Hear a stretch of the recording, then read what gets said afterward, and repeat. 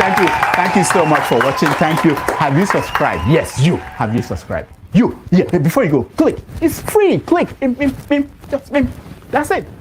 Have you subscribed? You're laughing. Have you subscribed? Have you subscribed? Thank you. Hey, madam, thank you so much. I can see you. We have to get to 100,000 subscribers. By the end of the year, how are we going to do that if you don't subscribe? Yes, you. Yes, you're about to click off. Why? Have you subscribed? It's free. If you don't, ask your son, ask your daughter how to. Just one click. Thank you. I see you. Aha. Thank you very much. I'll see you tomorrow. Thank you so much for watching. Thank you.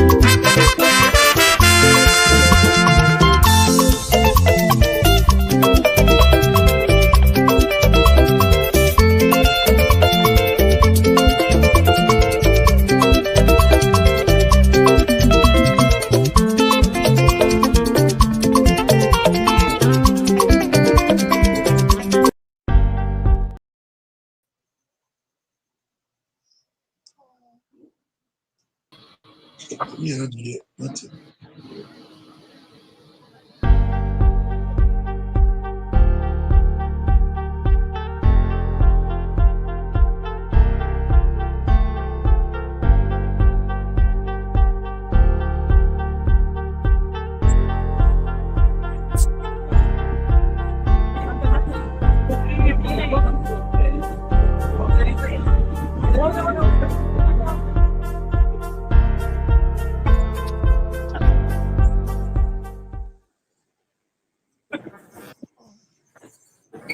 Good morning, good afternoon, good evening, ladies and gentlemen. My sincere apologies for starting a little bit late. I was having a bit of challenge. You can see a little bit of noise in the background, but we will continue. We will start this debate. And again, my sincere apology. Uh, we're here this evening for the sake of our great country, Nigeria. We are not here to berate anybody. Apologies for my video still off. I'm going to turn it on in a short while because my background is not decent at the moment. Folibi, thank you for joining from Nigeria. This is highly appreciated. Machayola, thank you again. Mr. Murray, you're all welcome to this wonderful debate that we're going to have this evening. We are not here to berate or criticize anybody. We are not here to, but we are here to sell hope. I often use the word, we are here to sell hope to Nigerians, but because of the 2027 election and the way things are going on back at home. Now, Folibi, thank you again for joining. You are one of the hardcore fans of Mr. Sowore, also Mr. Murray. Thank you for joining. The way things are currently in Nigeria, we don't need to overemphasize it. We're not happy about it. However, there is hope. I was part of the 2023 general election. I participated in it. I saw the hope in people. People who campaigned and voted for Peter Obi. Unfortunately, things are not the way it is today. The Labour Party has collapsed, full of corruption, or they got themselves corrupted. But Peter Obi is not somebody that can easily be pushed over. They both want a better Nigeria. But the way things are right now, why they cannot collaborate or work together is one of the things we're going to discuss. Secondly, if we are going to pitch our tent for Mr. Sowore, then we have to convince Nigeria to join in these issues that we are going to do to follow Sowore. Whether we want to agree with it or not, whether we like him or not, he is still a principled person. Though principle to some people who don't like him, and principle to a fault by some people. Fully be. Again, thank you for joining. You're joining from Nigeria. I will yield the floor to you first because I'll just give you a scope. I mean, I've just highlighted the scope right now. Sorry for my background. I'll soon be out of this space I am. The scope is to sell Sowore to the Nigerian public. Because the way things have gone in respect to Peter Obi, like I said, we cannot dismiss Peter Obi.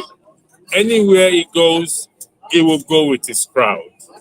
But the way things are, I don't think people still have that trust in the Labour Party, that Labour Party will deliver in 2027.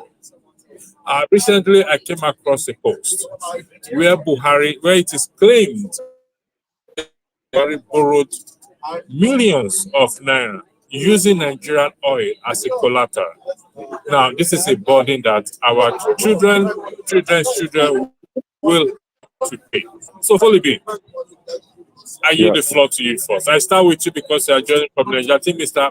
Machayola also is joining us from Nigeria. So the floor is yours, Folibi. Thank you. Sorry, can you allow someone else to take up from me now? I'm still busy. I'll come back later.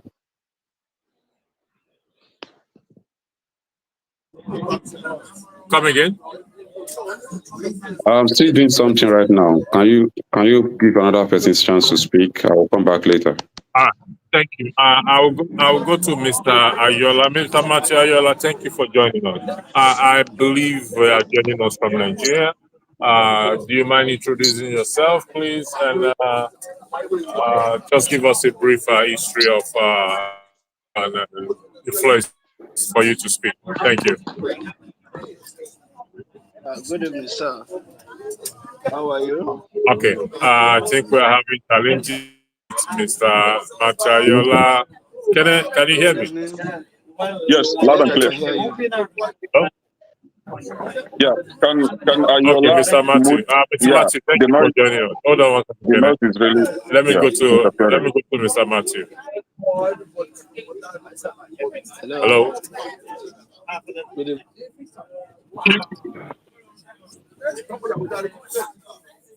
Hello. Good evening. Can you hear me?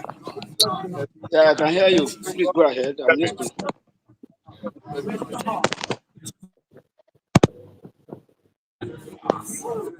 Hello. Folibi, can you hear me? Can anyone hear me? Yeah, I can hear you clearly. Okay, Mr. Matthew, the floor is yours, please.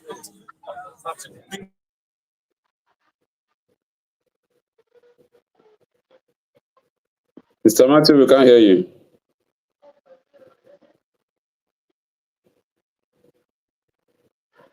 Hello. Yeah, we can hear you now. Okay, good evening. How are you? I can't hear Mr. Matthew. Oh, sorry. And I can hear you loud and clear. Hello. Okay, this evening. Hello, we can hear you, Mr. Matthew. You can speak now. Okay. I want to welcome everybody in the studio.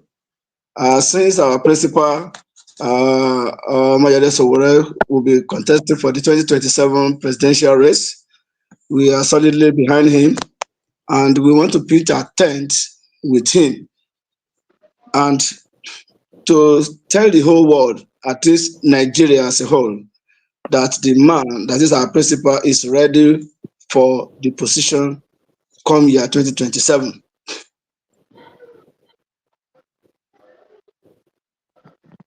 But we have a lot to do to sensitize our citizens at the grassroots and at the same time at the state level up to the national level. Thank you. Yeah, thank you very much. Folibi, can you weigh in on it just to keep it going until I settle down? Mr. Resuscity, welcome. Good evening, everyone. I'm very delighted to be here this evening. I think the topic is revolution or build a tent around Obi and Sowore, right? If I get it right.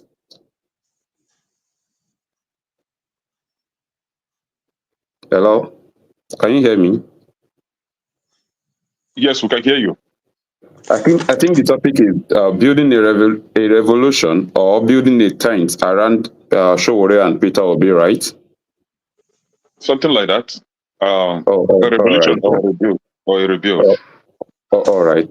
I think rebuild will be better, and also a touch of revolution will also be needed as well, because it's obvious and it's clear to every one of us now that there is no how we are going to take power from these people without being organized, a touch of revolution into our whatever we are doing.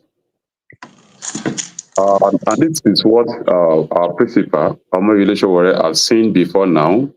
I think he has seen it before every other one. The election in Nigeria cannot just give us the kind of leadership we want without a touch of a revolutionary movement in it.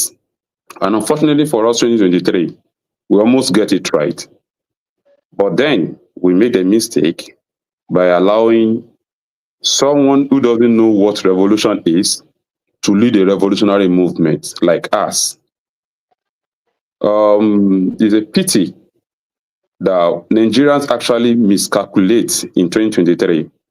And I can't actually blame Nigerian, because every truth needs to pass passed through some stages. I think the stages of where Sowore is coming from is getting more clearer every day. Unlike before, people actually misjudge him. People don't understand what he mean when he was talking about revolution. And it's only few of us who have been following him since onset that actually follow the trend very well, and we know exactly what the guy is speaking out. The reason why he's calling for revolution, because these people in question control all the apparatus that can actually give us a form of revolutionary, a system that we want in Nigeria. They control the INEC, they control police force, they control the soldiers, they control the talks, and they have the money to influence anybody. They even control the media. So without us coming together in a form of forces against them, we are going nowhere. And unfortunately for us, 2023, we arranged, we organized, but we did not really push it harder. I did mean all the energy that we give to Obi in 2023 was actually given to someone like Sowore. I'm sure we won't be where we are today. And if at all we are here, Nigeria cannot be this down. Even the election did not even go in our own favor. I think a lot of things will have allowed us to actually do the needful by now. But fortunately, many of us has been scattered. We've been lost the roots. People lose courage. People lose their focus on Nigerian. And that's why Nigeria are in a position that they have today, and nobody is saying anything. And it's a pity, but at least it's our country. We believe we can still make it happen. It's just a matter of time. Good evening, everyone. I just want to introduce myself. My name is Adama. I'm the moderator here to help electricity out. So I'm going to make sure everything goes smoothly. Welcome to the show. I just want to introduce myself. So I know I heard Mr. Foley spoke. Man of Prestige, welcome. Mr. CN, welcome. Ekene, welcome.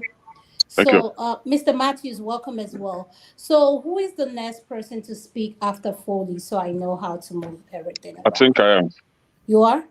Yes. All right, so Ekene, you're next. Good evening, everyone. When I saw the topic, and when my big brother Omori and his friends were inviting me to come for this show today, I was like, why? Why will you want to set a battlefield between a father and a son? Peter Obi being the father and Sowore being the grandson. It is not in our behavior to do that as Africans.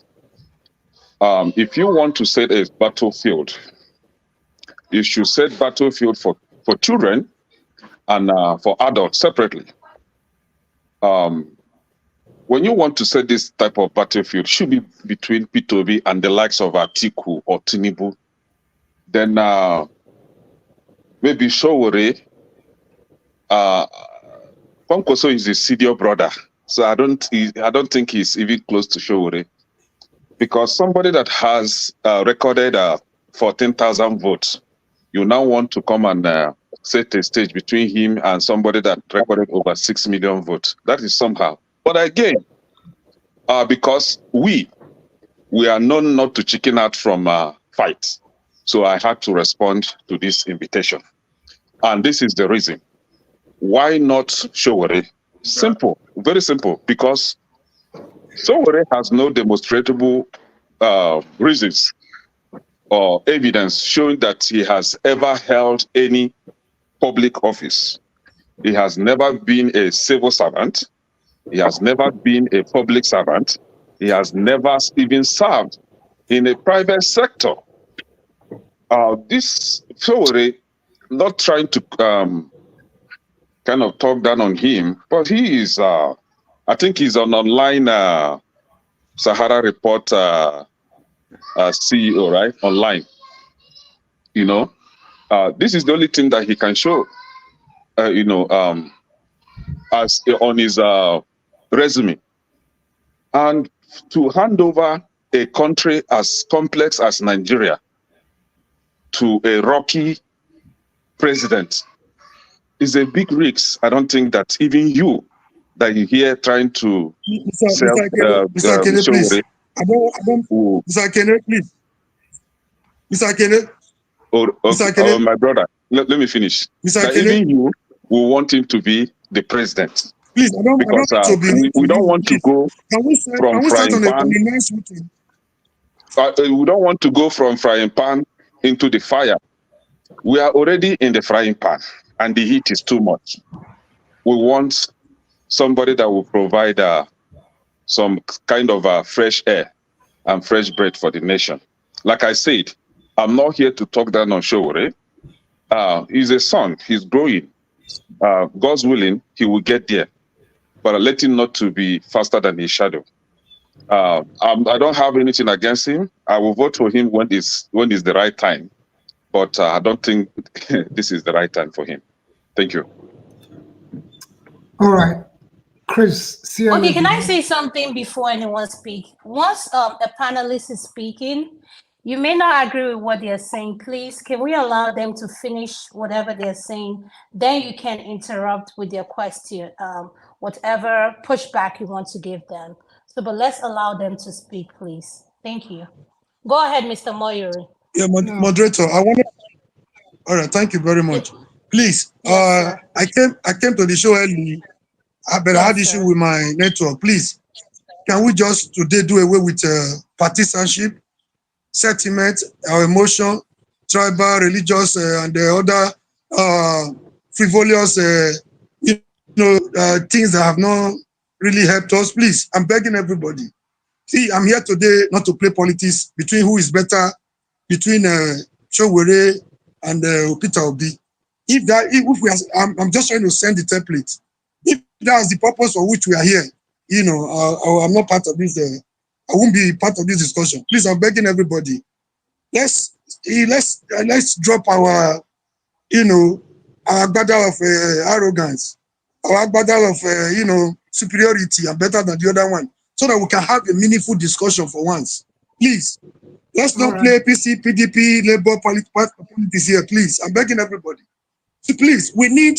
If you look at the electricity in your house, I'm not an engineer, but it takes the negative and the positive to generate the electricity you enjoy in your home. See, the way things are going, this is not about... Mr. Murray, before you go further, are you speaking? So I know, because I'm going to start timing everybody on a 5 minutes opening distance. Yeah, so I'm not speaking. This is just I'm laying the Madam, please, I'm laying the foundation so that we can have a robust engagement, a meaningful discussion, not about who is superior to Obi, who is superior between Obi and Sowore. One is the father, one is the grandson. It has not helped us. What office has he held? If you go to councillorship, I mean, those that have had the opportunity to serve in the military, they change to Agbada. Upon their experience, what have we gotten for it? So, Nigeria, the issue of Nigeria should be at stake. Nigeria is gone. Nigeria is gone. This is not the time for us to preach PDP, APC, my tribal man, my superior man, who was once a governor, who was once a president. Please, it will not take us anywhere. This is the time. Okay, so Mr. Moyori, your 5 minutes has started, so you can go ahead and start speaking. No. Okay, man. Thank you very much, man. Please, I'm begging everybody. I'm on my knees begging. I'm begging everybody, please. It's not my personal problem. Mr. Cian, Mr. Moyori, can you wait? Mr. Cian, I'm here, sir. You were calling me, sir. Yes, I said I should be the next. I don't know why Amori is giving advice. Make it short, and we go ahead with the concept. So after Kenessa, are you saying that you're supposed to be the next person to speak, sir? Yes, sir. Okay, yes, so Mr. Moyori, can you wait? Let Mr. Cian speak. And Mr. Cian, your 5 minutes starts, sir. I'm very sorry about that, sir. All right. Thank you very much. My greetings to everybody on the panel, and it's quite a very interesting evening. I kind of like the arrangement, and if you look on the topic, I think is considering the future of Nigeria, and you can see that the debate we're having tonight is very pivotal. because what is emerging is between reform and revolution. And we know who these two topics represent. And perhaps that's why we have a name on revolution to attach to Sowore, the one on reform attached to the obedient family. I'm neither of both, but it's very interesting, the combination of these two viable characters. Both of them are pretty good. The topic is very unique if we can be guide ourselves towards what Omori has just advised us to do tonight. If you check on the obedient that represent reform, and we know that reform versus revolution means a lot, and it is very necessary for these two world to be integrated in our society so that we can get it right and have Nigeria if really we want a country called Nigeria. Because what we have now is no country. When you come to reform suggests, a kind of a systematic overhaul of existing structure, and is also aiming to a very gradual improvement and stability. And all the focus is always addressing on corruption and perhaps enhancing good governance and ensuring maybe equity in our society. But revolution is radical approach, which one name that we all know that has this character is Sowore. So you can see if these two words, these two characters can combine together, you can see that we will have a good and a viable country we can call our own. Thank you. This is the way I want to, leave this narrative tonight. Thank you. Thank you, sir. Mr. Moyori, I'm going to go to you. I just want to make sure. Is he the next one to speak? I thought it's me. All right. Oh, Thank you. man of prestige. Man of prestige, go ahead, sir. Okay. Your 5 minutes starts. All right. Thank you very much. Okay. Thank you very much. So the point we are here is neither rebuilding or revolution. So let me start with the concept of revolution. I mean, there's two kinds of revolution. One of them is violent, sweeping of the whole overhaul of the whole country through violence. And the other one is, complete transformation of the system, through peaceful means and, dialogue. But because of the situation of Nigeria right now, I don't see the second one being achievable. But the first one that I said, revolution, is in a different direction. But I'm not any of those revolutions. I'm for rebuilding or transformation of Nigeria. That's where I'm, And why we try to do that? Is it not to achieve the greatness of Nigeria? So the question I have to ask everybody here, has Nigeria ever been great? Let's look at the genesis of Nigeria. Beginning where we start, we used to be an isolated ethnic group in our own, Igbo, Yoruba, Hausa, or whatever, other tribe, isolated. Then we've been colonized by the, by the Western country. From Western country, after the colonization, we got our independence. After independence, there's a coup. Then after a coup, there's a, disastrous, civil war that we had in Nigeria. Then after that, we what I call the military, military, come into power and rule for many, many years, different kind of coup. From there, we transit to what we call a, democracy, which is not a democracy, it's just election, my practices. That's what we are practicing up to today. And that hasn't gotten us anywhere. So in my opinion, my own proposal was a point of rebuilding Nigeria. And I did dot, I did have some of something that I dot down, that we help Nigeria. I come here like everybody, we complain, but are they going to listen? But this is just my own proposal. I don't know how good it's going to do. Of course, they're not going to listen.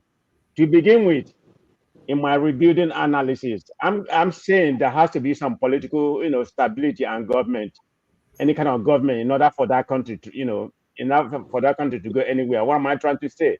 We need to try to, strengthen our democracy. That is very imperative for us to move forward. anything behind that. And what am I trying to say? We have to promote accountability. That's one. The rule of law has to apply. Make sure the rule of law apply to the citizen, whereby we can utilize it to govern the government. That's part of it. Second one, we have to decentralize, whereby the local government can be given an autonomy, to have their own say in the government. If that's not happen, that's not going to happen. And we have to combat corruption. That's probably the worst of all. We have to combat corruption. I mean, set up any kind of institute, not just combating corruption. Set up any kind of institute that anybody that commit crime, that do corruption, like the Chinese do, we take them to the firing squad. This is the only way, for Nigeria to eliminate that, or at least stabilize it, to a certain degree. That corruption is paramount to where we are right now.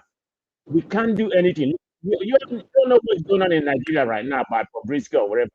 I'm not here for the so-called of that part of it. But the narrative I'm trying to say is that the corruption go from EFC. Look at the people that are supposed to law and order. Everybody knows what happens, so I don't have to go in detail about what we are going to. The so-called part of it is a different dimension. I'm not too much concerned about that. But that get to show you where Nigeria is.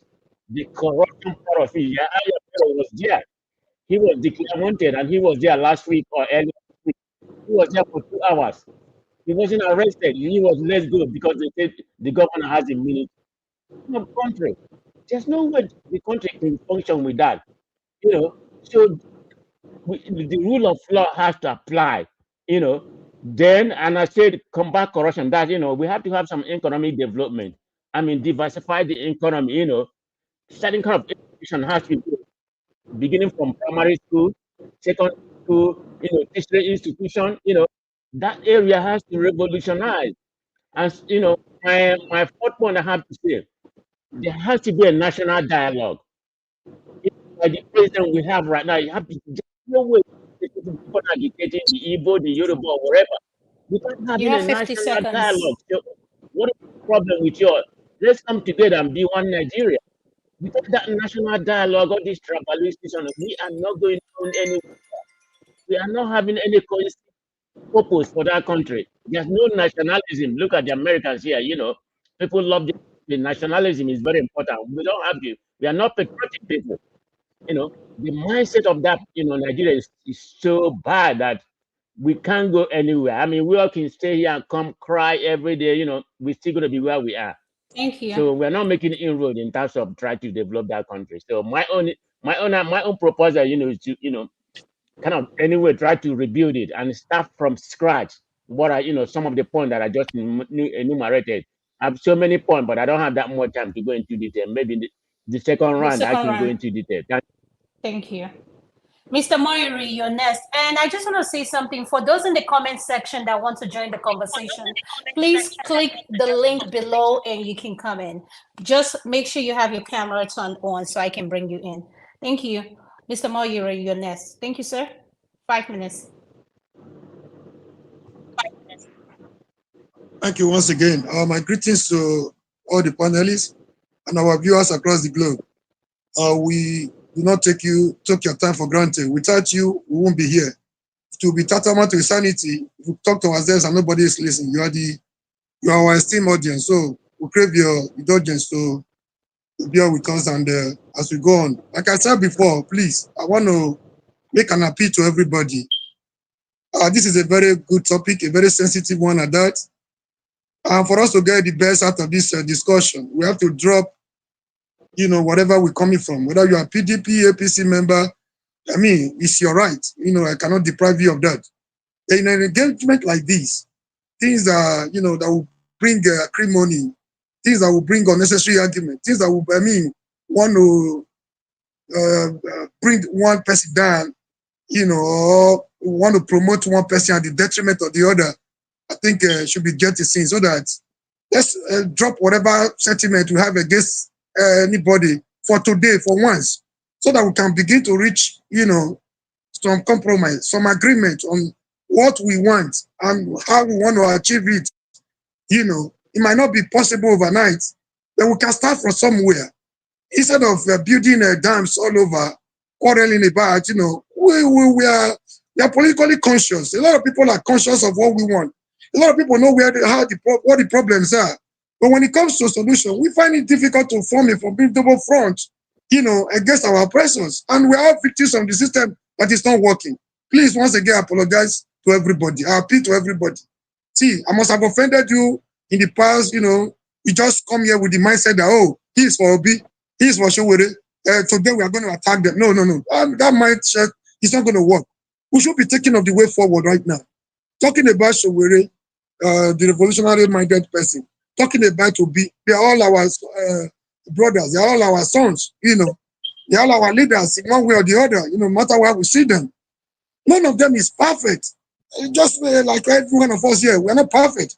I'm talking to you not from the angle of perfection. There's no perfection in humanity. So, there are things Sowore must have done in the past that he has not done very well. Not the way you want it, but the way he understands himself. And these two gentlemen are coming from different backgrounds. One from the activism angle, one is coming from the banking angle. So there are two different human beings. One is a gentleman that believes he believes in the system. He was one part and parcel of the system. He believes in the system, that the system, with peaceful approach, things can be turned around. And the other one believes in activism. He was on the other side, opposing them. That was what denied us opportunity in 1999, when Gani called everybody to a room to say, we are not going to rub ourselves in the mud with these criminals. He was referring to a class of people. We're not going to be there. We won't be able to do our job perfectly if we begin to do the things that they do. So, Gani did not allow a lot of people to participate, except for smart criminals, few ones like the governor of Lagos then, who is now in charge of, who is now doing worse than the things he campaigned about in the past. He cunningly went to join them. We thought he was a betrayer, we never knew the kind of personality he was then. We thought he was on the side of the people, coming from Nadeco. Please, what I want to beg for today, please, it's not about who is superior to each You other. have 50 seconds We need left, somebody. sir. Thank you. Yeah, we need an Obi. We need a synergy. We need a synergy of these two characters. Like Martin Luther King and Malcolm X in America. Martin Luther King believed in the peaceful movement, and he did that for him. Malcolm X wanted, and was against Martin Luther King. They cannot continue to kill us when you preaching peace, but they have something in common, objective of freedom for their people. Today, please, we need the license for Sowore. If the 6 million votes given to Obi, the last dispensation was given to Obi, Sowore, I believe he will not go home and sleep. He will not go home and sleep while INEC was declaring results at 2, 3 a.m. So he has some characteristics: consistency, courage, and boldness. And he's ready to put everything on the line for a better Nigeria. Obi has certain things going for him: capacity, credibility, and otherwise. Please, we need a synergy. Today is not time for war. Thank you. Thank you. Thank you. Mr. Snow, if you want to speak, can you please turn on your camera? And for those that are in the backstage, in order for me to bring you in, your camera has to be turned on. If not, you cannot speak. Please, I'm sorry. Those are the rules of the platform. So, Mr. Snow, are you hearing me? Can you turn on your camera, please? If not, I'll have to take you out, sir.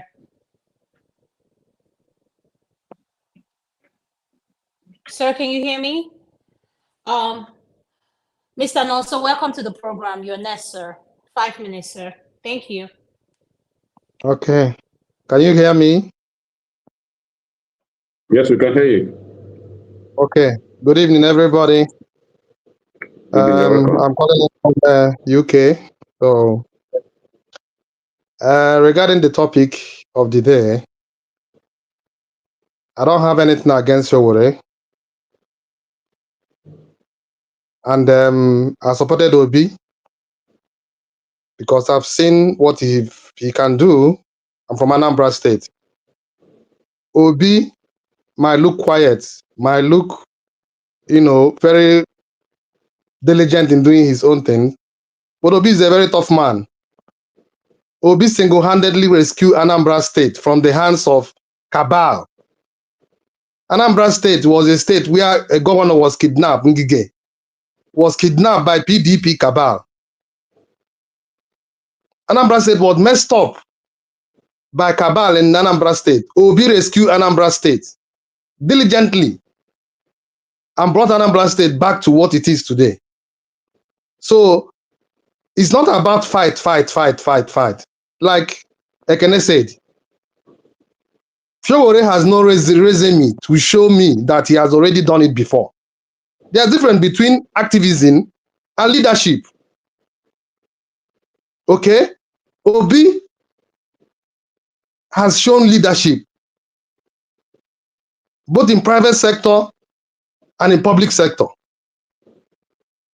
So if everybody, even people that are supporting Sowore, even Sowore himself can come in, let all of us put hands together and support Obi. I would have suggested let Sowore be Obi's deputy, but it can't work because both of them are from South. It's not going to work. So I appreciate what Sowore is doing. We need Sowore in Nigeria, somebody like Sowore, to balance the equation. Yes.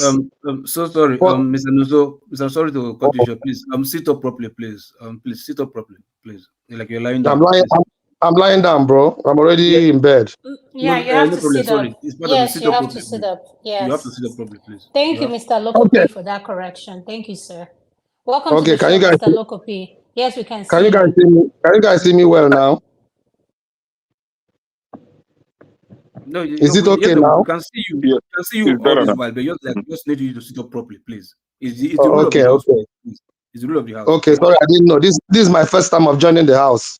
Thank you very much. So Yes, thank you, sir. Thank you, Mr. Lokopi. my apologies. Okay. No, Can that's I no finish? Can I problem. round up? All Yes, right. go ahead. So what I'm saying in essence is this. Both the revolution now and the obedient can join hands together. The reason what's happened in Labour Party happened is because Labour Party, the vehicle itself was corrupt when Obi came in. If you listen to Aisha Yusuf, what's it called, exposition, when Aburi accused her of embezzlement of campaign donation, Aisha said that the reason why we couldn't provide evidence at the court because there was no agent at the polling unit. The names they brought in were fake names. So he stopped the payment at the middle of this thing. After paying like 2,000 people, she stopped because the names and the number they brought in, when you call them, some of them don't even speak English. They don't know what they are talking about. So she stopped the payment. So Labour Party, the vehicle itself was faulty. So Obi fought the battle till the very end. He took it to Supreme Court. It's not fighting. You can fight from now till tomorrow. They have the gun, they have the money, and they have the judiciary. If you are not ready to fight a violent revolution in Nigeria, any other thing is just rubbish. And who is ready for that? Because from violent revolution, we are now talking about there's already what's it called, bandit in the north. You have IPOB in the southeast. Then you have another people in the southwest. When you start the revolution, this is an fertile ground for this kind of organization to fester. It's total chaos. It will be total chaos. And Obi knew because Obi is a leader. It's total Hold on. chaos. Hold on. It will be total chaos. And Obi knew because Obi is a leader. Somebody should mute, please. Someone should know that, please. Yeah. So Obi knew that kind of thing will happen. That was why Obi was preaching calm, calm, calm. You don't burn your house because you are chasing a rat. You don't burn your house down. Had it been the Labour Party was organized, like now he's trying to organize it from the grassroots by weeding out the corrupt element in Labour Party, then building it up from ground up, because there's already obedient structure, both in Nigeria and in diaspora. Even in diaspora, obedient structure in diaspora is massive. It's massive. I'm a member of it. So Obi already have the structure to match these people one-on-one 2027. The structure is there. All we need to do is come together. Sowore, if Sowore can and Sowore people can, we need their likes in obedience. Let all of us come together. We can come together, but if you wake me up tomorrow, wake me up next year, I still choose Obi because I've already seen what he can do. Obi single-handedly Thank you. dismantle cabal in Anambra State. Thank you. I submit my case. Thank you. Thank you. Mr. Adebayo, welcome to the show. Let me ask Foley what he wants to say, then I'll come to you for your 5 minutes. Thank you. Go ahead. Hello. Welcome to the show. Let me ask Foley what he wants to say, then I'll come to you. Can I say something? If you're not speaking, can we mute Mike, please, if you're not speaking? Yes. Go ahead, Foley. What do you want to say? All right. I didn't actually know that we are coming here to come and do debate between who should be leading, who should be supporting who. But with my listening to this, my brother, Kene and also, I get it clearly where they are coming from.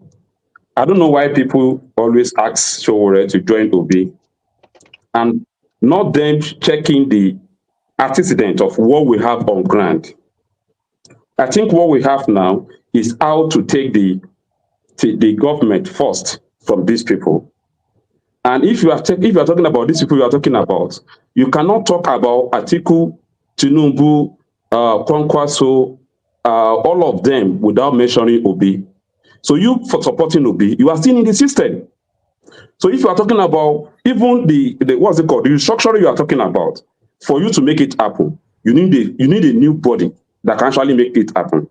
And what happened in Nigeria spaces is this: many of us here, we have not been getting involved in Nigeria politics.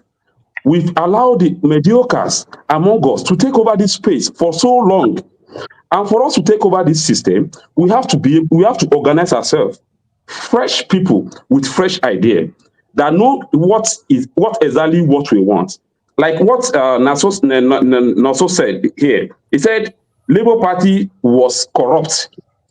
And then you are talking about Sowore not join Obi in 2023, when we already know that Labour Party was corrupt. We know that. It's you that you don't know. But we know. That's why we separate ourselves from that system. Yeah, Okay? could you wait with that question? You're going to hit back. I just want to give the other panelists that came in their open monologue. Right. Then you can take it from there. Mr. Adebayo, right. You're next, sir. 5 minutes. Thank you. Yeah. Hi, can you hear me? Yes, we can hear you. Okay. Good evening, the panel. Good evening, sir. Yeah, I'm actually in the UK here. Now, I've just accidentally barged into this tonight. It's fantastic job you guys are doing, which I really appreciate. Thank you, sir. Can we just, one thing is, is just my observation, please. Can we take this sentiment out of this issue? Obi is from Anambra, I'm from Anambra, and all sort of things, please, because it's not helping Nigeria. We saw in the first place when they said, oh, Tinubu built Lagos. Lagos is not Nigeria. You see, people are saying, oh, what he did in Lagos, oh, he's going to do the same thing, he's going to do the same thing in Abuja or whatever. But we see all the mess that he's put us into. Right? So please, can we just take this issue of, what has Sowore done? If you're saying Sowore hasn't done anything, you're downgrading yourself. If you're put in the position, you can control your house. You can control your wife, right? If you're put in a position in Nigeria, you can always do better. So now, do you tell me what are those people that are embezzling the money in Nigeria? What are they doing that is better? Sowore knows them. I'm not supporting anybody. I campaigned totally for Obi last season, the last time around. But please, can we just put this sentiment, Igbo for one side, Yoruba one side? I'm a Yoruba man, but I don't support that. Who is going to move Nigeria forward? That is what we should come down together and we should just debate about how are we going to move that country forward. I've been in the UK for more than 35 years. I want to go back home, but I'm scared.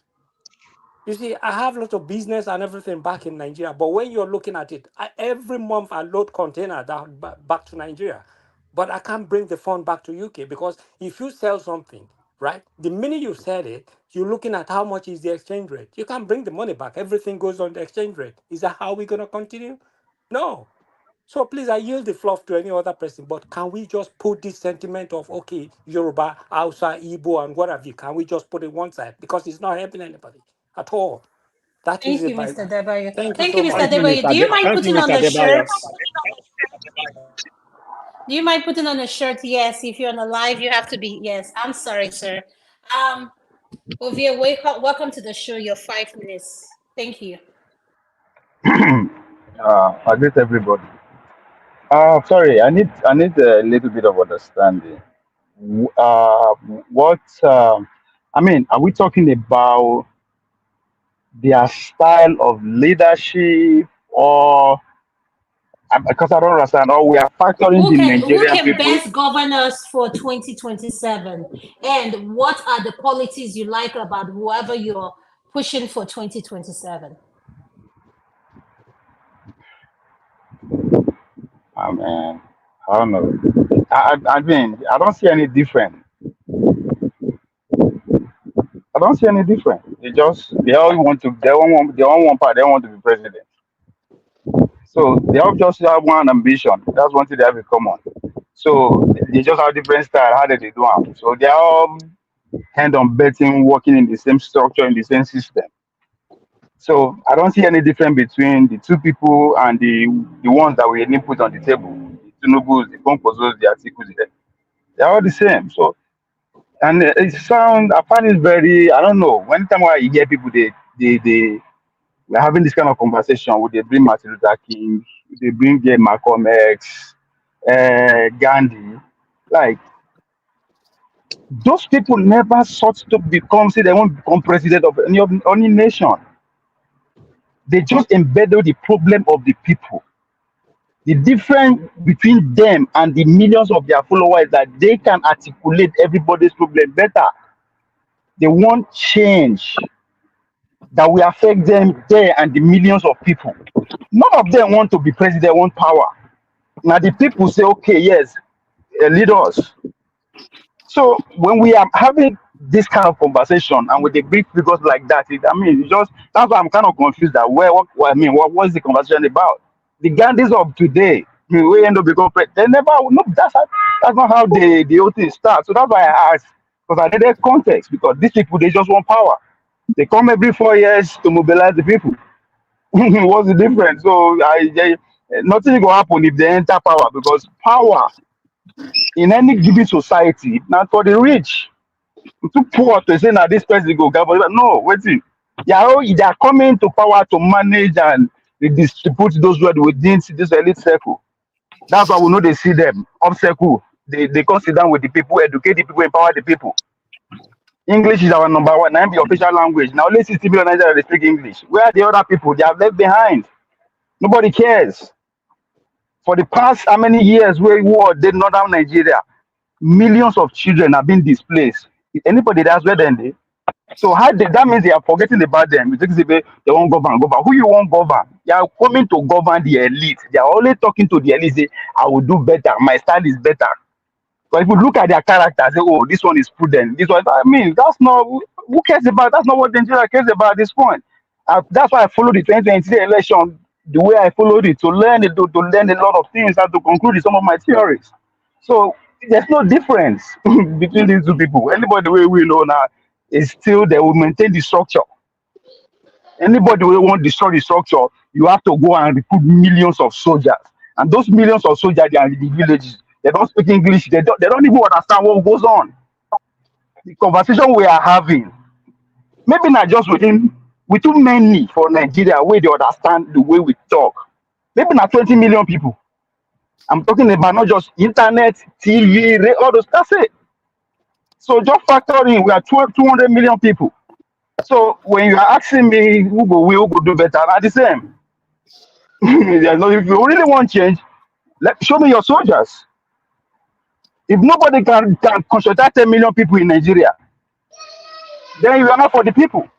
Out of 200 million people, nobody can stand on the street and have genuine 1 million followers. Genuine, not be forget online. This is genuinely nobody, none of them. And that's why I say, why would not put him in this kind of conversation?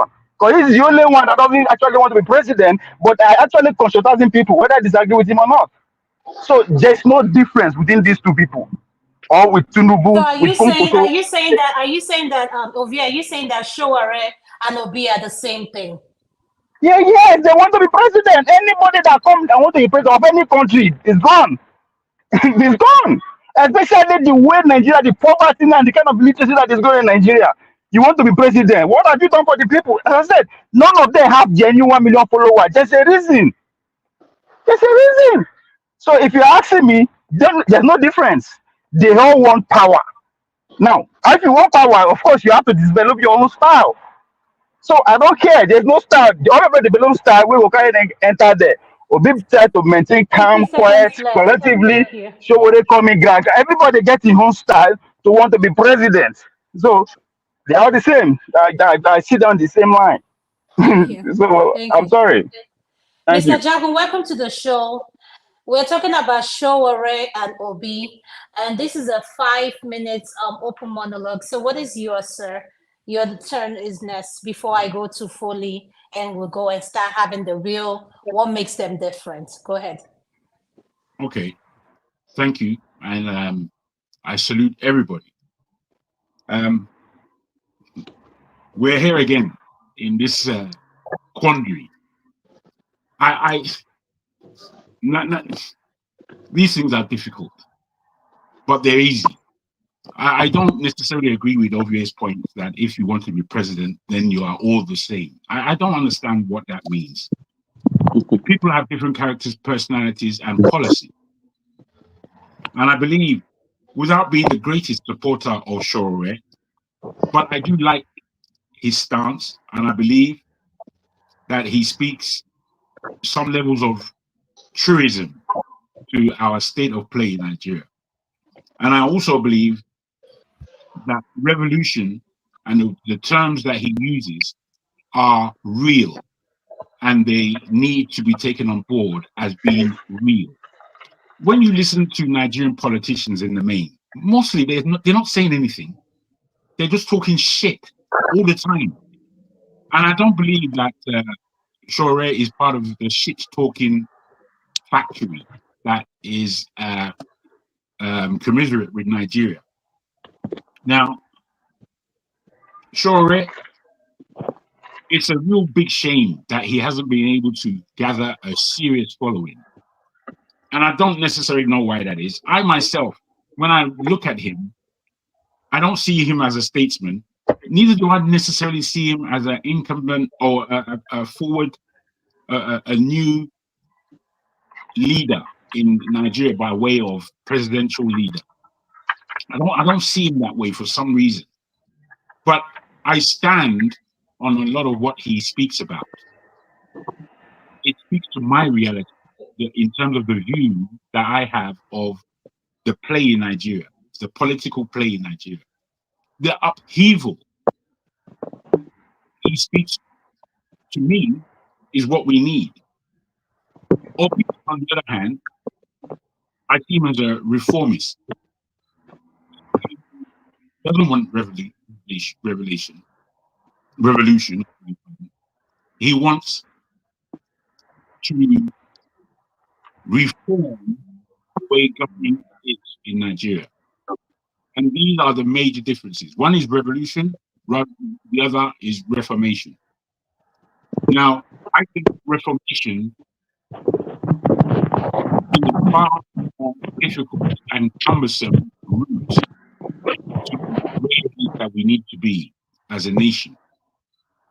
Because of the depth of corruption in the country, and corruption is not simple stealing. No, corruption happens in the soul of the people. Corruption is evident in Nigeria in that it's not always possible to get the truth from Nigerians because they are steeped in their soul being full of trauma and therefore eventuating in what we understand as the pollution of the mind. the pollution of the soul, the pollution of what we say, the pollution of what we do, that is not progressive. So I don't need 5 minutes. I would really like to get into this and see what others are speaking of, or what Thank their you. suggestions are. But I would just end like this by saying the responsibility has to be with us. The responsibility of what's going on politically in Nigeria has to be with the people. And I believe until people really wake up and stop pontificating, when you listen to our utterances here, it's pure pontification based on the fact that we believe that we are the intelligentsia. And sometimes I'm listening to people and thinking, what are you talking about, you stupid wanker? I can't help it. And, what are you talking about? Are you talking about progress? Are you just squabbling with yourself? Because I'm listening to people and it sounds like you're squabbling with yourself. So many people are saying one thing and meaning the other, meaning this. It's convolution. Nigeria is a desperate country. Desperate. Financially, economically, spiritually.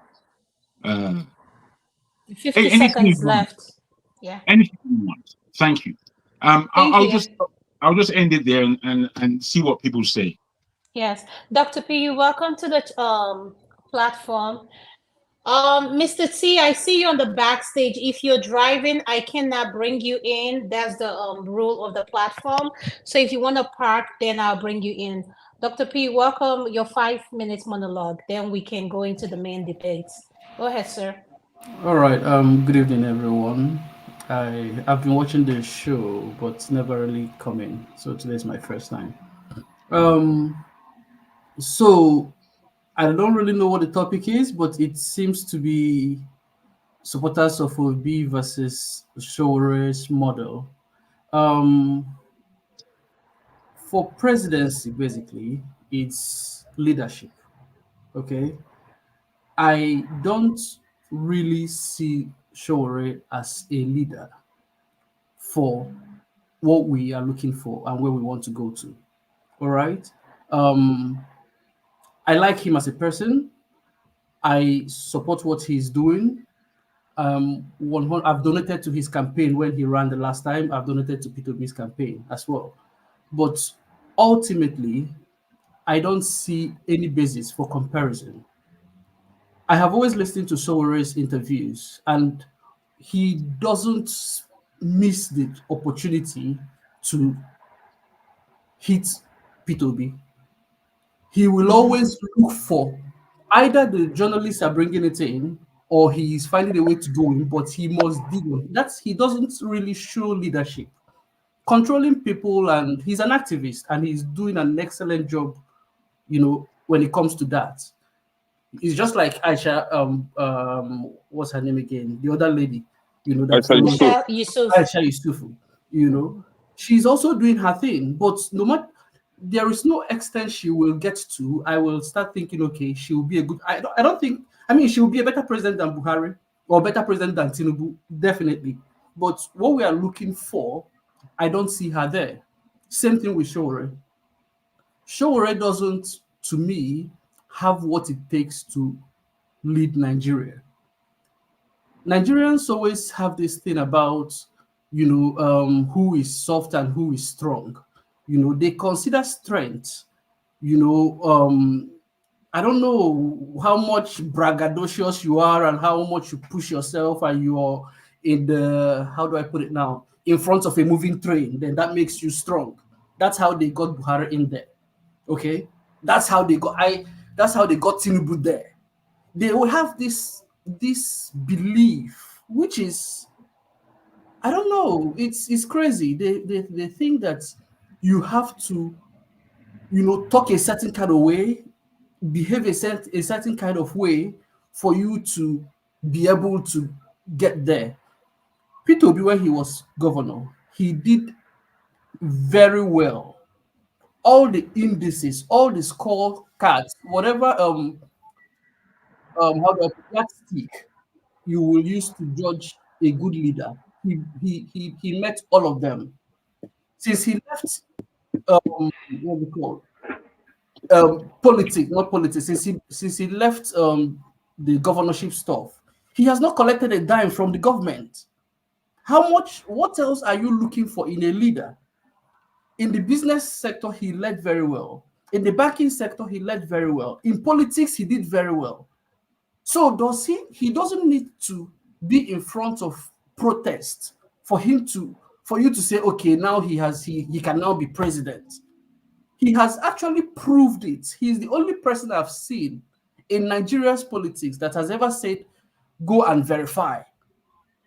He has a track record that anybody can go and look at. I hear people talking about how many schools did he build. Nonsense. People say a lot of things that don't make sense, and let's just stop comparing, because I don't see any basis for comparison. Sowore helped us bring Buhari in. He actually openly campaigned for Buhari. Okay? The only thing I know about Sowore is Sahara Reporters.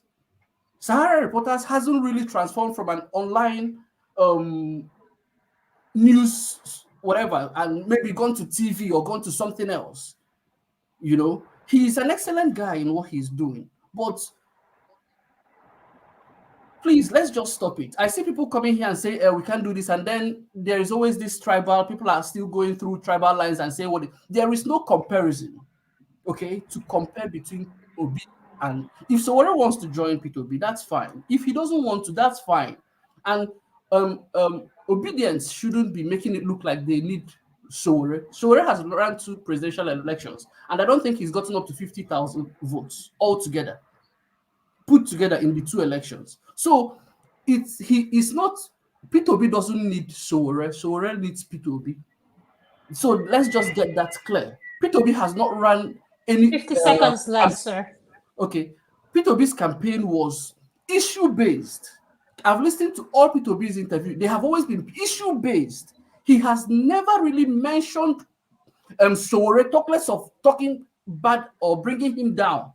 But this man will always look for, he hasn't shown leadership in my own point. I haven't seen what it means to be a leader. I don't see it in Sowore.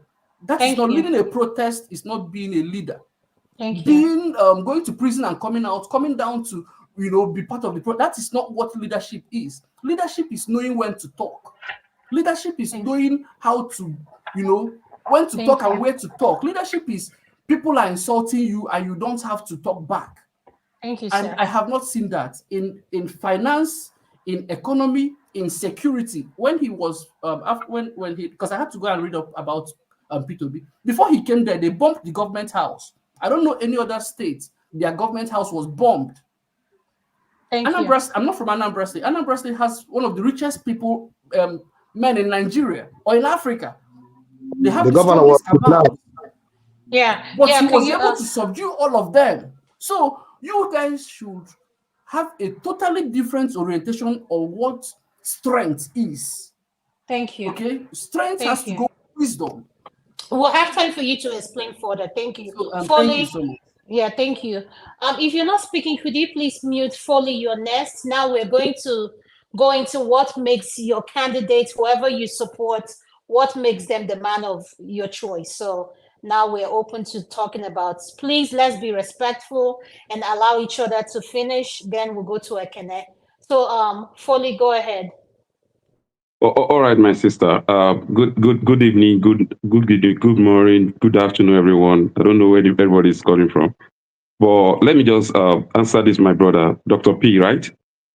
You are talking about there is no comparison between Sowore and Obi. Sure, there is no comparison. I won't even believe if Sowore should have a character that Obi have, I will be following Sowore, because what I want, Obi doesn't have it to lead me. Okay. I don't want to talk down about Obi, but the way you guys are taking it, I think we should start from there as well. I don't know if there is any one of you who can actually tell me what quality of a leader should look like and what the corruption actually stands for. What you call corruption. To me. Can I tell you? Yeah, to me, for Obi to even wait now. No, let him finish. He has to finish. Let me talk. Yeah, he has to finish. I just responded. That's all. Thank you. No. Yes. Let him speak. To me, for Obi to even take Anambra State money and go and deposit it in his bank that he has influence on, to me, is a corruption on my own side. Okay, that alone is no for me. Cross. Okay, and if you are talking about person that is actually representing Nigeria wherever he needed to fight for the country, the reason why I choose Sowore is always there, and the reason why Sowore is contesting that people don't really understand is this: in the history of this country, we have been having two politicians. We have others, but we have been always having two politicians, two PDP and APC in the history. But anytime we are going for election, they used to divide us into two, one criminal and one armed robber. We have been picking one out of that two. The reason why Sowore is coming in is, how can we have a third force? And in that third force coming up, we started in 2018, before 2019 election. We know we are not going to win election, but we need a third force. And after 2019 election, we sink into action. We started mobilizing people. When 2023 election is about to happen, Obi know that people were actually coming up. That is why he jumped from where he is to come and join the movement on ground. Okay? So if you are telling me that because Sowore have 14,000 votes in 2023, fine, we have it and we are proud of it.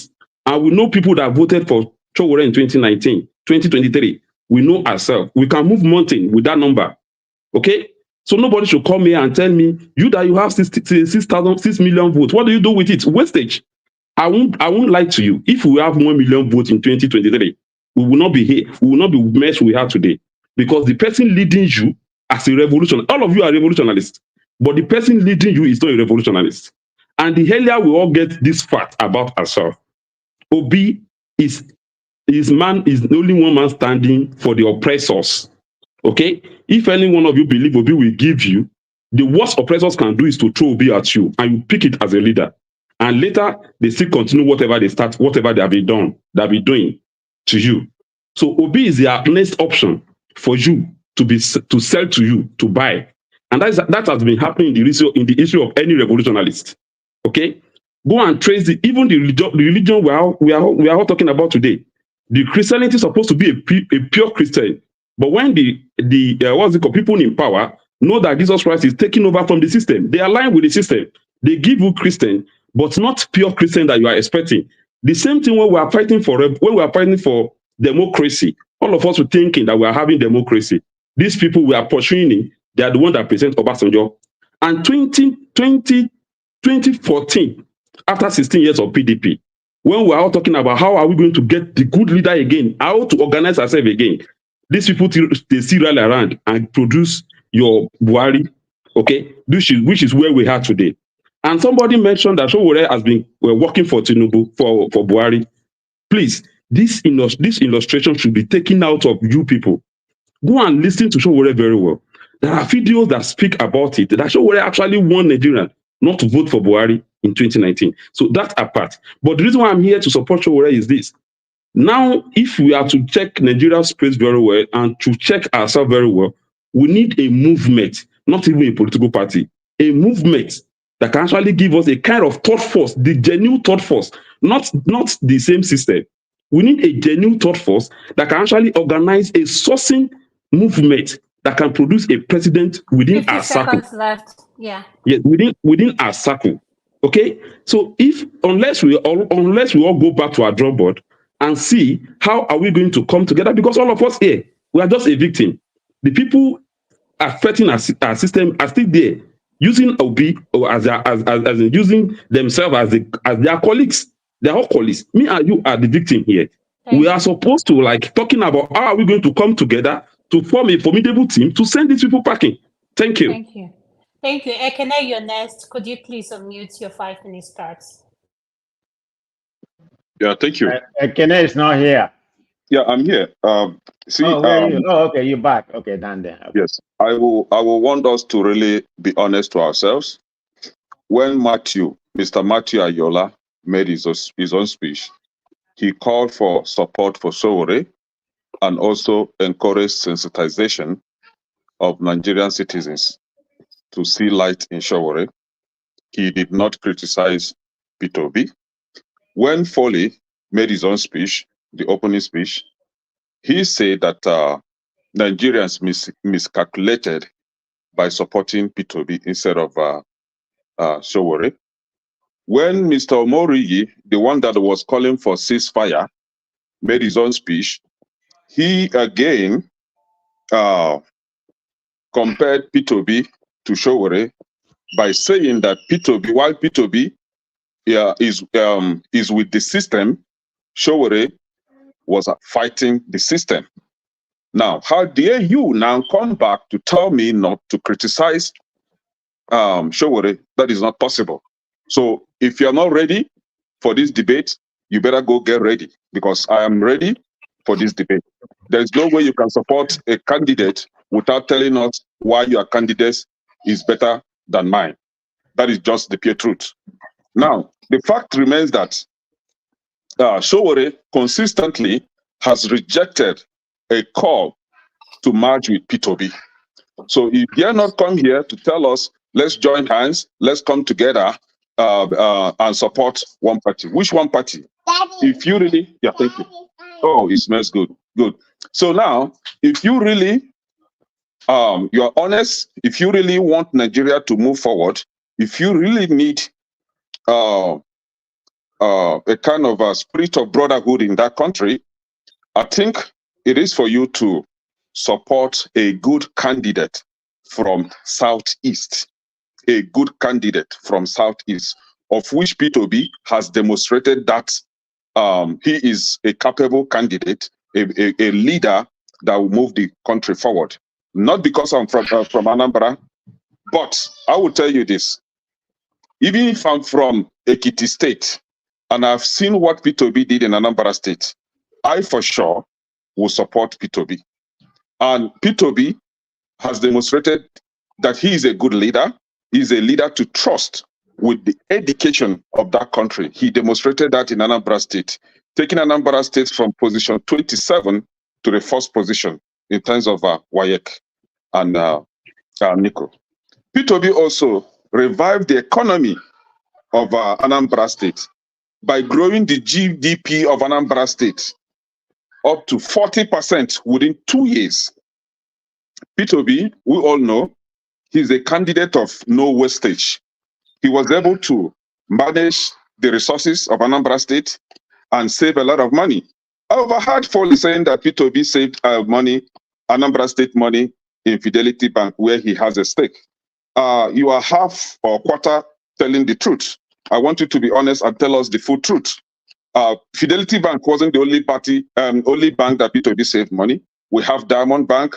We have the one managed by this guy, Elumelu. A lot of banks, about 3 or 4 banks that Peter Obi saved Anambra State money. Peter Obi was able to save more than 48 trillion naira. Peter Obi also saved about $156 million of Anambra State money, and also about $86 billion. Go and fact check. That's what Peter Obi did. He saved Anambra State money. Now, haven't seen all these efforts, haven't seen all how Peter Obi brought the attention of Nigerians 50 seconds onto left. Anambra State. You are not trying to tell me that I should just send all this to go for a candidate that I cannot proudly speak for his antecedent. Please, if you are for Sowore, can you tell us what Sowore has demonstrated, what he has done to show that he is capable of managing a country as complex as Nigeria? Let's be factual, please. Thank you. Man of prestige, you're next, sir. Could you please unmute? Thank you, sir. Thank you very much. Greeting everybody.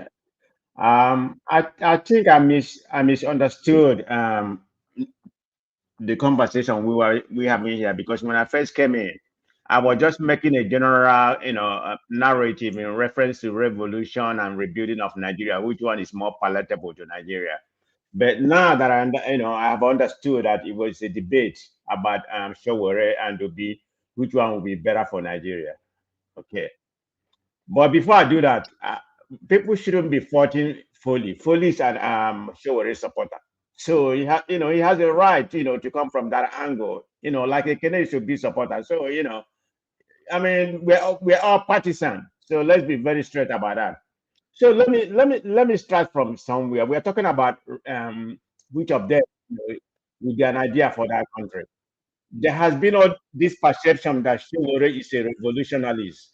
Okay, but I've never seen where Sowore, promote, political revolution, which has to do with, forced violent revolution. I've never seen him say this is how, how we have to do that, because he doesn't have the military mind. So there's no way Sowore is going to come here and say we're gonna have a political violent revolution. He can do that. The only thing that I can see he has been talking about, is the total, transformation of the whole society, through political dialogue and some other, that's my own perception. So having said that, I'm an Obi supporter. I live in Biafra. I supported Obi. I mean, not that I have a vote to vote. Of course, I didn't have a vote to vote. So as most of us are, we don't have, we don't have the form to vote. So having said that, so the dialogue is which one is better, because they come from different perspectives. Like Obi own is kind of rebuilding Nigeria. That's the perception I see Obi. Then I see Sowore, as sweeping of the whole true revolution, the second part of revolution, not the violent part.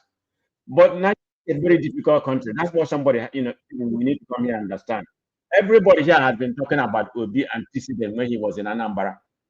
I mean, I didn't follow politics when he was governing or something like that. But it cannot just be people saying, because the whole people that live in Anambra has said good things about Obi, that he was the best, he was the best governor they have. So that cannot be lie.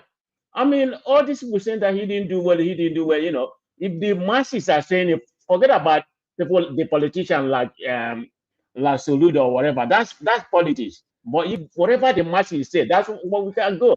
Not in a single person from Anambra that shows Obi didn't do well. I'm talking about ordinary people for us. So in that regard, Obi have the antecedent. But there's a bet in that. That's Anambra. So let's forget about this illusion that Obi, build Anambra the best governor. Governing Anambra is different than governing Nigeria. Remember, I'm not trying to compare him with Tinubu. Tinubu, there's a illusion that Tinubu built Lagos, whether he built Lagos or not. But look at what he's doing right now. He's fumbling. He can't even govern. So it's going to be very difficult for Obi to just come in and say it's going to govern and say, no, and bring us where we need to be. I mean, Nigeria is very quagmire, solution. So I can't just come here to, as much as I support Obi. It's not good. Obi can't perform magic. It's still going to be the same thing. After all, Obi's part of them. He has been in government. I'm not saying, I mean, he's the least of evil. If there's an evil in Nigeria, because everybody is corrupt in Nigeria.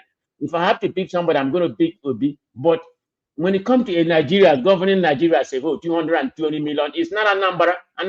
How many million? 7 million, 6 million. That's just a state.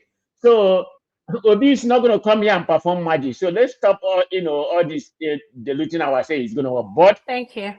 it's going to be very difficult. So in my own submission, what I have to say, the problem of rebuilding Nigeria requires all collaboration, not just the government, the private sector, the civil society. I mean, it requires many angles. So I'm not here to say who's going to be better. I don't know, because I can't say Obi is going to perform magic. As much as people from his state that has testified that he was a good governor. No, he's not going to perform magic. So let's not deceive ourselves. Nigeria need more than just Obi. That's how I see it. Thank you, sir. Mr. Moyuri, can you turn on your camera? You're next to speak. If you're not there, I'm going to go to the next person. Mr. Moyuri, are you there? Ovi, I'll go to you. Oh, Mr. Moyuri, okay, you're back. You're 5 minutes, sir. Go ahead. I'm here, man. I'm here. Yeah, go ahead, sir. It's your turn. 5 minutes, sir. Thank you. Thank you. I'm a bit. I can hear you.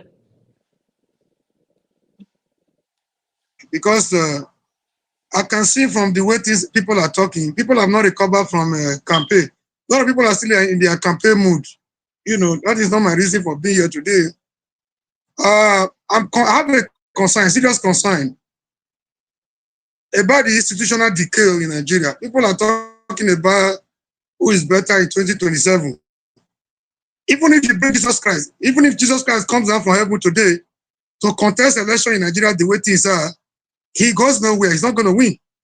You know, Tinubu will do everything humanly possible. Tinubu will do worse to him than Judah did to him that took him to the cross. So people are here talking about who is better between Obi and Sowore. I just laugh. People, we are here talking about who is better between Sowore. We're not talking about how to come together to form a formidable force, to first of all deal with the principalities and power called Jagaban in Aso Rock.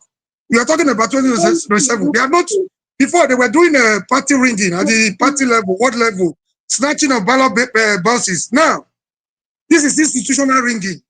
They have infiltrated your INEC. They have infiltrated your court, the tribunal, the court. They have planted their children, their wives, their uncles, their cousins, everywhere.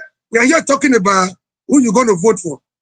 If you like, last time Obi had 6.5 million or thereabout. Now, if you like, triple that one to about 18 point something million or 20 million. Oh, he goes nowhere. Instead of talking of how do we organize, can we do between now and 2027? The same people that wanted Sowore to join Obi in Labour Party last time, instead of apologizing to Sowore right now, see what has become of Labour. You know, if he had abandoned his own AC, we're telling the landlord in his own house to abandon his house to go join the tenant in the West Quarter. You know, instead of apologizing for the wrong judgment you made, you're still talking about who gets the vote in 2027. You're not talking about Sowore has gone beyond that level. Like I said yesterday, Sowore might not be the president. He didn't start with the notion or with the impression of becoming the president of Nigeria someday. He didn't have the impression that he was going to become the president when he stood behind it. No.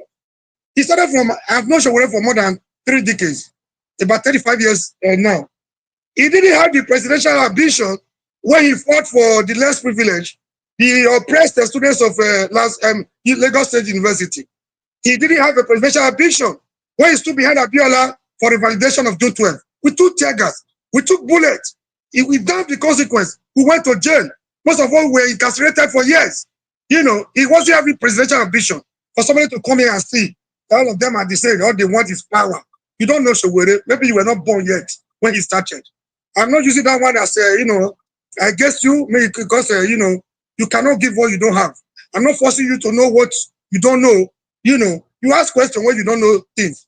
Sowore coming into the presidential race in Nigeria was a child of circumstances. It's not something he was prepared for. It was out of the situation that was getting out of hand. So one thing I can tell you today, he's not desperate to be Nigerian president, but he's desperate to see things turn around. He doesn't care how it happens.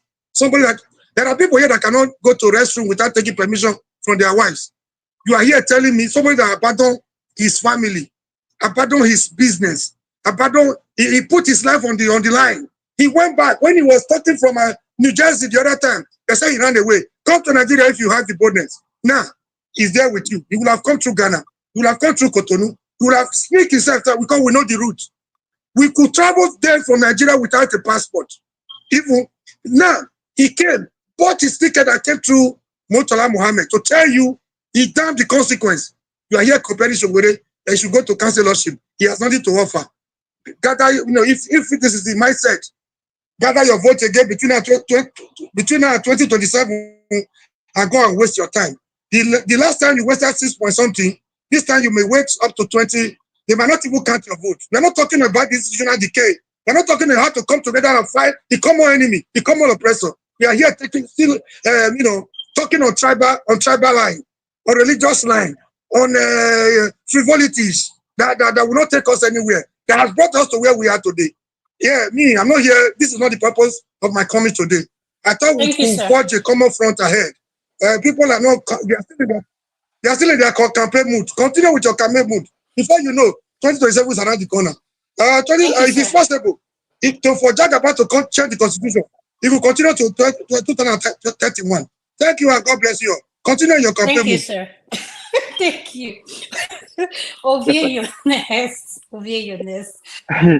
I like Mr. Omori because as they talk, I dey see like my own political godfather, Buba Galadima. So in other words, waiting Mori they talk now when they give examples that they take place Bulepa University. Just listen to 15, 20 years from now, making they make the same argument. That's a killer argument, right? But it can only go for the Zoomers. I mean, JC said no go buy it because they already follow argue already. The Zoomers will buy it, but I don't try small for this word. So you know, go people boom with all those kind of rhetoric. That show already the charge of circumstance. Which circumstance? Anyway, my God, Jagon, you said that I agree with what I said. But anybody that stepped forward that said I want to be president is not for the people. I said that from this context, that power belongs to the rich and powerful of any given society. And quote me anywhere, do your research. Power not be for poor people. So from that context, now I say these people, they came out to say, I want to be president in order for actually serve the purpose of the elites that holds and control the power. Not for the people. That's where I'm coming from. That's why I say all of them are the same. They tell us different story how to get it. When you get into that same power structure, who you want to serve? The people that today you cannot boast that you have 1 million people behind you. How you want to do them? Again, people they always say, Sowore was speaking to the power from the sea, from that, from this, from that. Obino, they talk like anyone that has presidential ambition, his or her language will reflect his or her proximity to power. If you far from power, what chance do you have? Sowore is nobody. It's coming from nowhere. What chances does he have to sit with the hot dogs on the table? If no be that bulldozer in way in, which in this case is a very successful strategy because as you mentioned Tinubu and the rest of the big wig, whether like they know like you go see push Sowore name, just like Ekene is disrespectful to be comparing Sowore and Obi because of their voting power, which I totally agree with. There's a deep way. You can't be putting somebody with 6 million in the contest of power with somebody where we say, I go in charge, I go follow and contest. It's not disrespectful. Even at this point, they tell me they go to know this side. I will humbly accept that fact now. But it used to be an argument yesterday, but now it's a fact. So now, when you see it from that angle, I be like the 143 dimensional poverty. Now they contribute the billions when they say they win power. It still come from the rich and the powerful. So we should not deceiving ourselves because Sowore they talk the way they talk. That's why I say Omori. Sowore is not going to win the election 2027. It's not going to win 2031 because my Tom Baton I agree with. Going back to the north. Listen to Sowore rhetoric and argument by 2035 and 2039. Where I go see be like this. Trump is a clinical example. When they come into the race as a private businessman, billionaire, he won power. What did he do? He began to demolish everybody with the rhetoric from the streets to the primaries until he will become president. But listen to the rhetoric now. You know they criticize individuals again. They criticize what? A whole institution. Because himself now don't become part of those individuals. So your proximity to power it will reflect on your language. Obi cannot speak. You don't expect him to speak like the rest because in they close to power. It's not there in the sit down. Now just because they never get the title. So it cannot go after them the way they see people like Sowore who are still outside, by the way. In line, the line is still long. As I said, if any of them fulfill based for natural followership, the composition will be different. Because I know the people will be there for him. But you get power and say you want to do something in favor of the people. Who born you? Where that one they happen? When you don't actually have who finance you to the place in the first place? So I am coming from that perspective that all of them are the same. They are not coming to serve me and you. Me, I'm not a billionaire. I never reached that level. So I don't care who becomes the president because he or she is not coming to serve me. As I said, they are not dying and wine with us between electoral cycle. They come mobilize us, just like Tinubu, just like Atiku, just like Onkoso, just like Sowore. They come every 4 years to mobilize us. After they succeed, they don't succeed, they go begin to antagonize us. Just like say, may Obiko apologize to some people, say because he called those people. I mean, that nonsense. They don't owe anybody any apology. They are doing their best, they are doing their way. You will they follow them, you know why you they follow them. But if you are 50 talking about the seconds. context of Nigeria, none of the people I said it, give a shit about the Nigerian people. Excuse my Yoruba. Thank you. Thank you. Thank you. Yeah, I'll go to you, can I Mr. respond for a Nonso. minute, please? Oh, yeah, go ahead. Yeah, I'll give you 1 minute, please. Yeah, it is true that Anambra is not Nigeria, but I think he's in that King James or James. I remember the verse. They said, "To whom much is given, much is expected."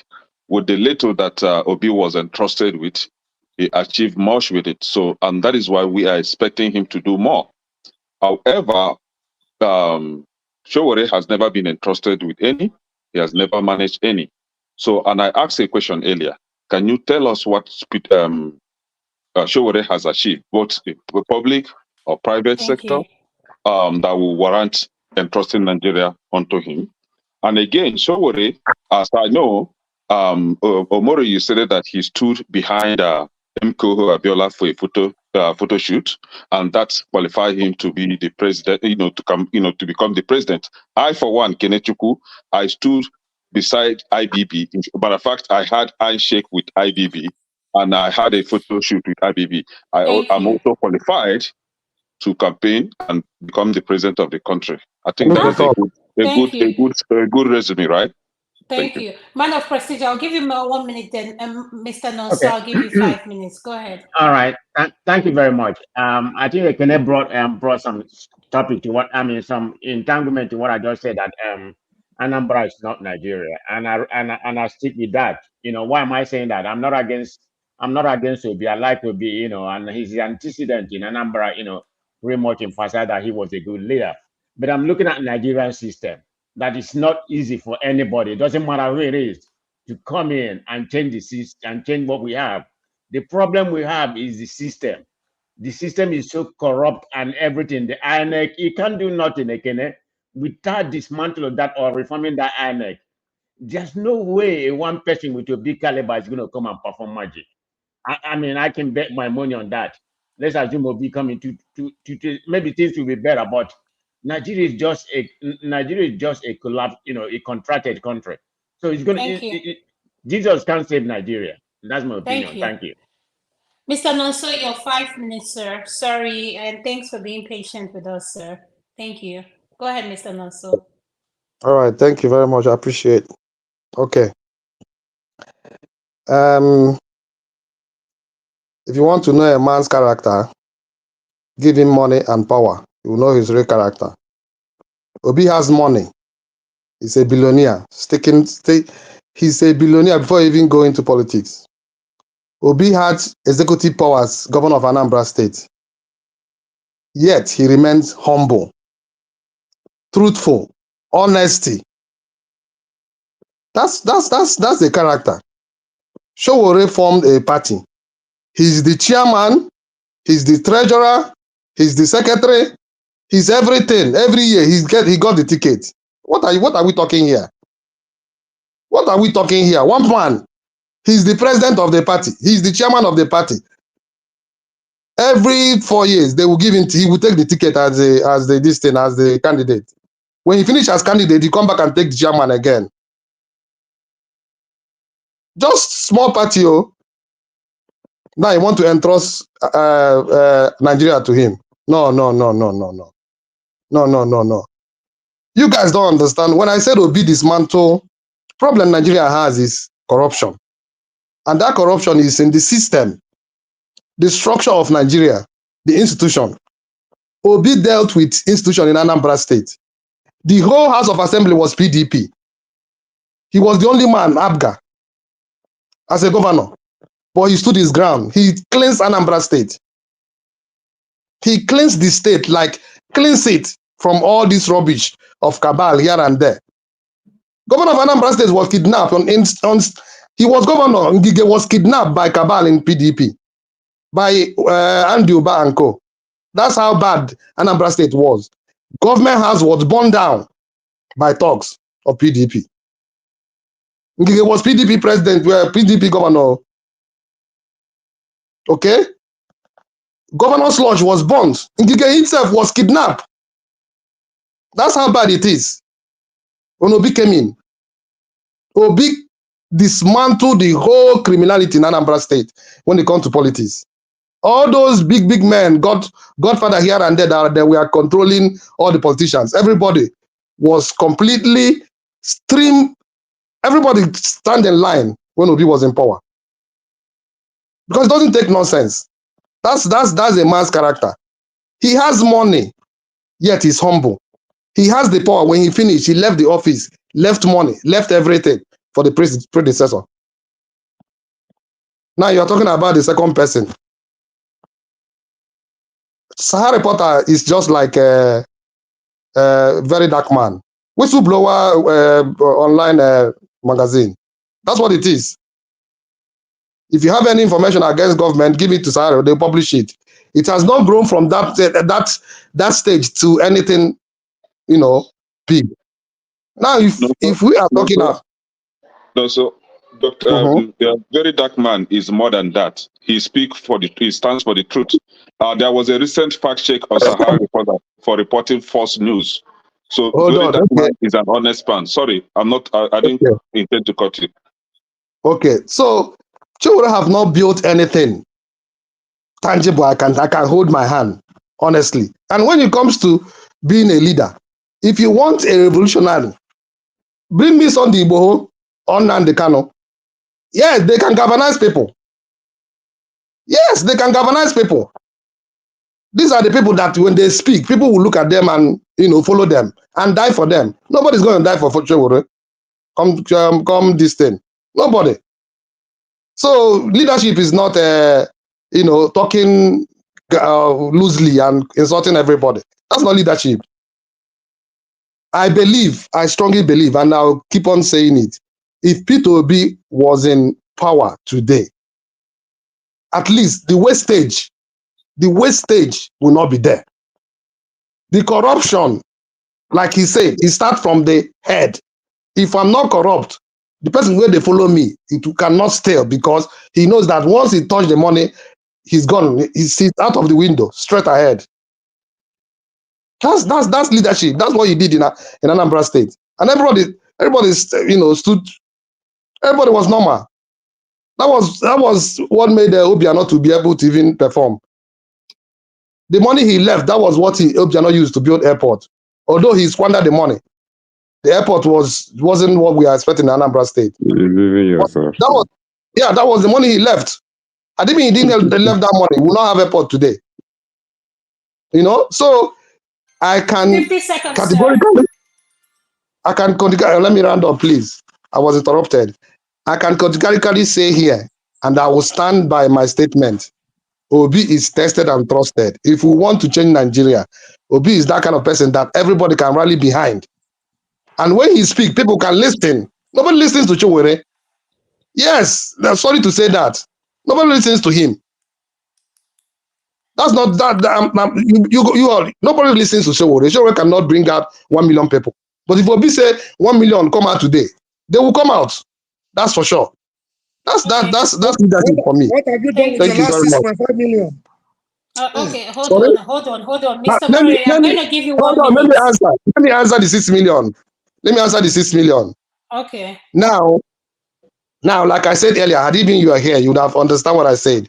1 minute, Labour Party, the vehicle be used in 2023 was corrupt from bottom to up. Now he was sabotaged inside that party. Even when we went to court, they can't produce evidence because there was no polling unit agent. The name Labour Party brought was fake names. Thank you. Because they want to siphon the money. So Aisha refused to pay because those agents were not in the polling unit agent. So they can't bring the result back. So there was no result to present in the court. That was Thank it. you, Mr. Nonso. Thank you, Mr. Nonso. Mr. Moyuri, he's now going to, you have 1 minute. After that, I'm going to go to Dr. P. Uncle KJ and there was, Mr. Moyuri, 1 minute. Thank you, ma. There's something I'm not getting here. I don't have the power to control anybody. I thought we should be trying to organize on the way forward. Are we preparing for another election? You don't know, it's a monotony. As I was studying economics in my elementary economics, monotony kills interest. You want to gather people again for Obi for 2027, people will be killed in Lagos, people will be killed in Port Harcourt.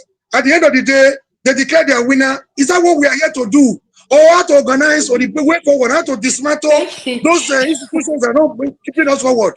You people keep dying for Obi will start crying on the television. I never wanted to go to the extent to which people are pushing me right now. I wanted to say we need to please don't go there, Was sir. it Obi Please. that Yeah, please calm down. killed Please, people yes, in Lagos? please. Was it Obi that killed people in Lagos? The tribal line and your Was it frivolities. Obi that It's killed people in Lagos? Okay, thank you, sir. Please, okay, Please. thank you. Dr. P, No, you're I think next. 1 minute. Oh, sorry. Oh, go ahead. 1 minute, Ovia, then I'll go to Dr. P. Go ahead, 1 minute. It's funny because when I define the point is my game of manipulation, Mr. Money barely disagree with me. He go come here, he go say, "Mo could prefer solution." But on one hand, he go dey promote the God bless candidate. you. No be juju be that. Sorry. I need politician. Please, 1 minute, please. Thank you. Go ahead, Dr. P. I'll give you 6 minutes, sir. Go ahead. All right, Foley, thank you. you said you needed to say something. I didn't hear you. You said something, Foley. Did you say something? Yes. Let's Mr. P talk. I will talk after him. 6 minutes, Dr. P. Thanks for being patient. All right, thank you very much. I don't really know where to start, to be honest. I'm listening to everybody. Number one, I pray for Nigeria. Really, like after Edo election, I told my wife no more news. I stopped listening to anything Nigerian news. I just had to start because I'm almost addicted to it. I just had to start listening to all these wealth creation online thing. But I see the divide here. It's so clear. And no matter, we can't even pretend. Nobody is a fool. Nobody is dumb. We see what's happening. You see, even if I'm going to put it this way, all right, I don't know. I don't understand what the word really means, tribalism. Let me just put it this way. I'm like the least tribalistic person I know, if that means anything. But ask Omori and Foley, even if Jesus Christ, or I don't know if you're Muslim or whatever you pray to, was an Igbo man and was contesting for this election, will you vote for him? Can I answer the question? No, wait, when I finish. Number two, in your assessment of who should lead Nigeria, is there a place for justice and fairness? Because no matter how we want to talk about it, fairness, you can't run away from the fact that Nigeria stands on 3 legs, Igbo, Hausa, Yoruba, and then the two they've had it, and the other person has not. So let's say number one is this. Get this right. In Igbo land, okay, I don't know anybody who's better than Peter Obi for the presidency. Personally, I don't know. There might be. I have my dad, he's a professor, but I don't know who is, like I was telling you about leadership. Okay, I don't know anybody who is better than Peter Obi. So in my eyes, he is the best Igbo man. That is why I voted for him. There are 1,001 Igbo politicians that I will not vote for. But ask these people standing with Sowore. One, I don't think, even if you bring out Peter Sowore now and bring in someone else, Professor Yemi Osibanjo, even though he was part of Buhari's administration, they will move that way. But for some reason, they will never get themselves to go the other way. There is always a reason. He's here trying to you can't gaslight anybody with. Please, can I speak for myself? Are we in campaign mode? Nobody's talking about campaign here. Foley, you're going to get it. I'm going to give you time to respond. Let him land. Thank you. Do you tell Obi supporters and Peter Obi to come and join Sowore? Is it in structure, political structure? Is it in being tested and trusted? Is it in, tell me the yardstick you put the two together? You've talked about saving money where? Even Sultan of Sokoto, is it Sultan? One of the Sultans, I think he's Sultan of Sokoto, said that he was a tenant in Peter Obi's house. Hostel in Coca. From school. He was the richest when he was in school, his own money. In business, he excelled. So he brags that he went through government and he did not steal government funds. And he's bragging about it. Go and find proof. He is in opposition. So if it was a lie, the proof will be there. So coming to tell me, put money here. Listen, sometimes you have to leave some talking points because they have been debunked. You can't say them 1,000 times and it becomes the truth. So you're talking about who came back from New Jersey to Nigeria. Peter Obi left. He talked about when he was even leaving the UK, he had to go and return their ILR in their card that he was moving back to Nigeria, and he's been there ever since. So I don't understand. We don't want to move forward. That is the truth. So, Mr. Mori, with all due respect, you have been extremely disingenuous. You are being you have to go and look at, I'm being honest with you, and this is how I feel. Look at yourself in the mirror and tell yourself, am I doing this with, sprinkling of tribalism in it, that I cannot see who is better? What is it that, when do you compare Obi and, this shouldn't even be what we're talking about. So you said the other one was talking about Obi should apologize to. Every time I listen to Sowore, he's insulting to Peter Obi. Every time. He doesn't even miss the opportunity. Even Mitt Romney, who was the other guy Obama ran with, when they were talking about Obama was a Muslim, he had to shut them down, tell them, no, you don't talk about Obama's, he's dead now. I can't remember his name. You don't talk about Obama this way, blah, blah, blah. But they were, opponents. That's his leadership. Again, if we are talking about where we want Nigeria to, and then the man of prestige was saying that Obi can't do anything. I also say that is a big lie. Okay, what are we looking for? We are not looking for someone to get Nigeria from 0 to 100. We are looking for someone to get Nigeria from -100 to 0. Then we can start moving from 0. If it is for Nigeria is on the opposite direction. The world is moving this way. Nigeria is moving that way. Thank you, sir. He will not spend the money on what's it called, on aircraft. He won't be taking all these foreign travels. He won't be in London, in France every time collecting medical treatment. His wife will not be running around everywhere every time. See how much the other first lady has spent on, in how many months, and they talked about how they came rich. Peter Obi has told you he has made it before this. Thanks, Dr. P. So yeah, please, just to round up. Yes, man of prestige. Let me just round up, okay? The only thing I want to say is this, okay? If everybody should judge, look inwards and see what the roots, I don't know how to put it, inside what is pushing their worldview. Let me put it that way. Is there some element of, where I come from, I don't know, but I see that no matter, you cannot, anyway, let me just end it there, because. Thank you.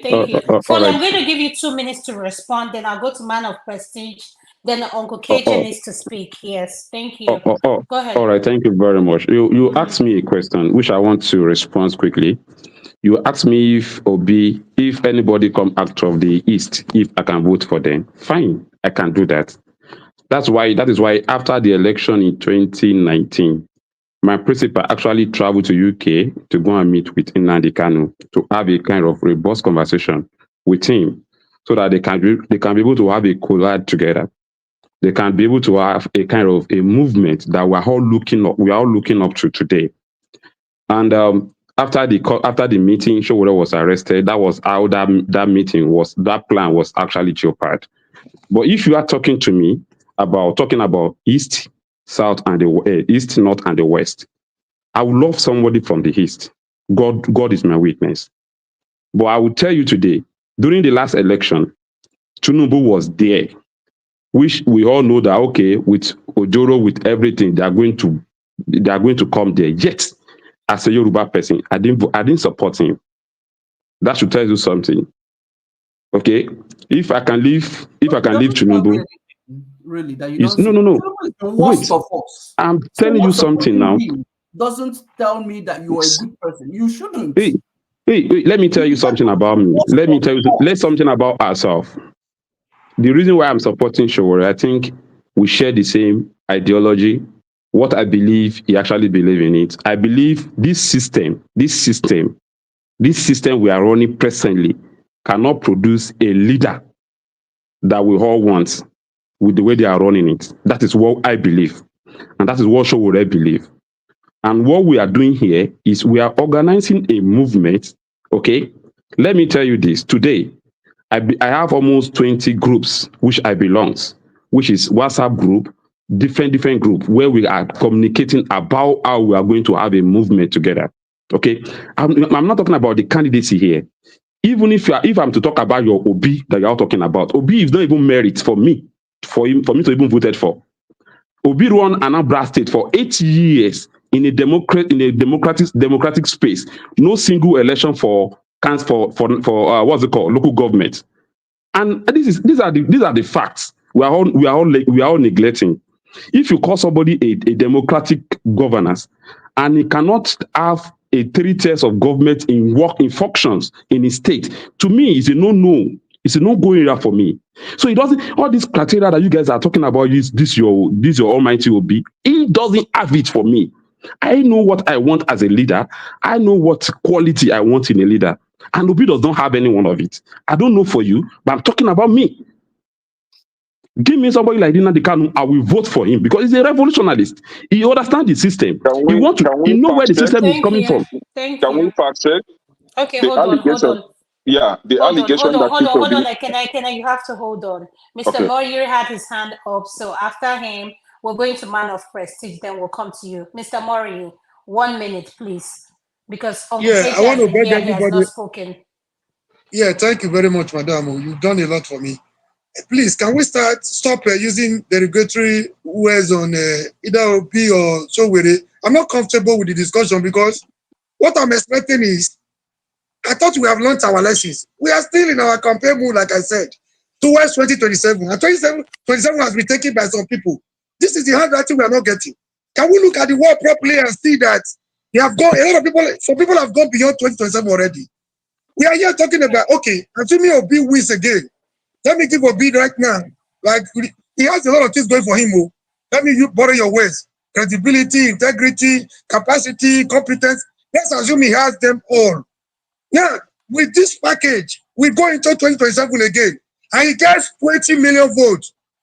Is he going to be given the power? What we are doing here is tantamount to putting the cart before the horse. Which one comes first? Sanitize the system. Before we praise our leader, we will make it to create an enabling environment for good leaders, as you claim, like Obi to come in. Or we continue to argue, and 2027 will pass us by. This is the reason why I think we are here. We need Obi, we need the Sowore. Stop the derogation, stop the insult, stop the breaking down. Go to councilor. Sowore has a lot of things you don't have. Obi has a lot of things you don't have. You can't even get what Sowore is doing. That one alone is a plus. Thank you very much. God bless you. Continue with your point. Yeah, just a minute. Let me fact check something that was wrongly put here. Just like recently, Sowore peddled lies against Peter Obi, and X fact checked him. And this is not the first time. There is one clown called Reno Omokri. Last time he alleged that Peter Obi never conducted a local government election throughout his tenure. And that is exactly what Foley push here No, right no, now. no, no, no, no, That no, no, is no, no, no, false. no, no, no, no, no, no, no. P2B, Before you talk, hey, sorry. no, Before you say that, check the do date. not Check the interject. date. Check the date. Check P2B, the date. He P2B, conducted the election, the during his councillor, time, the chairmanship with 3 can months before his can you tenure mute him? ended. Can you mute him? Check your Can you be dates. respectful? Yes. Can you Oh, be yes. respectful, please? Hold on, During please. his term Fully wait. as the Fully governor of wait, Anambra please. State, P2B conducted a local government election. Please fact check it. All right. Check Thank the you. date. Please, we should Check try the Thank as you. date. much as possible 3 to months to his tenure to be tell some ended. truth. Check the Hold date. on, fully. Yeah, Hold on. we should as much as possible try to tell some truth. Yes, you are trying to sell your candidate, but sell your candidate with honesty. Do not propagate lies. Please, thank you. Thank you. Man of Prestige, Foley, I'll come to you to respond. Wait. Man of, could you mute, please? Man of Okay. Prestige, yes. 1 minute, please. I Thank have you to go very to much, Foley. Adama. Yes. Thank you. I think we have shifted the goalposts. What am I saying? When I thought we are here to debate about Obi and the Sowore, which one will be better, better candidate for Nigeria. And I've made my statement in reference to how I see each of them. Like I said, none of them can take us to a promised land. That's how I see it. But you can support who you support. I supported Obi, I still support Obi, but I don't believe in, because of the system we operate in Nigeria. But having said that, we have shifted the goalpost to a tribalistic angle, which is not the way it's supposed to be. I mean, we can talk about each of them as a Nigerian, based on their antecedent, their capacity, what they can bring. We are not here to say from the southeast, whether it's southeast or whatever. In that space, because it's turn by turn in Nigeria. In the Yeah. southeast are duly, for their own turn, but that hasn't transpired. So in that narrative, we can have that subject or debate it on Thank another you. day. And let me make Thank a you. point. One final point. I know Fodi. I've known Fodi on this space for more than 2 years. So he has not shown any tribalistic tendency. So I just want to confirm that from what I know of him. Thank you. So that's my Thank opinion. you. Thank you, sir. Jaguar, I'm going to come to you, please. I forgot. Jaguar, can you hear me? Yes, I can. Go ahead, sir. You're next. Uncle KJ, after Jaguar, you're the one, sir. Please, I've got a lot to say actually, but please allow KJ to go since he hasn't spoken. Okay, no problem. Uncle KJ, welcome to the show, sir.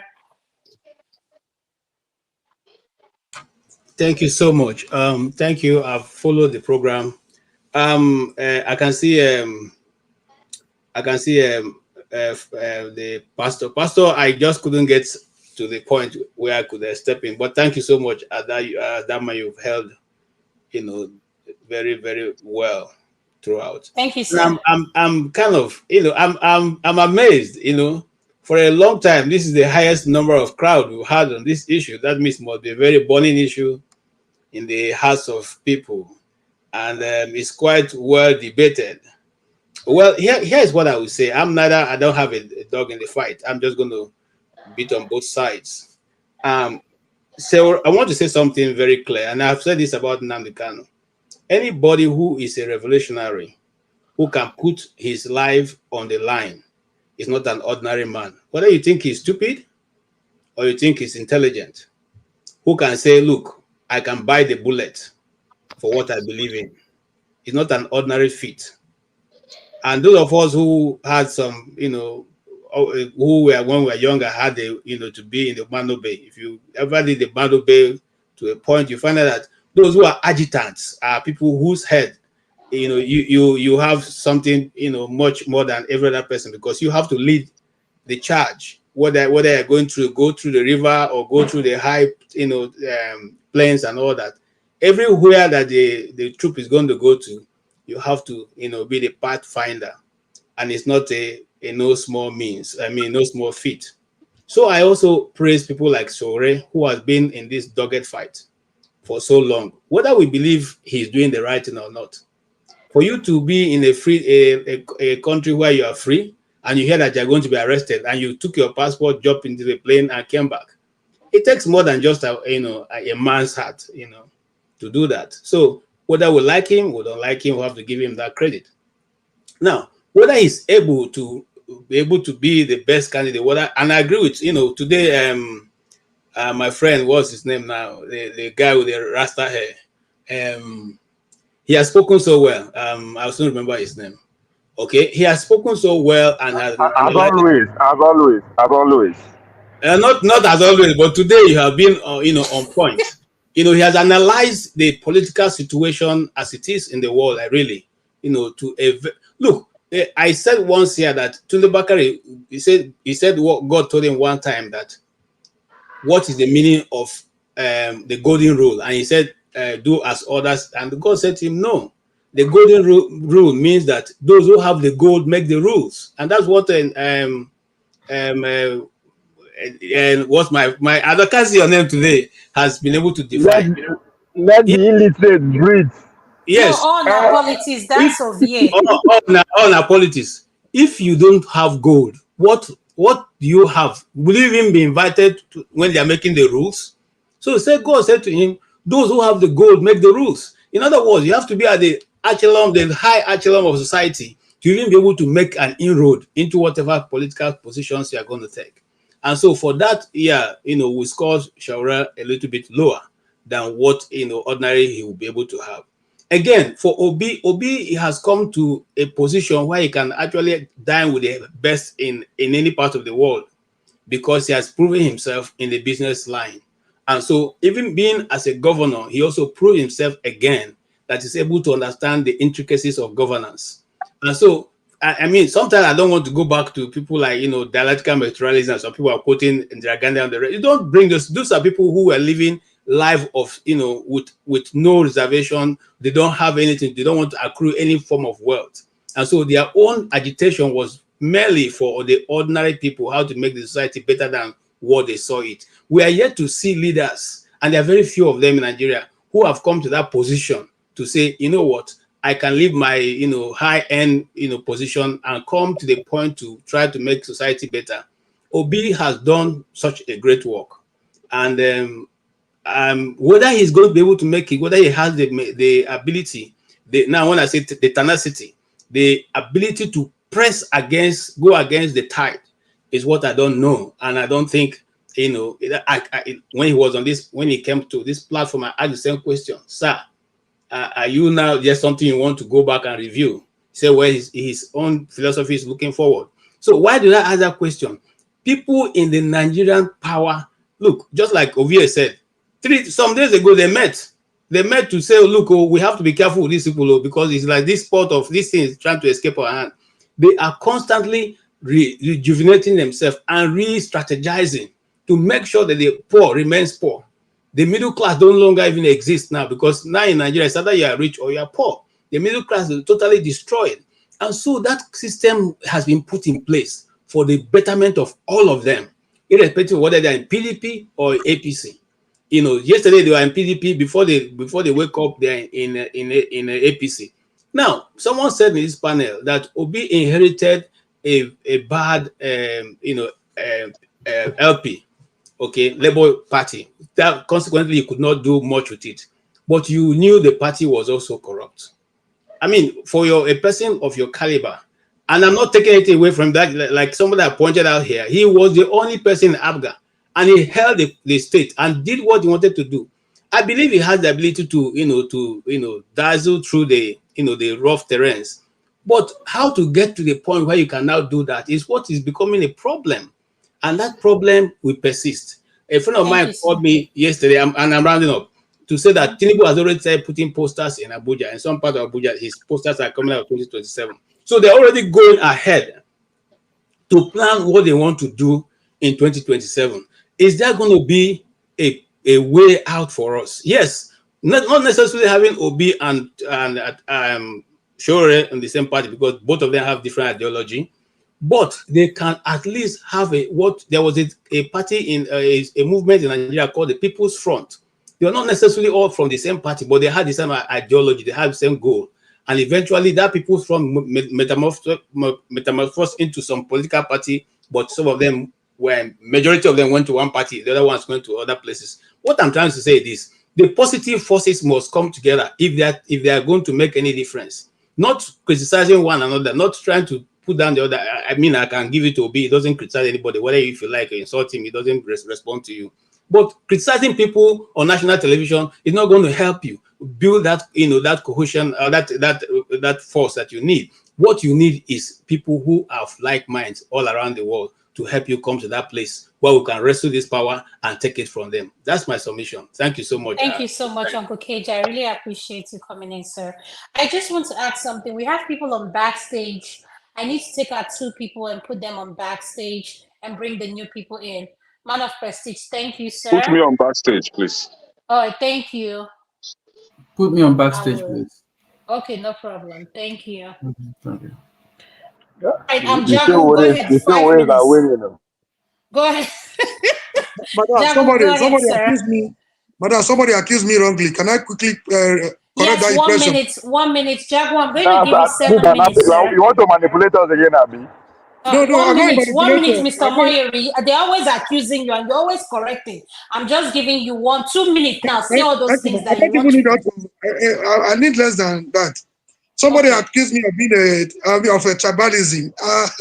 I'm not even a Yoruba man. I want to get that one clear to you. So if you call me a tribal man, I won't be talking of Obi. I saw Obi in the last election as a saint among the 2 armed robbers in the Bible. He was at the middle as a saint. So when I discovered that Sowore's message was not resonating with Nigerians, if I'm tribal, I don't think I will. We the minorities are the ones that are not even tribal.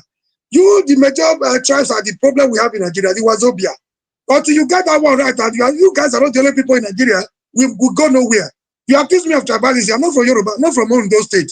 So I'm supporting Sowore because of the ruggedness and courage I've seen in him, based on ideological inclination, nothing more than that.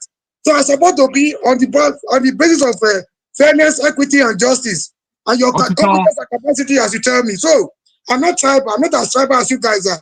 Until you people realize that you guys are not the only tribes in Nigeria, the Yoruba, the Hausas are not the Igbos, are not the only tribes in Nigeria. You should start giving, respect to even the minorities. We also have our say. You cannot continue to muzzle us and think we don't have our say. Thank you very much. I'm not a tribal man. I would start now.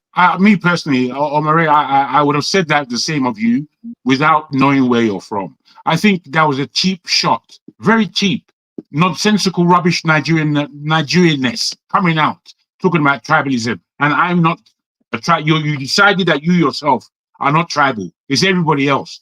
Ridiculous rubbish. You see, there's a way that we speak on this platform and on many platforms that I'm dismayed. It's as though we have no idea of how to come together. All we want to do is to object to everything. So how do we get on the same page? I think we're very foolish people, and we must take that on board that we are foolish.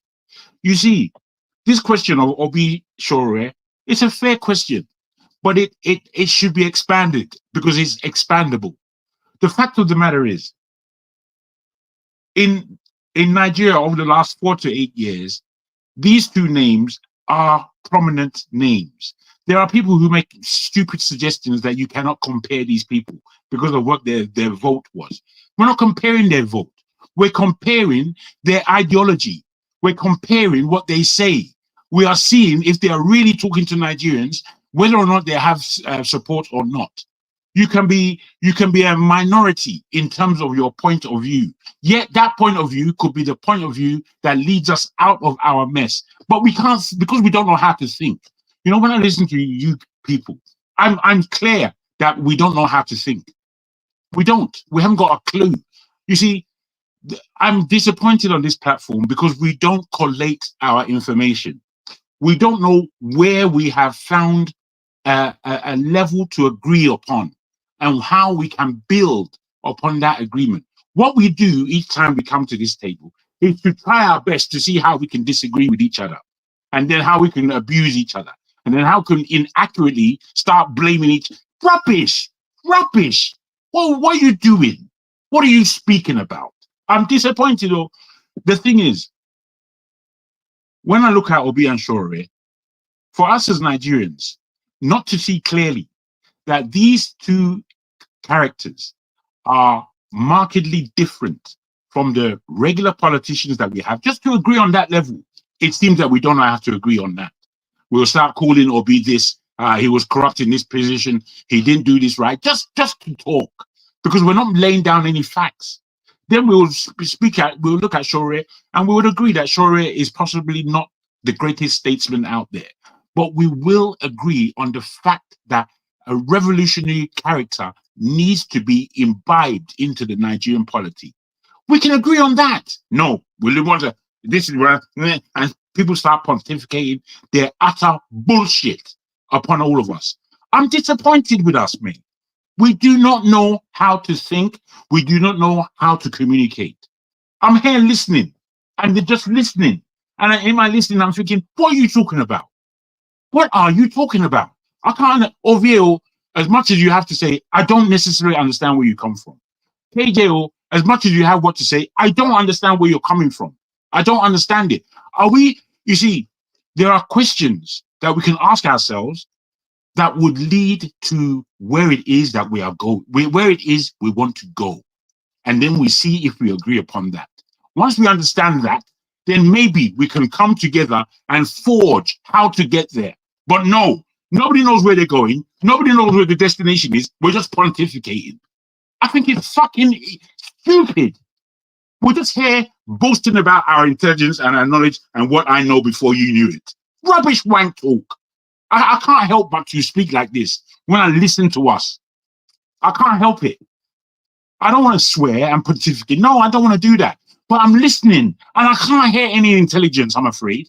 I can't hear any intelligence. All I'm hearing is pontification. How do we agree is the question, for God's sake. How do we get to a paradigm where we as people can try to help lead Nigeria into the promised land, as you put it? How do we do that?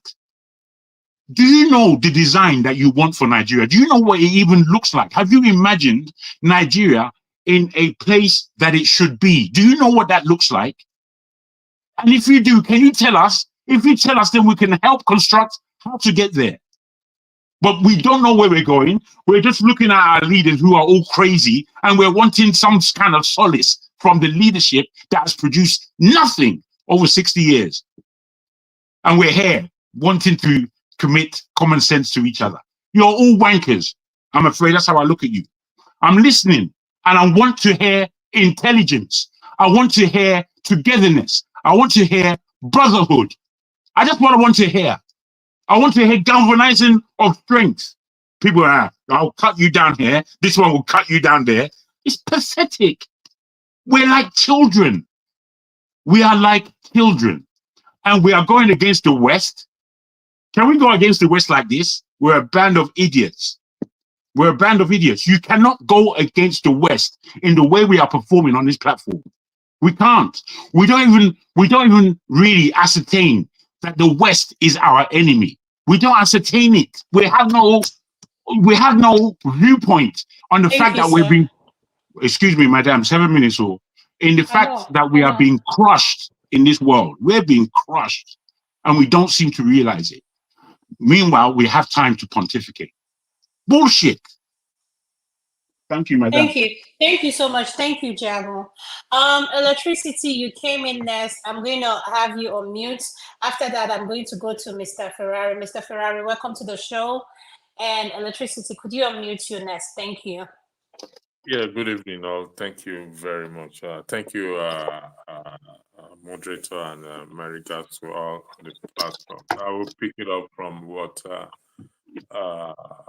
Jagun said, and also to make this, to give a broader view of this podcast. I agree that we need somebody, a revolutionary mind.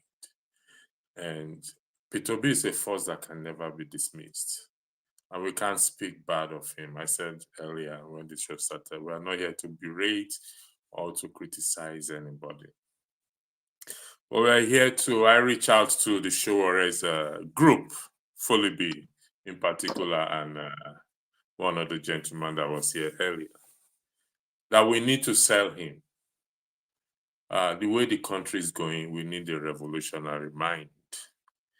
And if we can agree on that and sell hope to the people, Nigerians, then we will be able to make something out of it. That's all I have to say. I yield the floor back. Thank you. Thank you, Mr. Ferrari. I'm going to come to you and I'm going to give you 6 minutes, sir. Welcome to the show. Welcome, Mama Hacho, to the show. So could you unmute, sir? Thank you. Yes, greetings to everybody. Where do I start? Revolution or rebuild? A very, very valid question to push us forward. But again, we have turned it into something else, like Jagun just said. Some people have immediately introduced the element of tribe, which was totally not necessary in the discourse. Totally ridiculous. I made the comments in the comment section. Quite tragic. But before I move on, let me start by saying this. Somebody said, I have no dog in the fight. That's a very tragic statement. We all have a dog in this fight. This is our fight. Nigeria is our fight. We were born in it. Yes, we might have run away, escaped from that hell. But believe me, this is your fight. So when you're talking Sowore or Obi, or you're talking Tinubu or Atiku, it is your fight. Anyway, let's leave that as that may. I have said that we need to inspire hope, not cowardice. Let's move on. I want to say this before I want to talk about Obi and Sowore on the basis of the way I personally know them, have interaction with them. But first, let me throw this out there.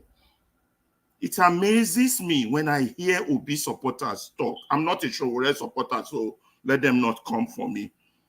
That they are so loyal and strong in the belief and faith in Obi that if Obi tells them to eat sand, that it is water, they will gladly eat it.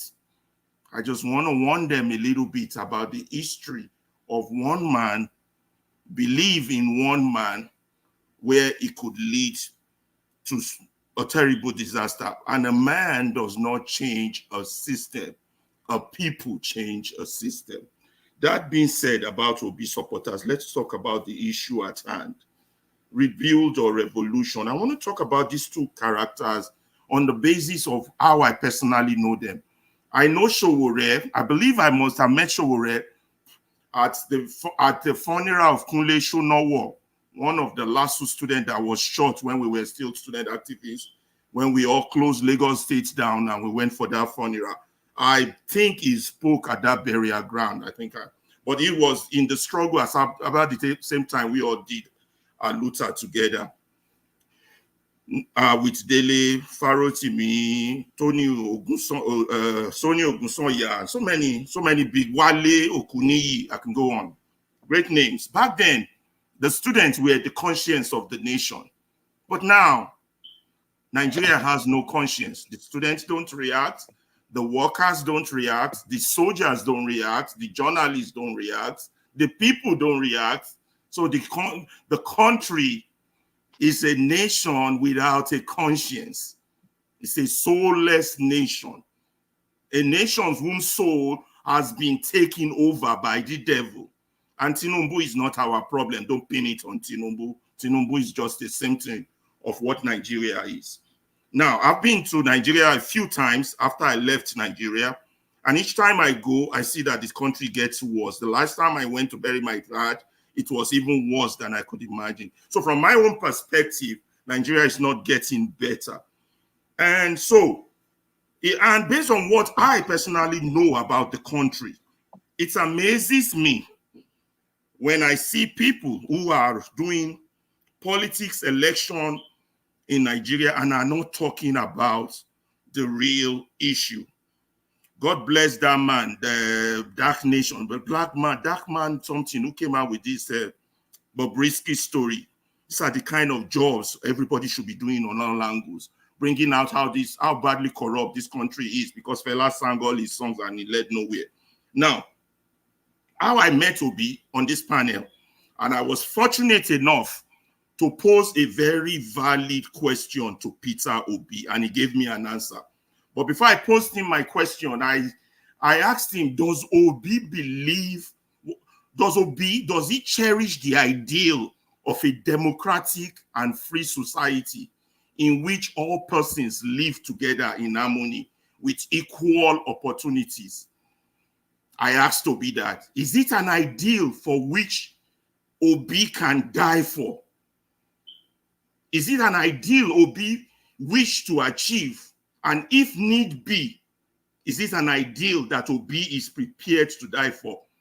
Obi told me, right here on this panel, he's not willing to die for that, but he just gave me a political answer.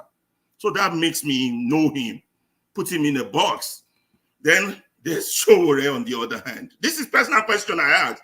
On the other hand, we've done struggles together, conscience of the nation, while someone like me ran away abroad to go make a family, make a life, raise a daughter to medical school and all the yada, yada, yada good life of this world. Sowore stayed in that struggle. Keep fighting that devil. Battle the devil himself. Why the likes of me are here speaking grammar. You understand? So I have two men with ideology and strategy. Obi is a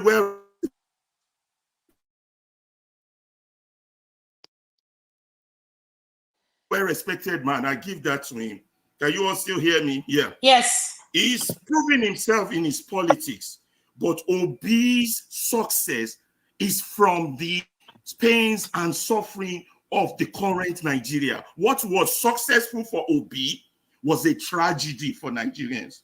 So that fact remain. And when I asked Obi one-on-one, are you willing to die for a free and democratic society? He was not willing to.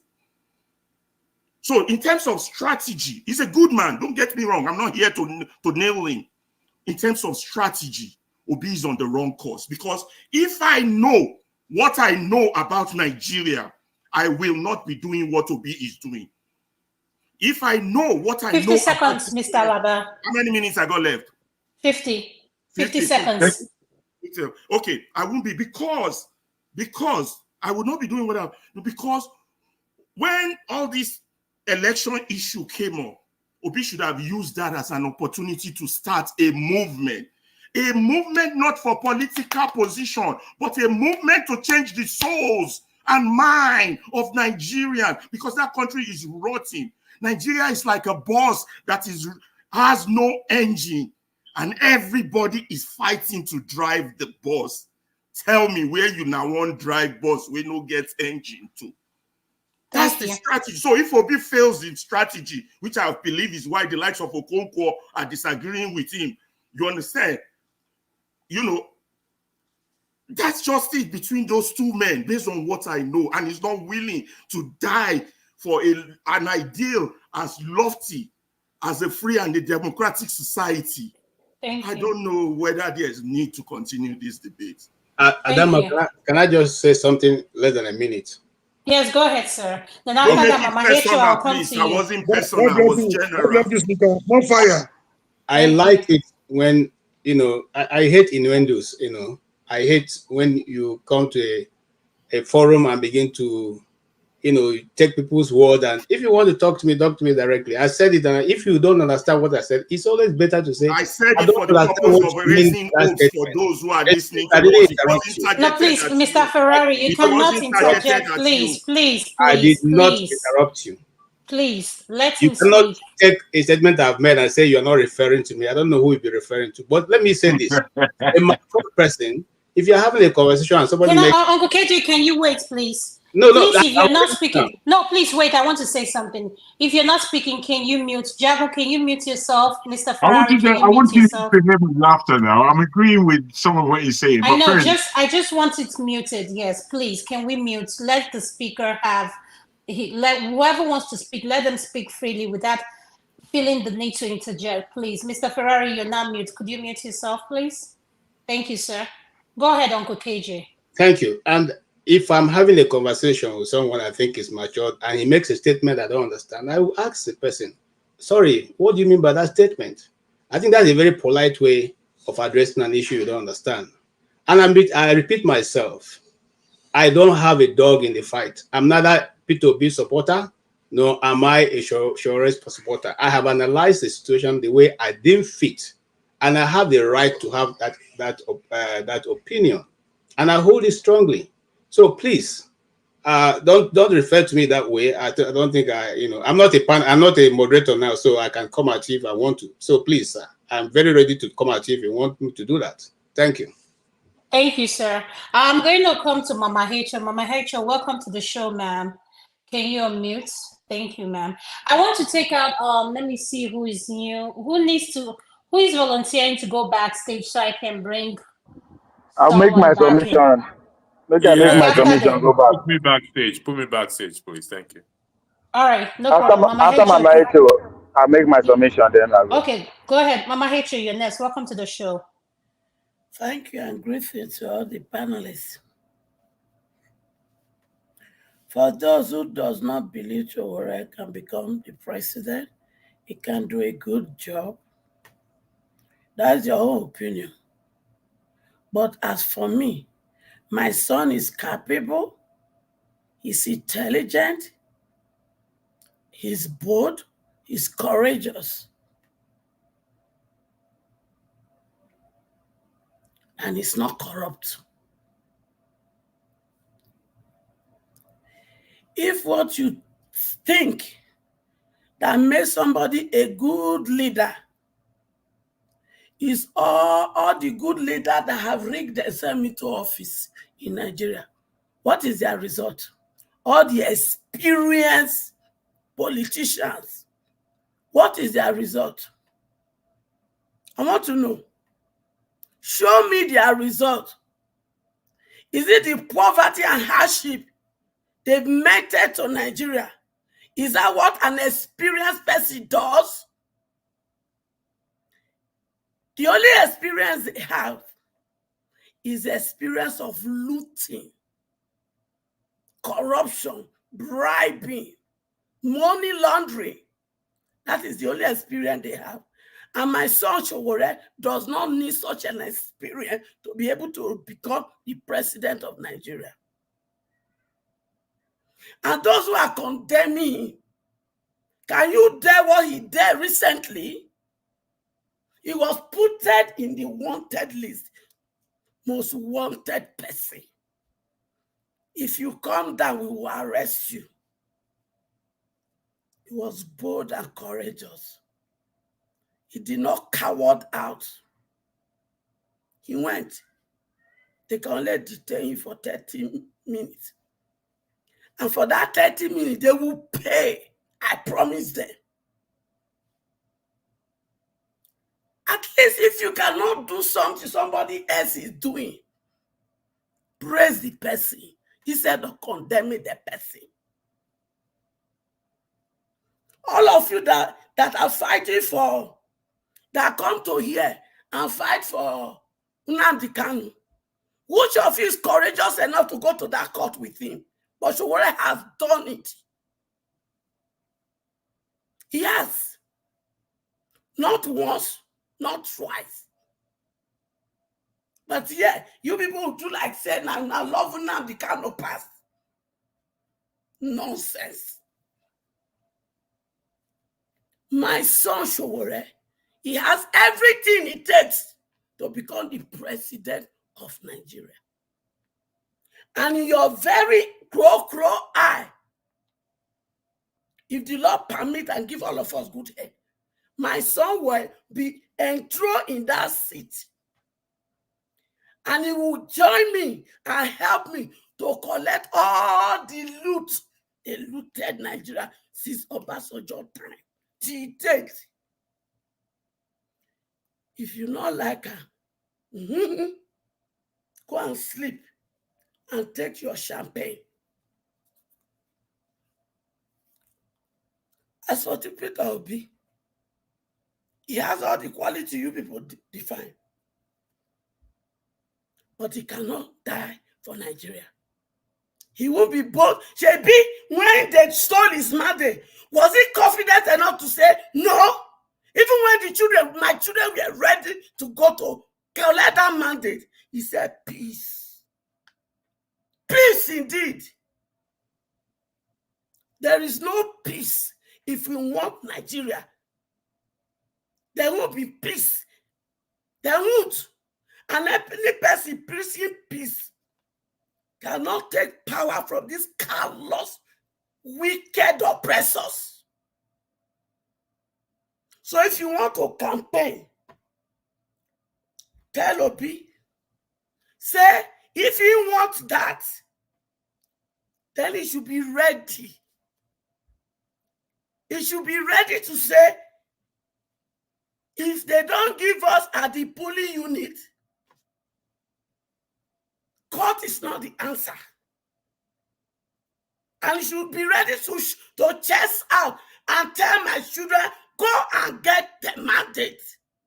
As long as he will chicken up, at that point, he never ready. He never ready. And I want to send message to Mr. Peter Obi. I want to collect your phone number. I don't send some of your children to meet when they are not your number in their hand. May they reach out to you. Say, I want to talk to you. They're not greeting you. I don't know whether they don't reach out to you. But in case any of them reach out to you, give me your number. Because if you not agree, give me your number. Me and you go meet for Twitter space. And I go ask you one question. Why you not agree release your number? Because my children, some of them from home, are doing this diaspora. He said, make you and Sowore work together. I agree. So we won't talk. We won't talk, oh. Because you see this country called Nigeria, the people, when he tell my children, when they're small, say they be the leaders of tomorrow. And the children come go and say, Papa, Mama, try to pay my school fees so that I can get better education and become leaders of tomorrow. They don't pay their school fees. They don't graduate. Una when you don't be leader for una own tomorrow, una call they want seat for my children tomorrow. You don't let pa. Now lie una talk. Come 2027 from councillor to presidency. My children are taking over. As for Tiff Tinubu, my boyfriend, in quotes, I hear so now no one release Nnamdi Kanu at the end of this thing. No problem. But be ready. It is not business as usual. Me and my children go play what they call Joker card for now. And when we go play, the whole world, they go call you. And not only Nnamdi Kanu now go collect. Not be only Nnamdi Kanu at all, for your information. All my children, when I use Wuru, they lock up. Now go release them. You hear me? Now go release them. And also, among any other thing, Emefiele, not only thief money for Imperial, Buhari must be probed, and every person in Buhari's regime. And all the monkey and cockroach, when he collect money, swallow, they go vomit. And they tell you not to, so I put water for man, they talk. So make you ready. And another thing when we go ask from you, two more. You see Minister of Petroleum, you go give her to one of my picking. Because you cannot be president and become Minister of Petroleum at the same time. That's not thief. Then finally, electoral reform. We go rewrite them all. But before we go rewrite them, you go sack Yakubu. And all in cohort, you go sack them. You know, say, when you want to change the IG, when you want to extend the IG, the current IG, instead of retiring, you extend that. No problem. Una do constitutional review overnight. Una can't change that. So that means it's possible to do constitutional review overnight. So you go come do constitutional review. Say, president not being the choose INEC chairman. Say now my children, Nigerians, now go vote for a new INEC chairman. Thank you, ma. Tell you because that's be part of our demand. You don't hear me? Thank you, ma. Thank you so much, Ma. Thank you. Ovi, I'm going to come to you for your final submission so I can bring another person in. Thank you. So after that, I'm just giving you 1 minute and that's it, please. 1 minute? Yes. If you can't wait, if it's going to be more than 1 minute, Ovia has a final submission. So wait. An icon front is here, please. Ovia, go ahead. Niger is waiting. Yeah. Ovia, go ahead. Thank you. Again, thank you for giving me that 1 minute to join my own. I think I don't know. I think from the deepest of my heart now, from my observation today, I would say thank you for doing a great job. But not just moderating, but actually seeing the debates, the way it goes, in a tripartite way. Those who are making case for Sowore, those who are making case for Obi, and of course, those of us who believe that they are the same, who are making case for the people. Appreciate your professionalism. Appreciate the way you actually put it. Thank you very much. It's just ridiculous that people will come. There will be point on the Ovi, few you're not things that we need. If some people will come and just focus on those few things that will get wrong, or somebody in Natabale, somebody in it's just unfortunate with everything that we achieve with this kind of beautiful conversation so far. But now we like our pain, we like our complaint. So I get that. I get that. My mama say, an act of witchcraft. Now, when you know one learn, but it's not enough. You want to deny other people from learning. That's an act of witchcraft, and that's what I see from a lot of us here. They say there's wisdom in listening. Just listen. There's wisdom in that. But one of the most powerful words in English language is ask. ASK. Ask. You ask because you don't know. You ask to understand, but most importantly, you ask so that people can understand you. But if you don't want to listen and you don't want to ask, you just come and just say everybody they talk nonsense and blah, blah, blah, blah, blah. And it says a lot about your knowledge of the in-depth subject. Because now when you don't know anything to talk again, you go begin turn your vocabulary, you go begin turning insults and unnecessary criticism. That's exactly what I see here. Now, some of us will not buy into the ideology of Sowore and the ideology of Obi in this context and in this conversation, because we have our own way of praising these people too. But we are having a debate, we are having a conversation for the benefit of the people. Because if no one talk to the people, we no go live and no go so we talk. So we are actually here to educate and to learn from people. We educate by putting our crazy idea out there, and we learn by when that idea is being scrutinized, not when the personality is being scrutinized. We don't learn that way. So we believe that this people ideology don't represent the majority, the illiterate, those who don't speak English, the majority of the people. These people seeking power to represent the elite. Because now elite get power. I have never seen among the people that are seeking for presidency, they're actually speaking the language of the people.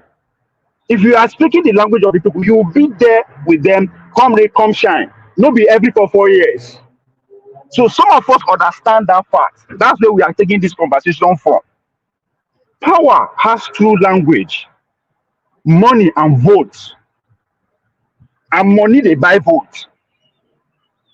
We the poor people, there's a reason they don't want to organize us. We don't get money to contribute to them. But again, they see us as powerless. That's why they don't even care about taking advantage of our numbers. As much as I want to give it to the Sowore people, their experience comes to play in this conversation. They've been running for this seat for over almost 8 years now. And you can tell, now only 2 of them, they are not giving up. I give it to them. But most importantly, I also give it to the obedient with the momentum they are having. I don't expect them to be having this kind of debate in this regard. But why I say that they are not speaking the language of the people, none of them is bragging on how they're able to penetrate outside their voting booths. So for somebody to come and talk, when we are talking about game of power, say we could not talk about their fan base, their votes, it's just ridiculous to me. These same people have the same votes. They have 6 million votes. That's what they have. Because they have all their vote is coming from one place. The same now one religion and they vote for them. Now only educated people and they vote for them. Young people now they vote for them. Nobody they brag how they take penetrate not. Say, come with this number for not. If you jump us with me, we'll go further. With this number for this women place, if because guess what? That takes organizing for you to brag with that. They are bragging with how they mobilize face bullets 10 years ago. How they mobilize, go vote, they no win. How they mobilize this, how we go to mobilize again. That is not the language of the people. The people are hungry. Now, these people are not in public office to be able to feed the people in, in figures of speech here.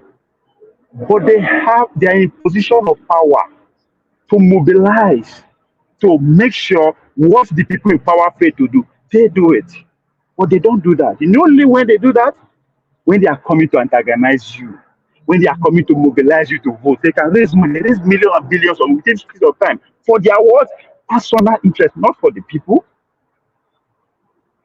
So if you say understand how everybody get his opinion, you know why? Because we always speak to ourselves. I put it here saying now only 60 million Nigerians understand English. You can Google that. I mean, less than 80 million people. So in other words, all our ideas, no, they even go anywhere. That's why we always attack ourselves. Because if you have actually in an organizing spirit, in the revolutionary spirit, if we don't come in and tell us, say, I was in so village, this is what we do for thousands of people. And guess what? I swear, no amount of money we politicians will come give those people overnight, they go work. We all know this. Your leaders that we are from, they know this. So once they are not doing that, don't expect me to buy into their ideology. Their ideology is to come to power and maintain the interest and the wealth of the powerful. This is what it's about.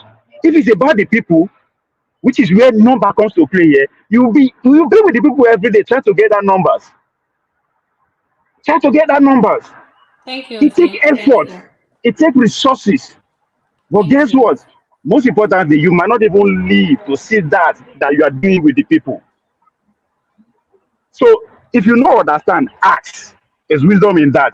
Not be every time we go to insult ourselves. I totally buy the argument that these people are making, especially Folio. I say his experience of always having this conversation has come to play with Omori, who is here with his own mobilization. He's working. I have learned a lot from your conversation. The consistency in these two people is something to be admired. If you go fully 8 years ago, this is what they are consistently telling whoever they believe in.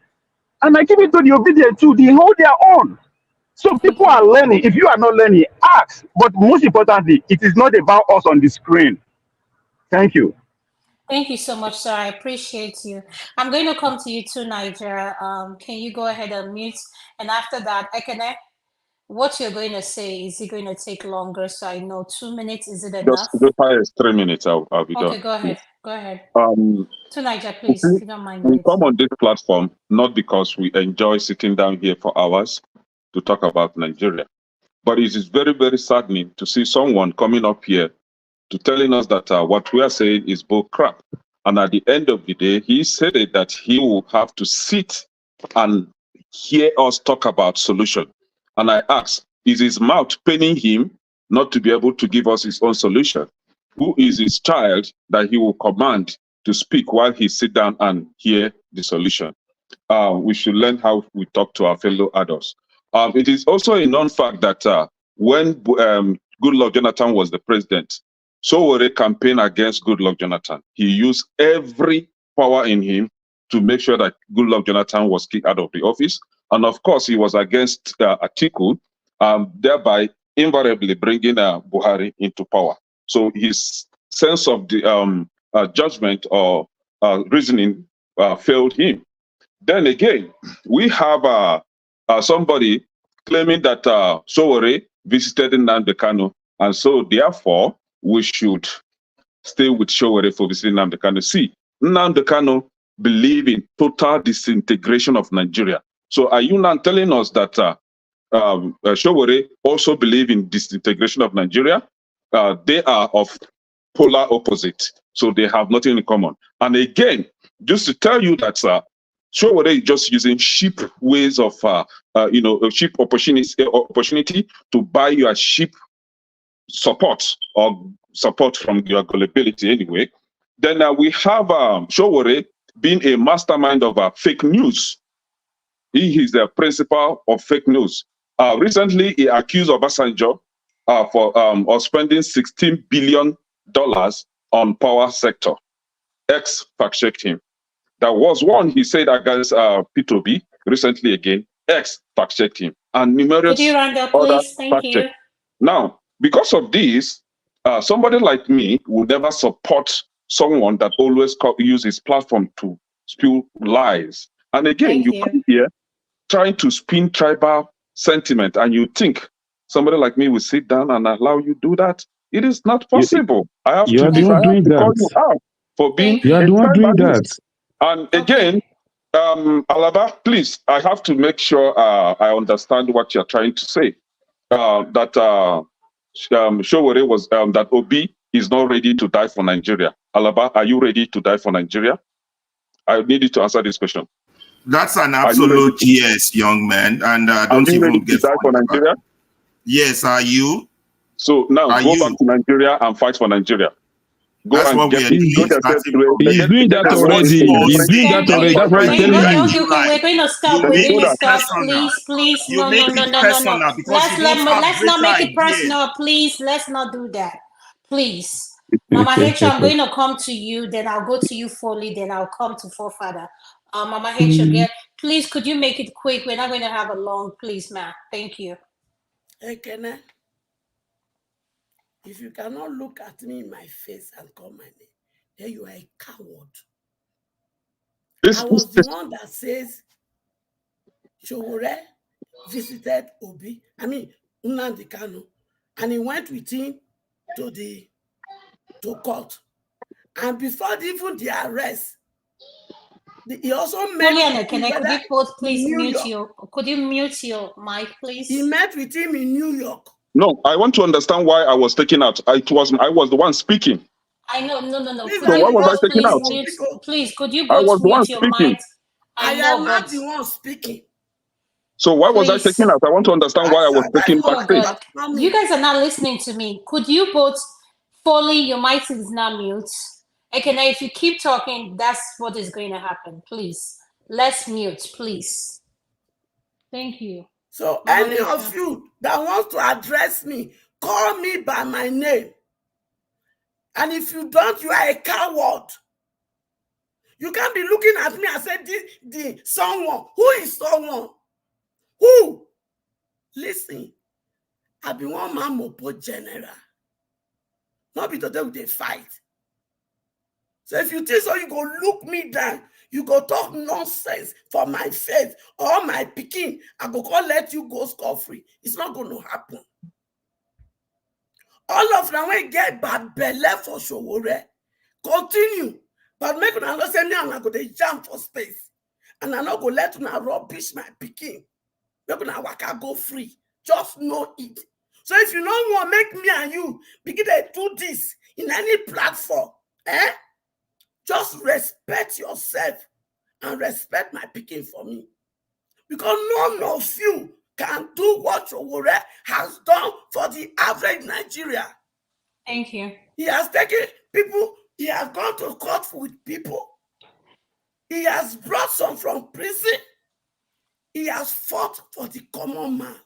And above all, he's giving scholarship in the name of his father in his village to his people. Okay, thank you, ma'am. You can do that. You know, jealousy, the kill bad pele, na go now more than leave my picking alone. He's capable and he will do it in your very crow. Okay, thank you. Thank you. I'm not going to take any more hands raising up. Please, we have Icon Funny here. Forefather has not spoke, so please, you have to wait for them to speak. Forefather, please go ahead, you're next. Yeah, thank you for having me, Adam. Greetings to all the panelists. And I really appreciate that you guys did this show today because it seems like an interesting debate. I must say, I do admire the loyalty that Sowore inspires in his people that believe in him. And that of Peter Obi too is quite admirable.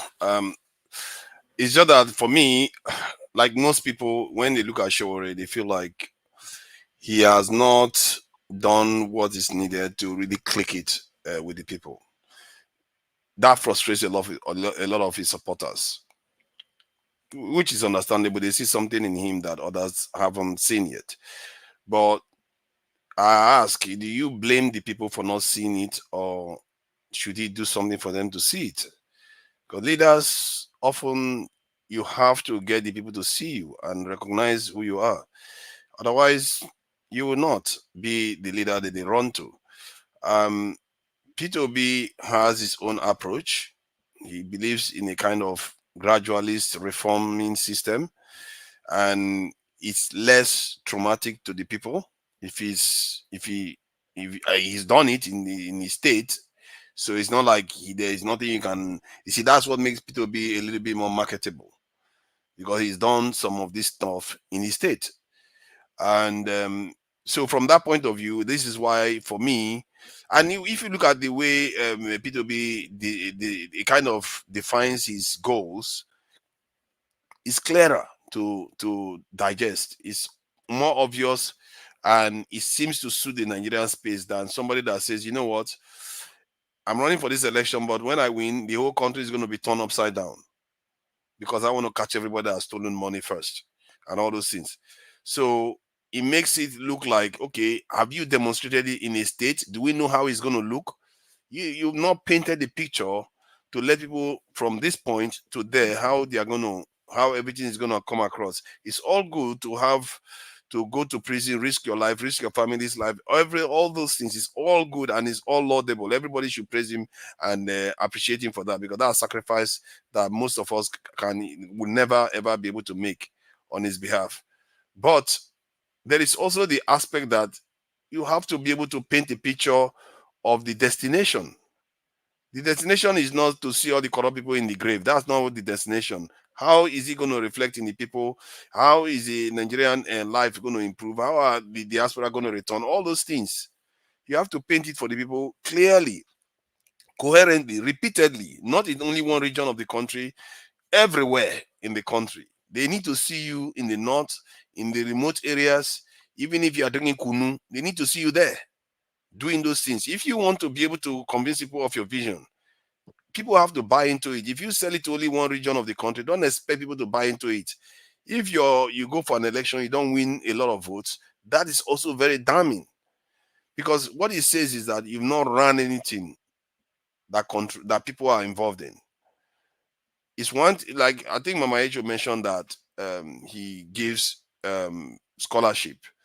Yes, great thing to do, but that is still not running a people. That's not still controlling a whole nation. From what I gathered, the last time I heard about what he did when he was running anything, his party was turning against him too. So the people that were loyal to him, where were they when the party was turning against him? Which party? And there was a party he was involved in that he created with people, and they were turning on him. You know, Oh, I think he was supposed to be the founder of the party, even, and they were turning on him. So no. Can we educate you on that? yeah, I will take correction on that. Let me just see what I'm saying. I will take correction on that. That's why I'm just saying what I saw. It appears it was a party he was involved in, and the people were turning on him. The point is that everybody saw that they were turning against him. So the point is that it was sponsored by the Kabab, but it was truncated. We like you for We that. cannot be okay. Can I say something? We cannot be interjecting when someone is speaking, because if not, if we keep interjecting, the viewers are not going to understand where the conversation is going. So let's further make his points and land. If you have to interject or ask him a question in regards to what he's saying, then I'll give you time for you to ask him that question. Please, let's keep our mic mutes if you're not speaking. Thank you. Thank you. I will try to keep it in terms of describing some of the reasons why he may not have gained the acceptance of Nigerians versus Peter Obi. You know, on the other hand, like, he doesn't have demonstrable experience. He does have demonstrable sacrifice he has made for Nigeria. You see, that is on one end. and Peter Obi has got demonstrable experience, not necessarily demonstrable sacrifice that can call out, but that tells you something, doesn't it? It tells you people rather go with somebody that shows that they can do something than somebody that says, follow me, but they don't know whether you can do it. Because if you're telling me, follow you, let me fly off a cliff that you can fly, how do I know you can fly? I'm not going to jump with you off a cliff. I have to be sure I've seen you flown before. You see what I mean? So maybe that's what the reason why people find it hard to go with Sowore, and the Sowore supporters should not see it as a criticism when they say Sowore should demonstrate his ability to lead. It's not a criticism. They want to see that when he says jump off the cliff with me, he can fly. He can actually lead people to a safe landing somewhere. But if they are not sure about it, I'm not surprised that they are not following him. From my own personal opinion of reviewing some of his vision and his manifesto, I don't see that much different. People might see him to be very different. It's not that different from what we have already. And his chances of succeeding is extremely low given the spread of his ideology in Nigeria.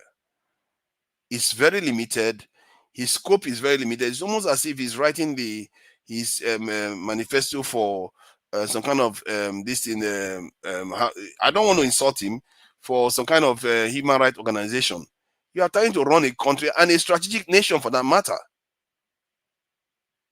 When he was here, he called our security services basically mercenaries.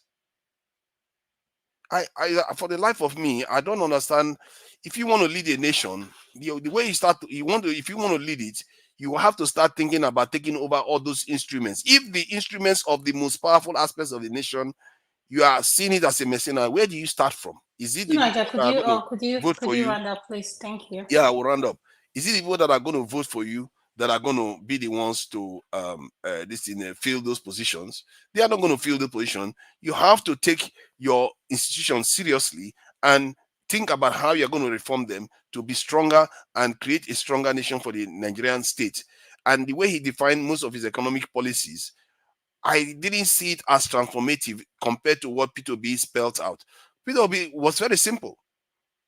You want to start doing value-added manufacturing, anybody in the world will tell you that is the obvious way to go. But it wasn't so clear in his own manifesto. He didn't emphasize that aspect. He is the only candidate in the entire presidential campaign that doesn't emphasize a stronger security force. He's the only one.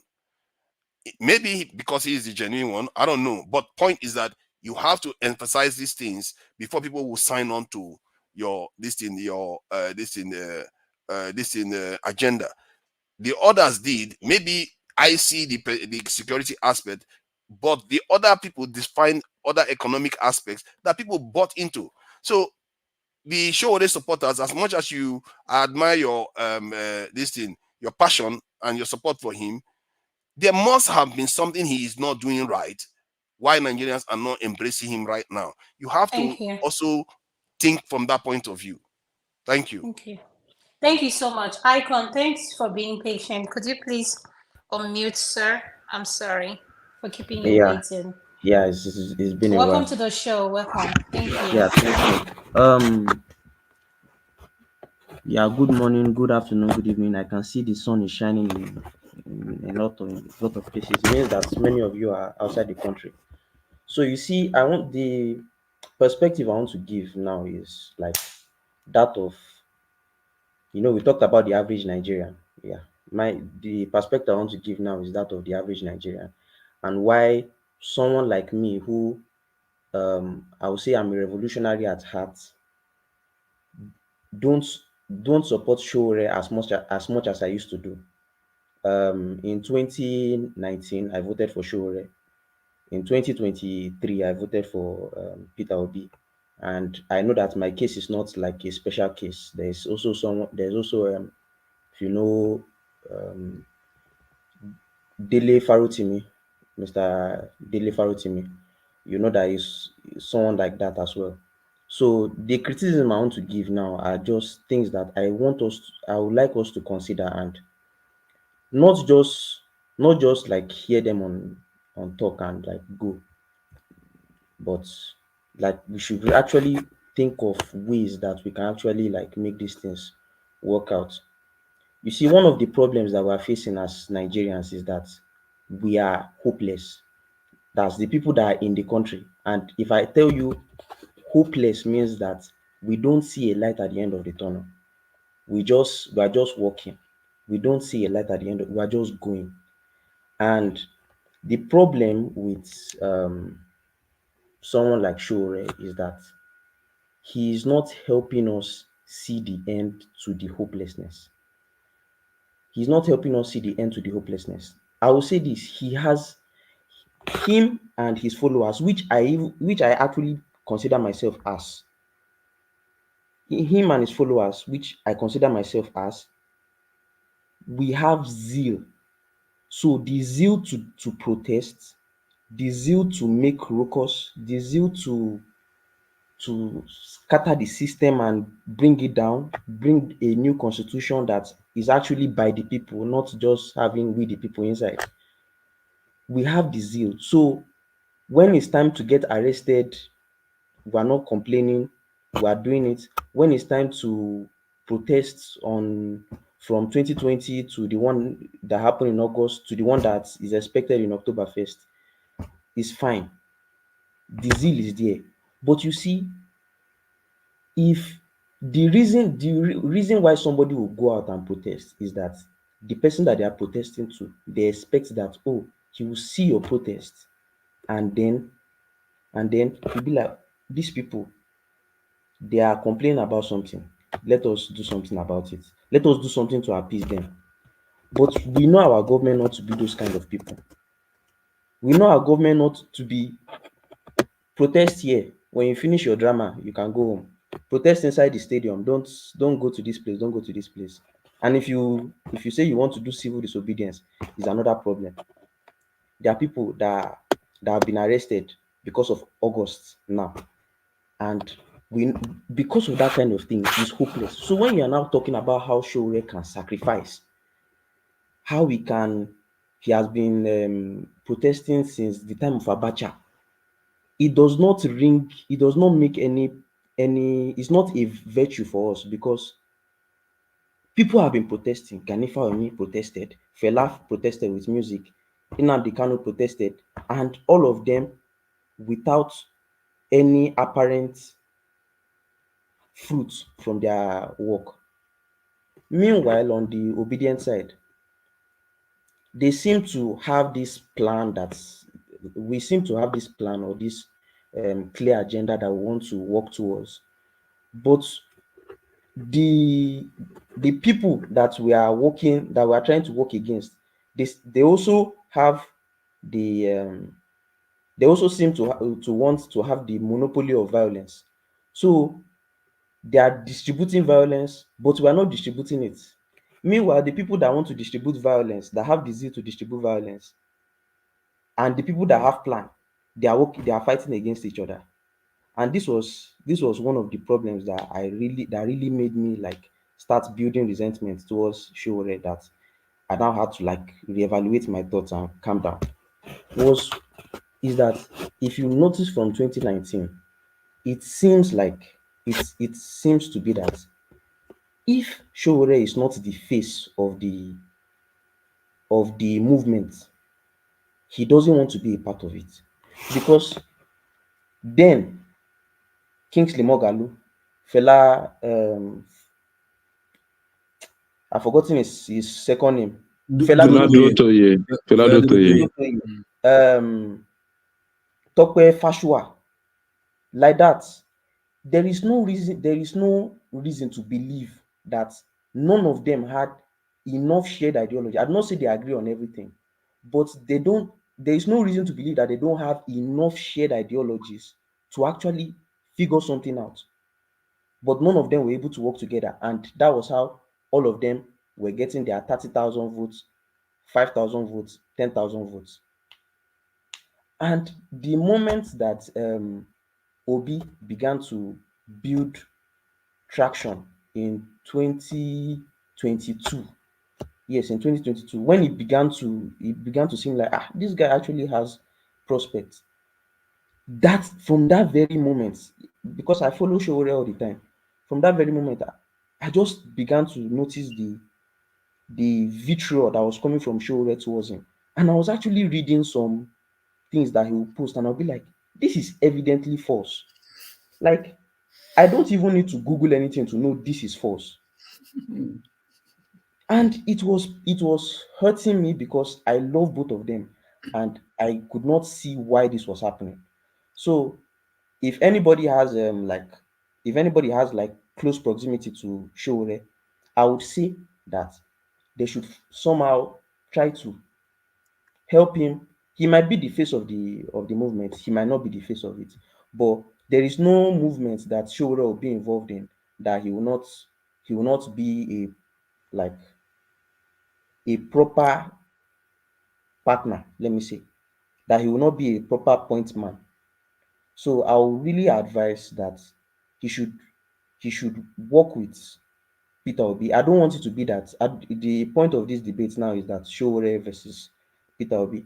I don't think that's necessary. I think they have enough shared ideologies for them to actually work. They don't need to agree on everything. Somebody said that Sowore wants to go after everybody. And then I was listening to Dele Farotimi, and he said that according to Peter Obi, what he said is he doesn't believe in going to go and chase people for things that they've stolen.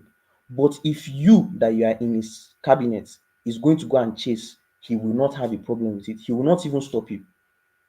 He will not even stop you, and he will make sure that the rule of law abides there.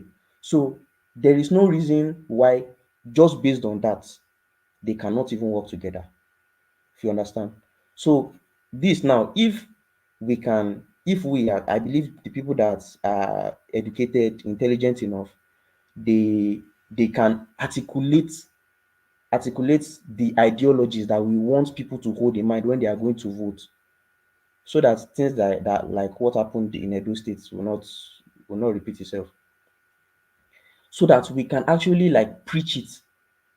And when I say preach, I actually mean preach. Go like on evangelism, print tracts, share it, translate it to different languages, play it in radio station, let people hear it as if they are hearing somebody that is trying to convert them from their religion.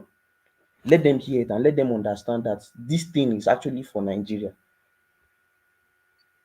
This way now, when people's minds begin to change, you eventually, and I don't know how long it will take, but I think that's even a better that's a better idea than just protesting and shouting till you die, and then the next revolutionary comes and then that one dies.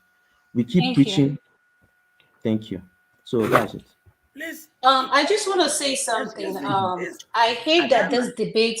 Yes. I want to Oh, make hold on, a Mama Hacho. wait, I just just let me hate that talk. this debate has turned to a personal insult, and I don't like it. We are all adults. Please, let's be respectful and mindful of our words. Please. We all want a better Nigeria at the end of the day. You don't have to like my idea. I don't have to like to Nigeria idea. We agree to disagree respectfully. We have kids, even we have viewers watching this. We can't be bashing each other. I mean, using words that are inappropriate. I don't like it. The way Ekene left, I didn't take you out. This is uncalled for. Mama Hacho, as a mother, the word you use, I don't like it. So I'm going to give you time if you want to correct it. But at the same time, let us know. They said when your child does something that doesn't sit well with you, there is a way to correct them. So please, ma, I don't like that this has become so personal. I don't, because that's not what we're here for. We're here to accumulate knowledge from one another and learn. So I'm going to give you the platform to talk. I'm going to give you um, as much time as you need. Then I can go to Mr. Lokopi. Mr. Lokopi, if you don't mind, I'll go to Mama Hicho. Foley, I see you raising your hand. I appreciate you being here with us. I know you're from Nigeria. I mean, the way Icon spoke so calmly, he said what he had to say without personalizing it. I mean, I hate when we go personal. Jabba just said it. I mean, are we listening to ourselves? We need to go back and watch this video and see how we sound when we start personalizing it. I personally, quite frankly, I can't stand it because we can have arguments without personalizing it. Thank you. Mama Hecho, over to you, ma'am. Iconograph, please drop your phone number. I'll need to call you and talk. Are you talking to me, ma'am? Adana. Yes, ma'am. You were moderating, right? Oh, good. And I can address me as this one, and you never corrected it. Oh, I wouldn't have used that word if he did not use the word this one when he was referring to me. I did not say this one. Really? Please, can you rewind this video? A language that I don't use. That is what you just said. Use it. Okay. So which one? Are you this one? Okay, even if I use it, I use this one. It's okay. Are you the only one on the platform? It's okay. Let's move on. Can you two keep quiet, Ekene? Are you the only one on the platform? So why would you take it? Keep quiet. It's okay. Let's move on. Why will you own it? Move on. Move on. Are you the only one on the platform? I was the one. Me, Mama Hecho, they cannot was keep quiet. the one that Take them out. Take them out. Oh, please, Mama Hecho, please. My name is Mama Hecho, Papa. please. My name is Papa Kene. In short, let me change it. My name is Papa Kene. I will change it now. I go call you Papa Kene. Please take to them. My name is Papa Kene. Going forward. I can't. Mama Hecho, If you please. are talking, I think you can't. You stop Okay, please. Please. You allow me. No, Mama Hecho, I'm going to take both of you out if this doesn't stop. I'm saying it for the last time. Let's be respectful. Please. Mr. Lokopi, over to you so that they can calm down. Thank you, sir. And sometimes you so maybe I'll talk to Rudolph. So that you were just tempting me to be part of the admin or whatever, which I just want to, because I'll be very brutal. Any small you are gone. I don't know mercy, because look, we can't be repeating ourselves over and over and over. Getting ourselves worked up for what? Why? I don't understand. If 20 years ago somebody tells you that you will be looking at your phone and you'll be arguing, talking to yourself on your phone, arguing with somebody on your phone, you will not believe yourself. You will ask yourself, are you mad? Why will you be talking to yourself or you're calling on your phone? But today now technology has made you turn to something else that you can be talking on your phone and you'll be getting riled up by someone. I don't understand. You have the power to just be quiet and you will not die. Nothing will be, no flinch of hair will leave your body. You won't die. If you can't stand it, just give yourself some peace of mind or sanity. You can just log off instead of allowing people to while you up all the time. Are you not tired? Every time, hey, this and that, you are this. It's not tiring to you. If it's not tiring to me, ask yourself or put a mirror in front of your computer, then be arguing with the computer and also be looking at your mirror while you're arguing. And look at the way you look if you like yourself. I don't understand. Several times we'll repeat this thing over and over and over and over again.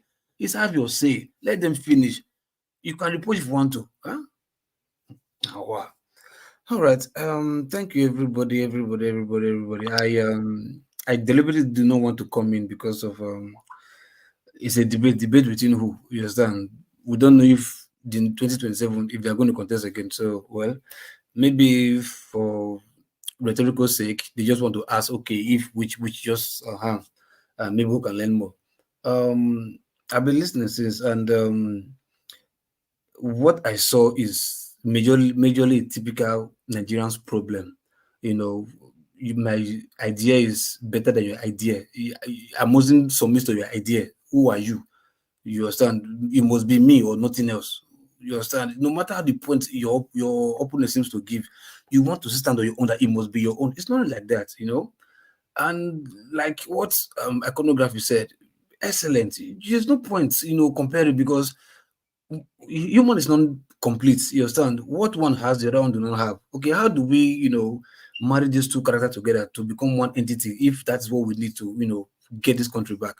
Okay, we can, come together. You have this quality, I have this quality, let's come together. And if you check, even what Jago says, I also applaud Jago, what Jago said. We just be attacking for or against. We are not even speaking one way. Okay, I think this is good here. I think this is bad there, but this can be better in this place. This can work on its own ideology in this way to make it better. You understand? You just improve on both of their, negative or bad side or character, so to speak.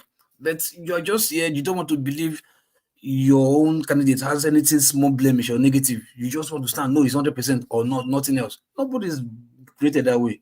We should all say that, okay, this guy is good here, this guy is good. And left alone for me, if we put this in practical terms, say maybe I'm not from Nigeria, you put practical terms. Oh, yeah, Sowore is talking. What do I say, Sowore? I see arrogance, 100% arrogance. Arrogance, 100%. You understand? What iconography was talking about when if I won't watch it personally in channels when they were interviewing I think they came for a debate. What's it called? Sowore and I think it's Vlad. You understand? And they asked both of them questions. You understand?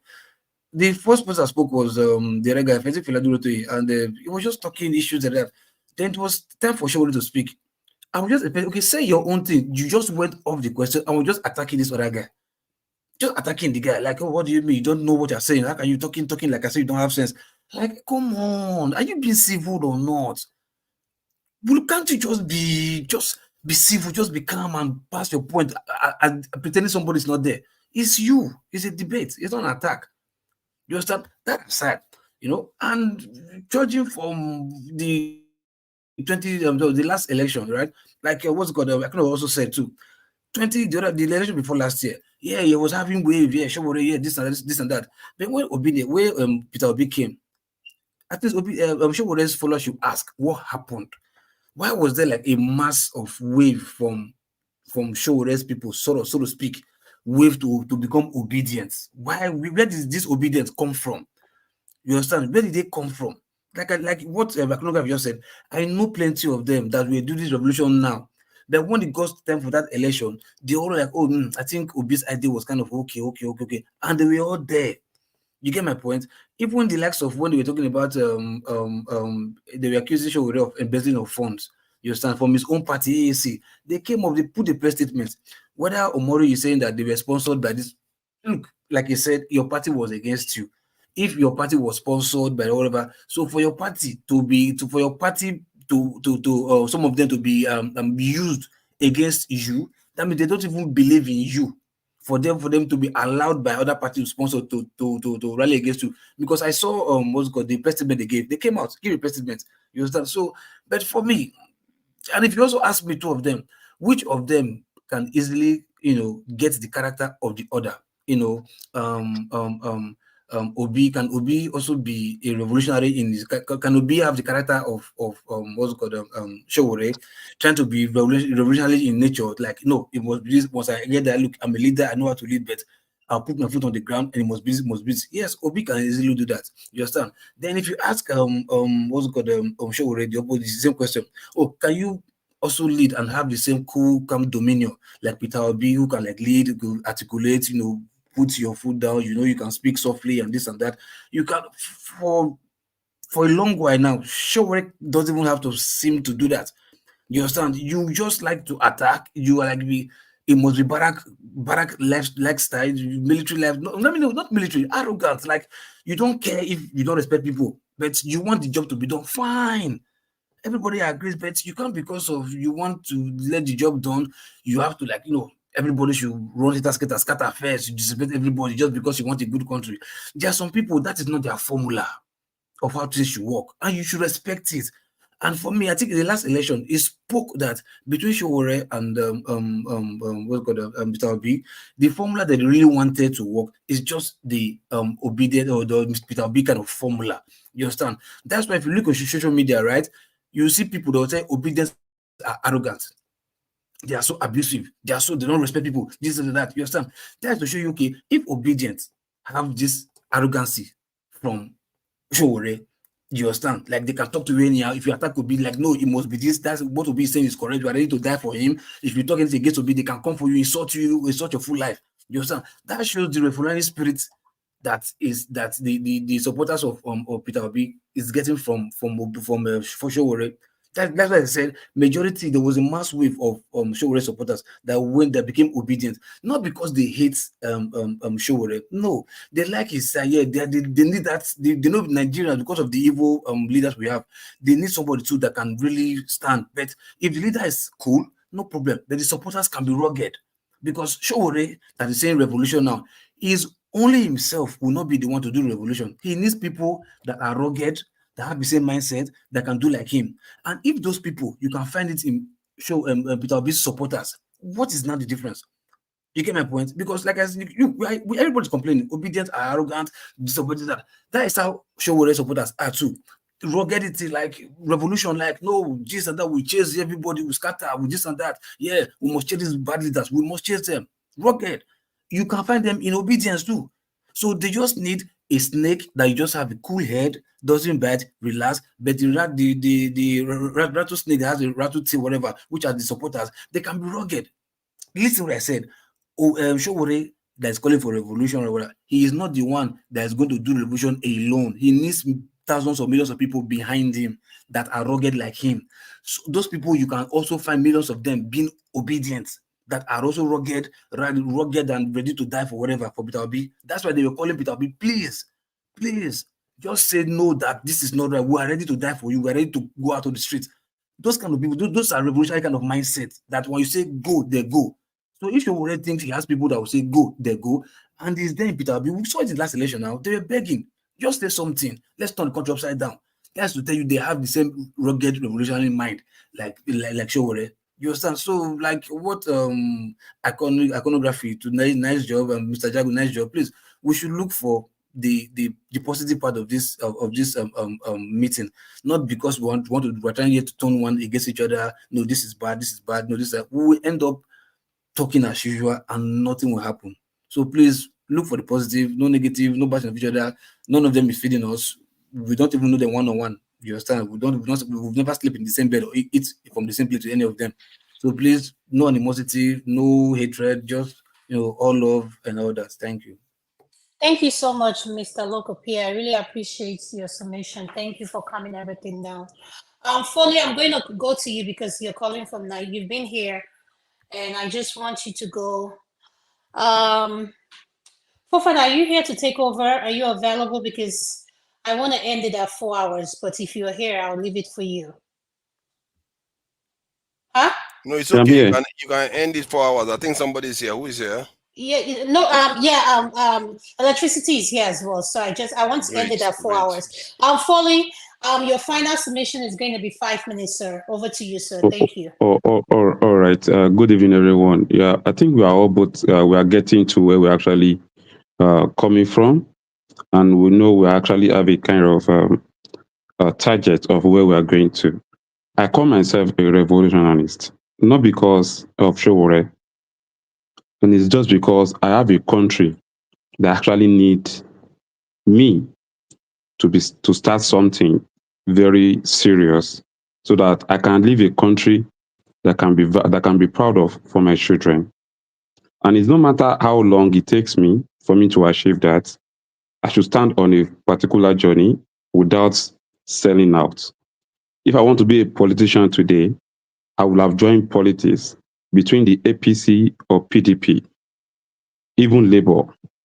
But I'm not seeing the vehicle driving whatever I'm agitating for in my life.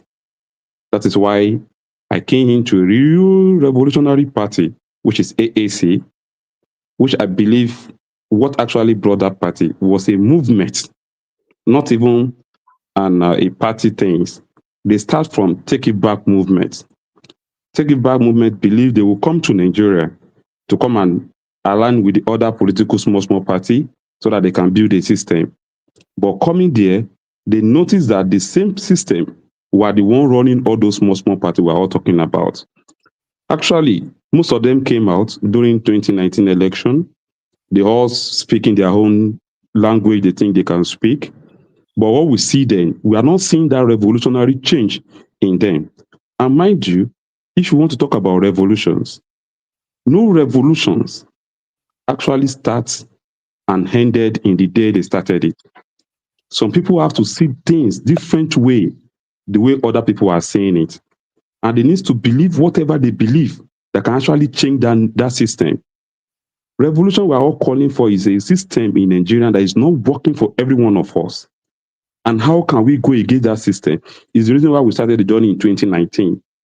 And we do series of events that can actually give us a kind of change we're all looking for. But before 2023, we have series of events like NSAS, so many protests. Aisha Yesufu came in during our protests at what's it called? American Embassy here at Asoko, as a central area here. That is when we all started the whole show. But when the time now comes for us to lead, to pick a leader, we pick from the same people we are all talking about. I don't want to mention anybody's name again, but I'm just telling you where we are coming from and how we are getting it wrong. Now, the reason why someone is talking about us here, that we left Sowore, some people left Sowore. No, Sowore actually carry a mission that is bigger than anyone, that is even himself. The mission that Sowore carries is not a mission that can actually be ended within 2, 3, 4, 5 years, 10, even 10 years. It's not even enough to carry out the mission. But can we start something? Yes, and that's why Sowore actually started. He started in a way that we have to organize a third force, a sourcing third force that can look at the politicians and tell them enough is enough. Okay? And that's the way we are coming from. And either we are changing or we are not changing. Let me just tell you the reason why 2023 actually goes the way it goes. After 2019, these people see the hurricane coming to them in 2023. And they buy up one of the AAC member, which is Leonard Onwayawo. The guy was given 100 million naira to carry out the mission. The guy allowed Sowore to travel out of Nigeria and he carried out that mission. That is why our party was in court for almost 3.5 years. Okay? The day they released the party power back to us, it was already late. Obi is already trending on the Labour Party. Even Sowore was the first person to be called to Labour, but we said, no, we are not coming. The Labour Party did not carry what we want. People in Labour Party, they are not the kind of people that we want to run with as a revolutionalist. That's why we hold on to our party. And whether we lose or we get 14,000 in 2014 is not our problem. Our problem is how to get Nigerian fixed, and we are doing our best. And we will not stop doing what we know to do until we get it better. Thank you. Thank you, Foley. I really appreciate it. As you're giving your final submission, I would suggest you exit because I'm going to close. Mr. Ferrari, you're going to be next. Your 5 minutes, sir. Thank you, sir. Yeah. Nigeria is damaged. Hold on 1 second, Mr. Ferrari. I just saw something. Mr. Oscar Blasco, I saw your comments. Zara, this is going to be your last warning on insulting whatever you're writing on the comment section, unless you're going to be put on a timeout. So I'm just warning you for the last time.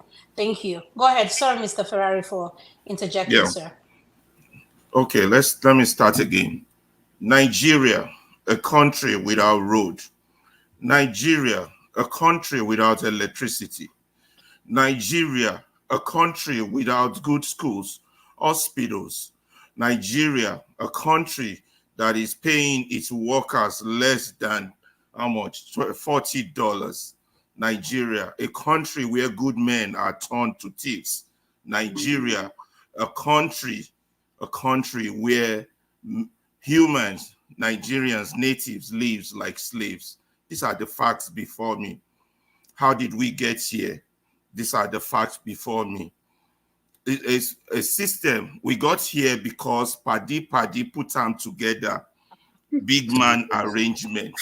That's how we got here. It's not just army arrangement. It's Paddy put them together. So what is that system called? It's called this system we fail. So for any one of you who is a member of APC, PDP, Labour Party, AAC, or any political party that is partaking in this system, you are only deluding yourself. Let us be honest. They have deceived you that you have democracy while they practice economic sabotage and treason. And for you to fight them, this is a tree that has grown for 64 years. It has grown so big, it's bigger than an Iroko tree. So fighting them or removing that tree It's going to take more than just you partaking in this their political charade that they call election.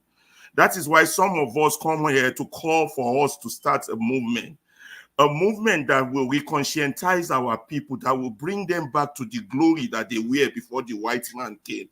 A movement that will let us know that we are kings and queens and we are not slaves to be living like beggars and dogs and animals. A movement that will say, yes, Nigeria cannot continue like this.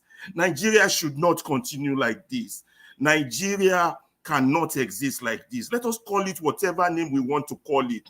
The disobedient movement, disobedient, not obedient, disobedient to that system. That's what we want.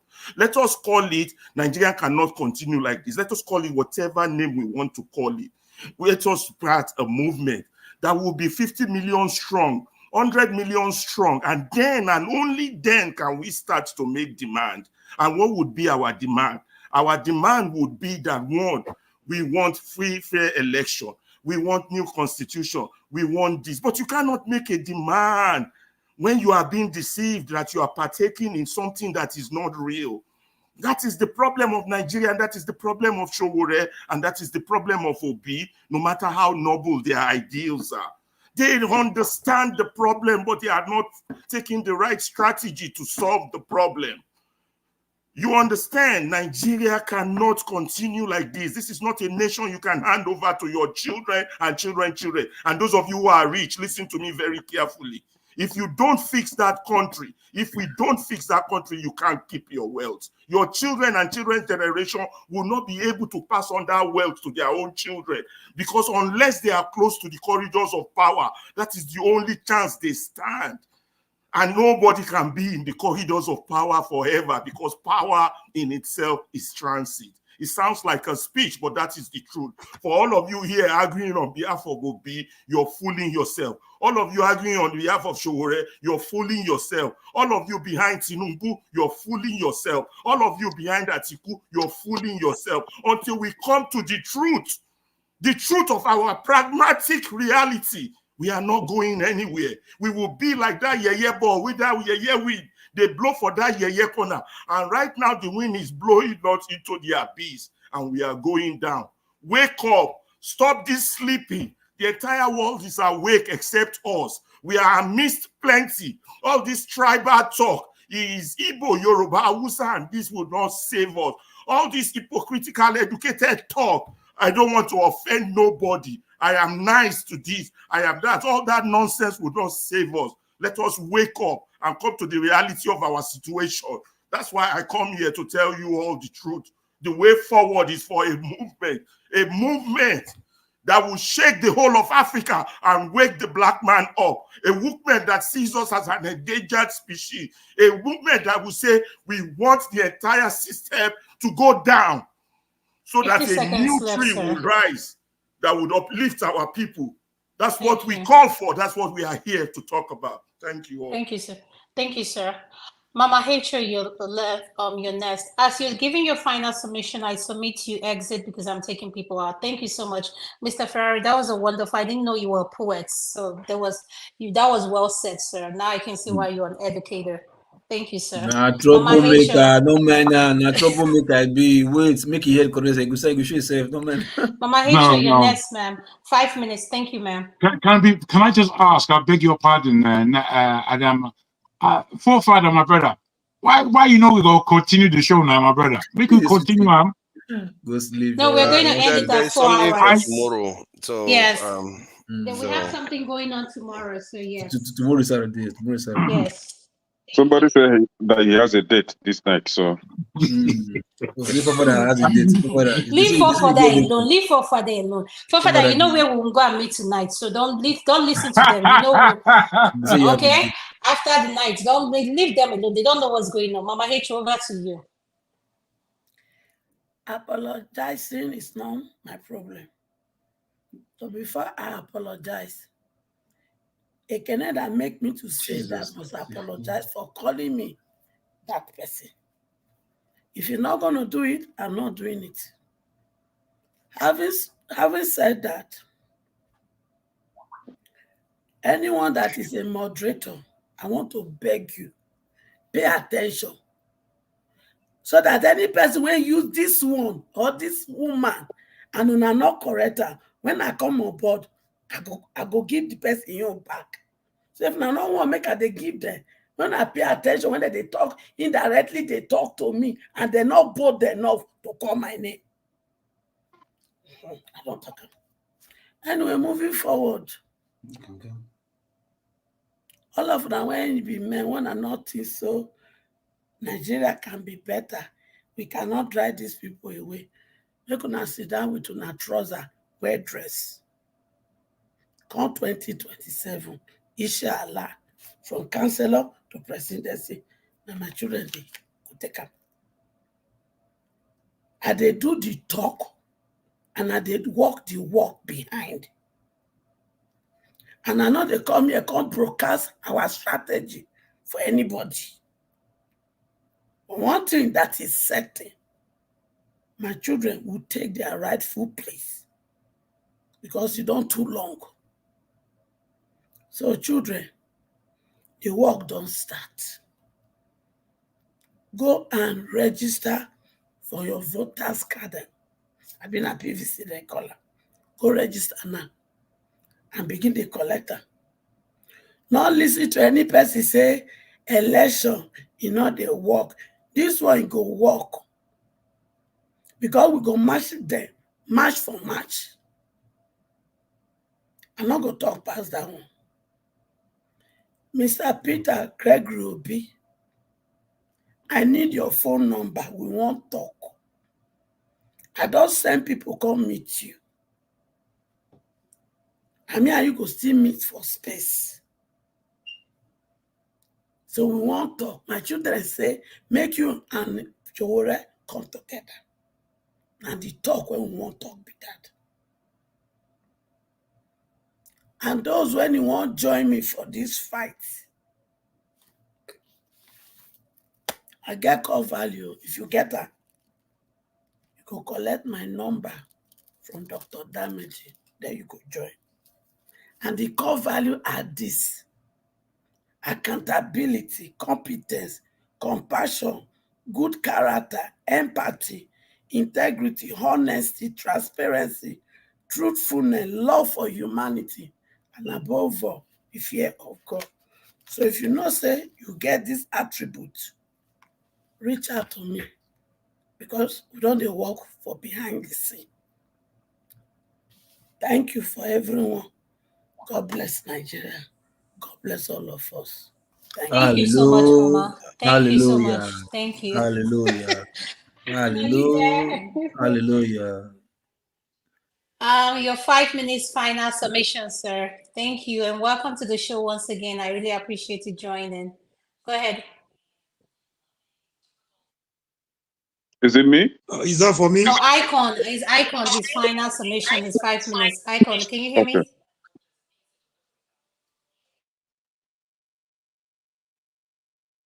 We How can't come hear no day? you. No, he's there. He's not listening. Iconography. Yeah, we can't hear you.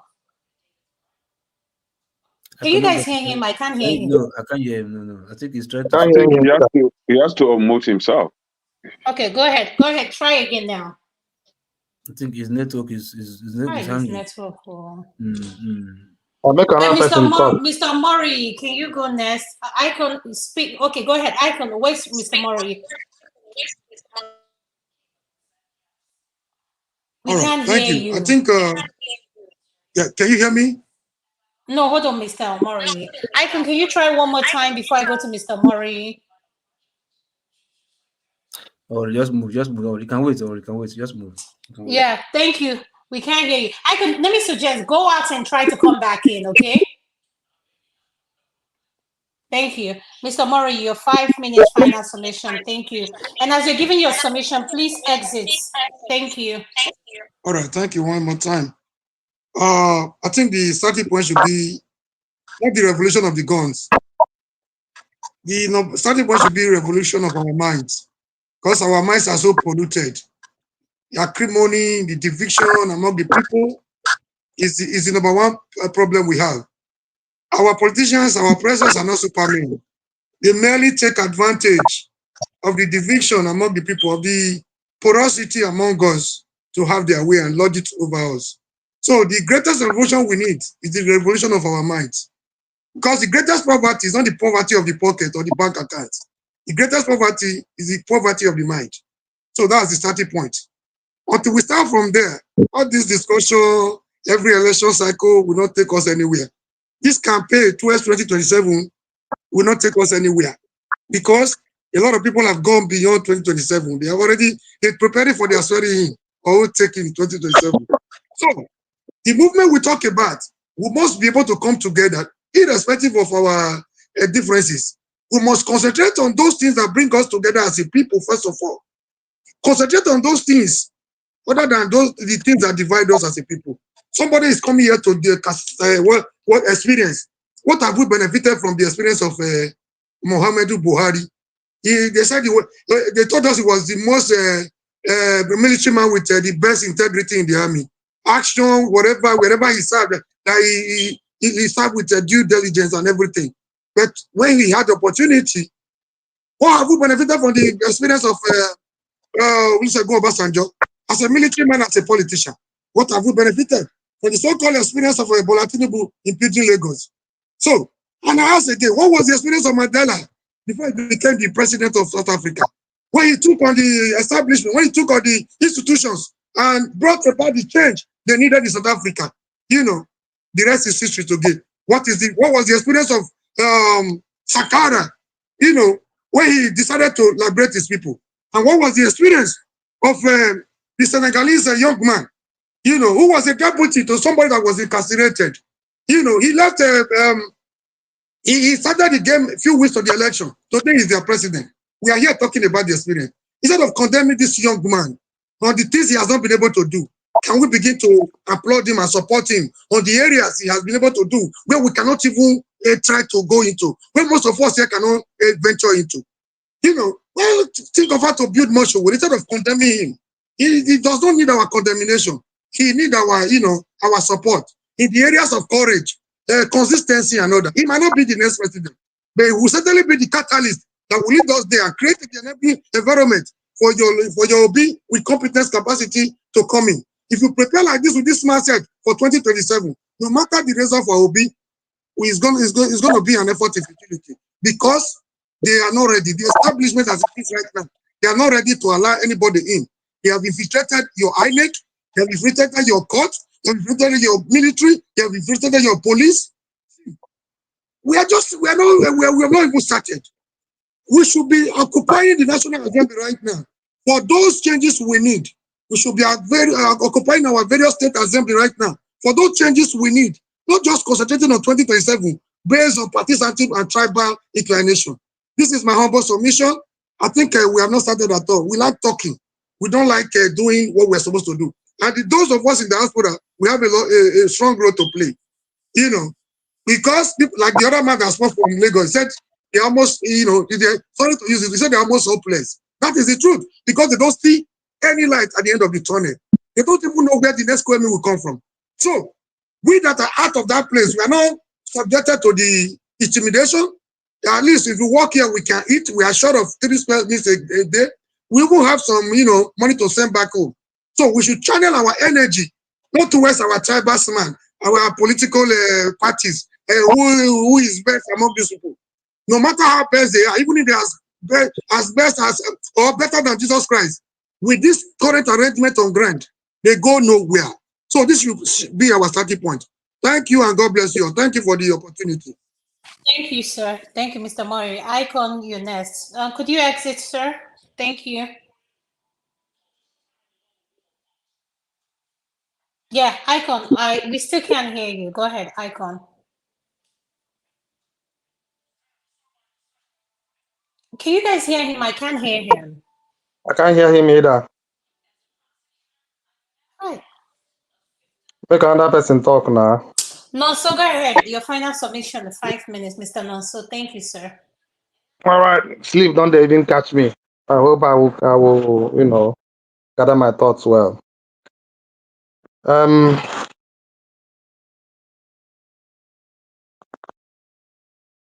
As a people, Nigerians, we have to look at history. If you don't check your history, you will not know where you're going to. That's a fact.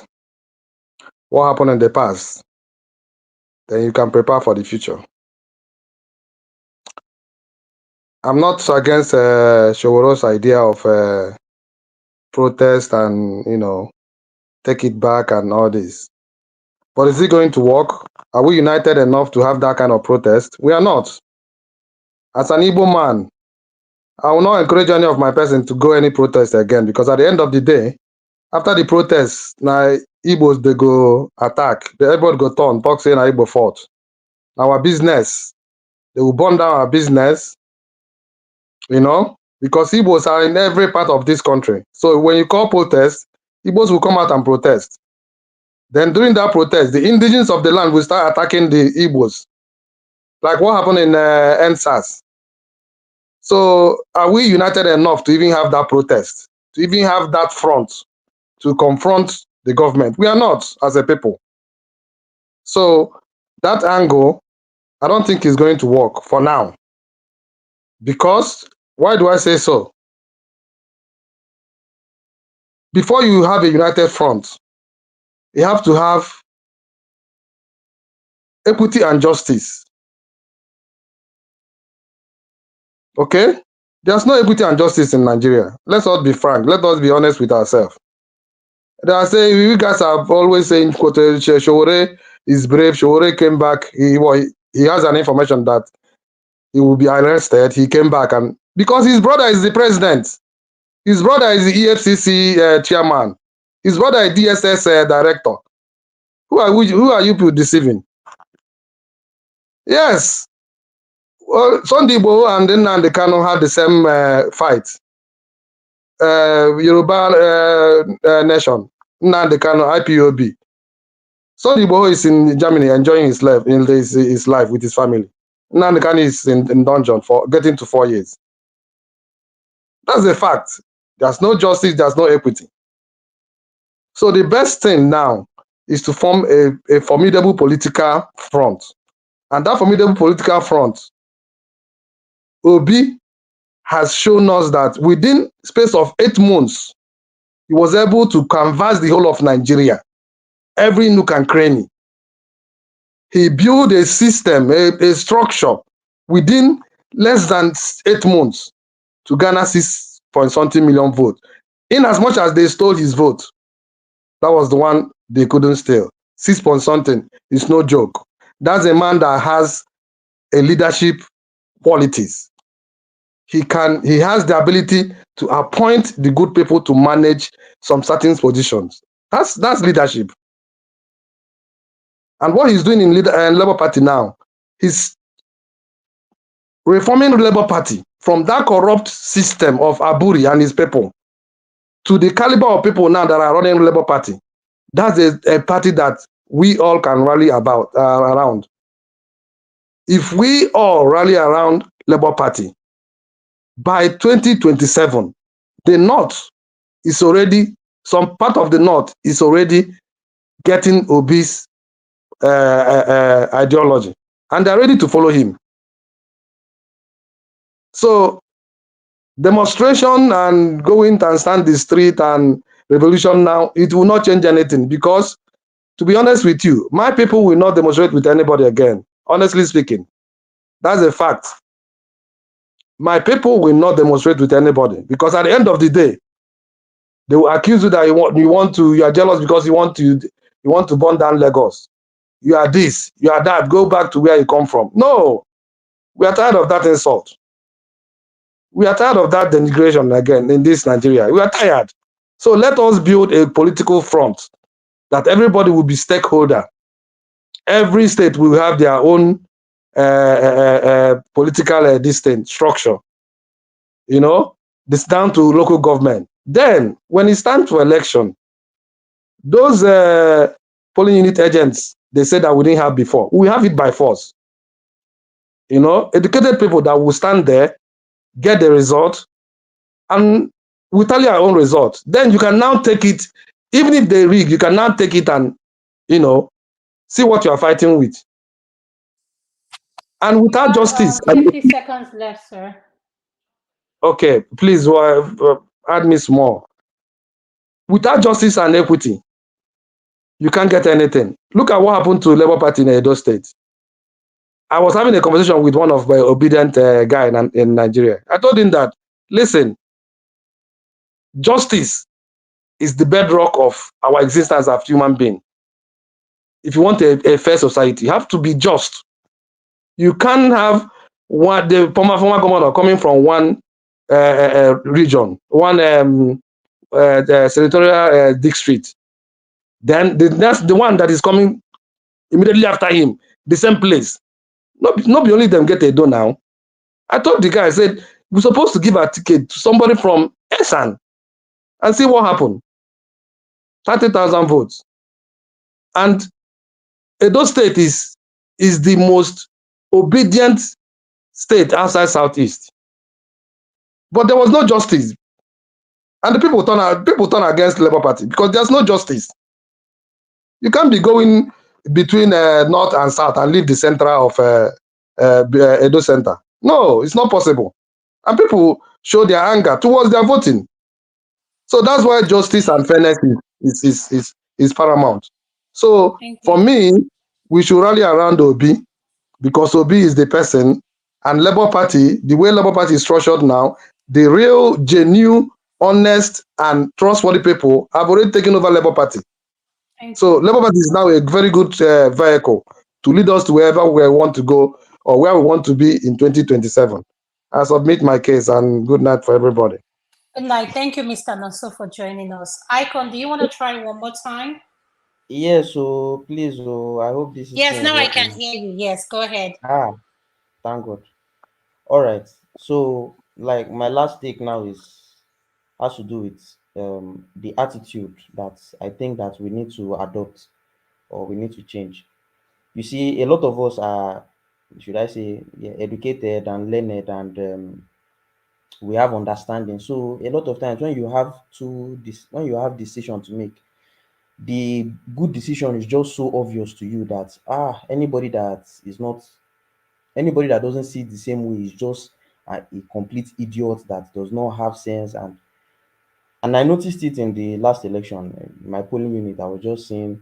In my polling unit, we're just there, and even though Peter Obi won the polling unit, the people that voted APC and PDP, you could just see the rest of the other people saying things like, even with all this suffering, you still don't have sense, and all those kind of talk.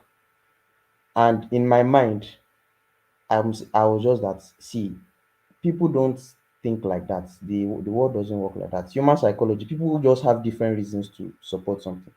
So we should imbibe a culture of convincing people, even if you feel they are stupid. Just try first. Sometimes the argument you are having or the convincing that you are doing is not for the person you are talking to, it's for the person that is listening to the conversation that you are having.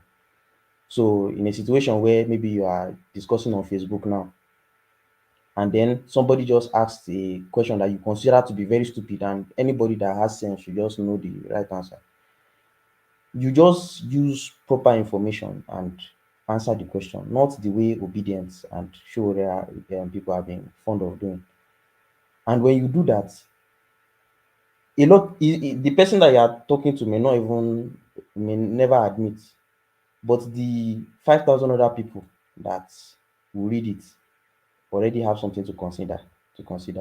So what I would advise for both the Sowore and the obedient people is that while our goal is to remove this system, end this system, all that, we should be convincing people of why the system needs to end, not insulting people to believe the system needs to end and all that. So that's my take. Thank you. Thank you so much, Foley. I really appreciate. Did I say Icon? I'm sorry. I really appreciate you. Where are you coming in from? Are you coming in from Nigeria? Yes. Yes. Wow. Thank you so much. I really appreciate it at this time. Please come back. We like your ideologies. You're so calm. the Gen Z. We need more Gen Zs in this platform. Thank you so much. Welcome. Thank you. Mr. Jagu, you're next. 5 minutes, sir. Thank you. Yes, Thank you very much. I too would like to join those who commend Adama in learning and what she's done professionally as a moderator. I applaud you.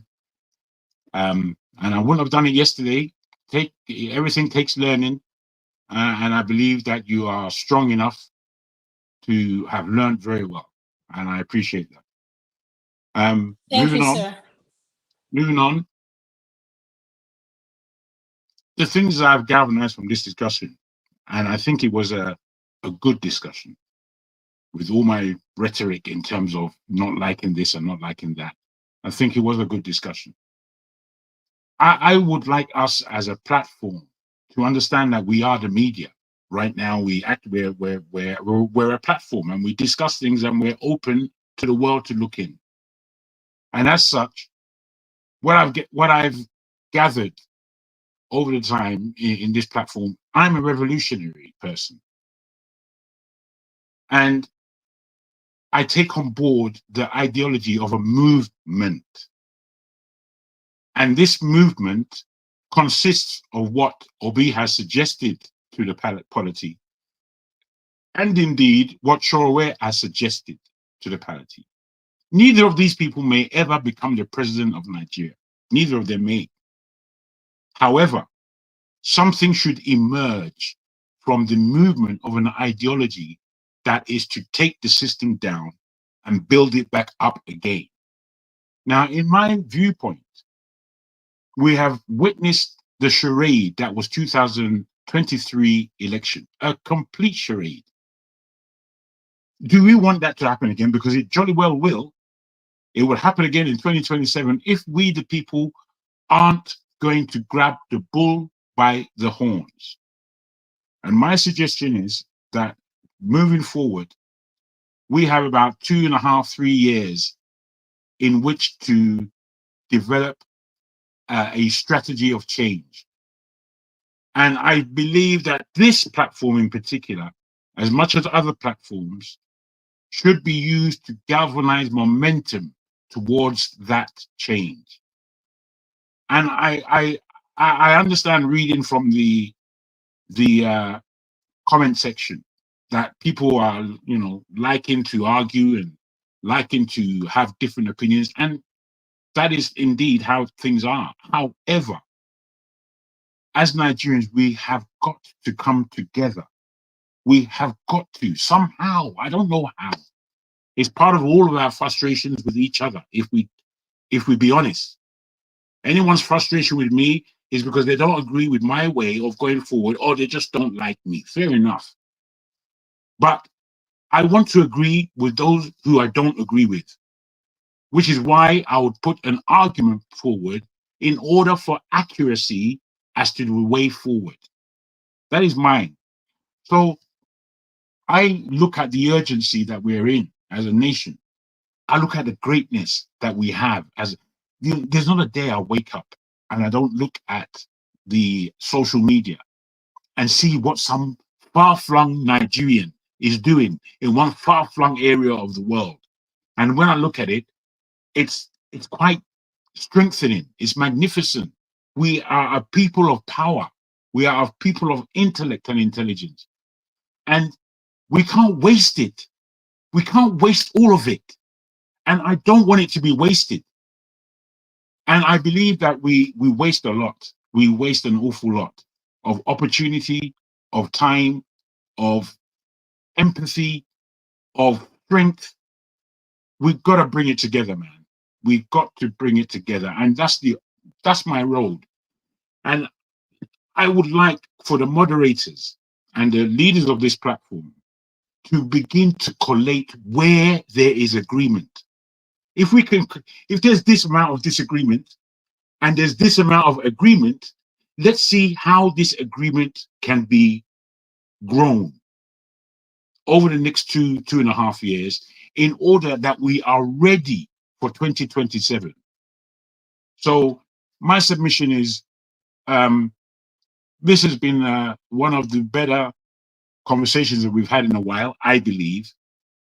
I hope that people bring their emotions to a point of intelligence rather than just raw emotion. So I really thank the platform today, and full speed ahead with the goodness of conscious people and of a conscious mind. Thank you very much. Jago, have a good night, sir. Thank you. Local P, you're next. I can know you're going to be last. Mr. Local P, go ahead for your final submission, sir. Thank you. Oh, yes, what for us? It's gone. Oh, okay. It's really got a date. Ah, okay. Anyway, joining my words with what some Dragon said. Nice one. In fact, everybody spoke nice anyway, but I think some people have learned. I can guarantee you that look, we can't continue. Yours is better than mine better than yours. You understand? If we call ourselves to be part of a smaller puzzle, and there's a bigger piece out there that needs to be taken out, I think is wise for the smaller puzzles to come together, and the smaller to come together, and join hands together and kick out this bigger piece. That's like a tomb in our place. So I want all of us out here, including the viewers who have listened, because we come here mostly to educate ourselves and also to educate our viewers, the public.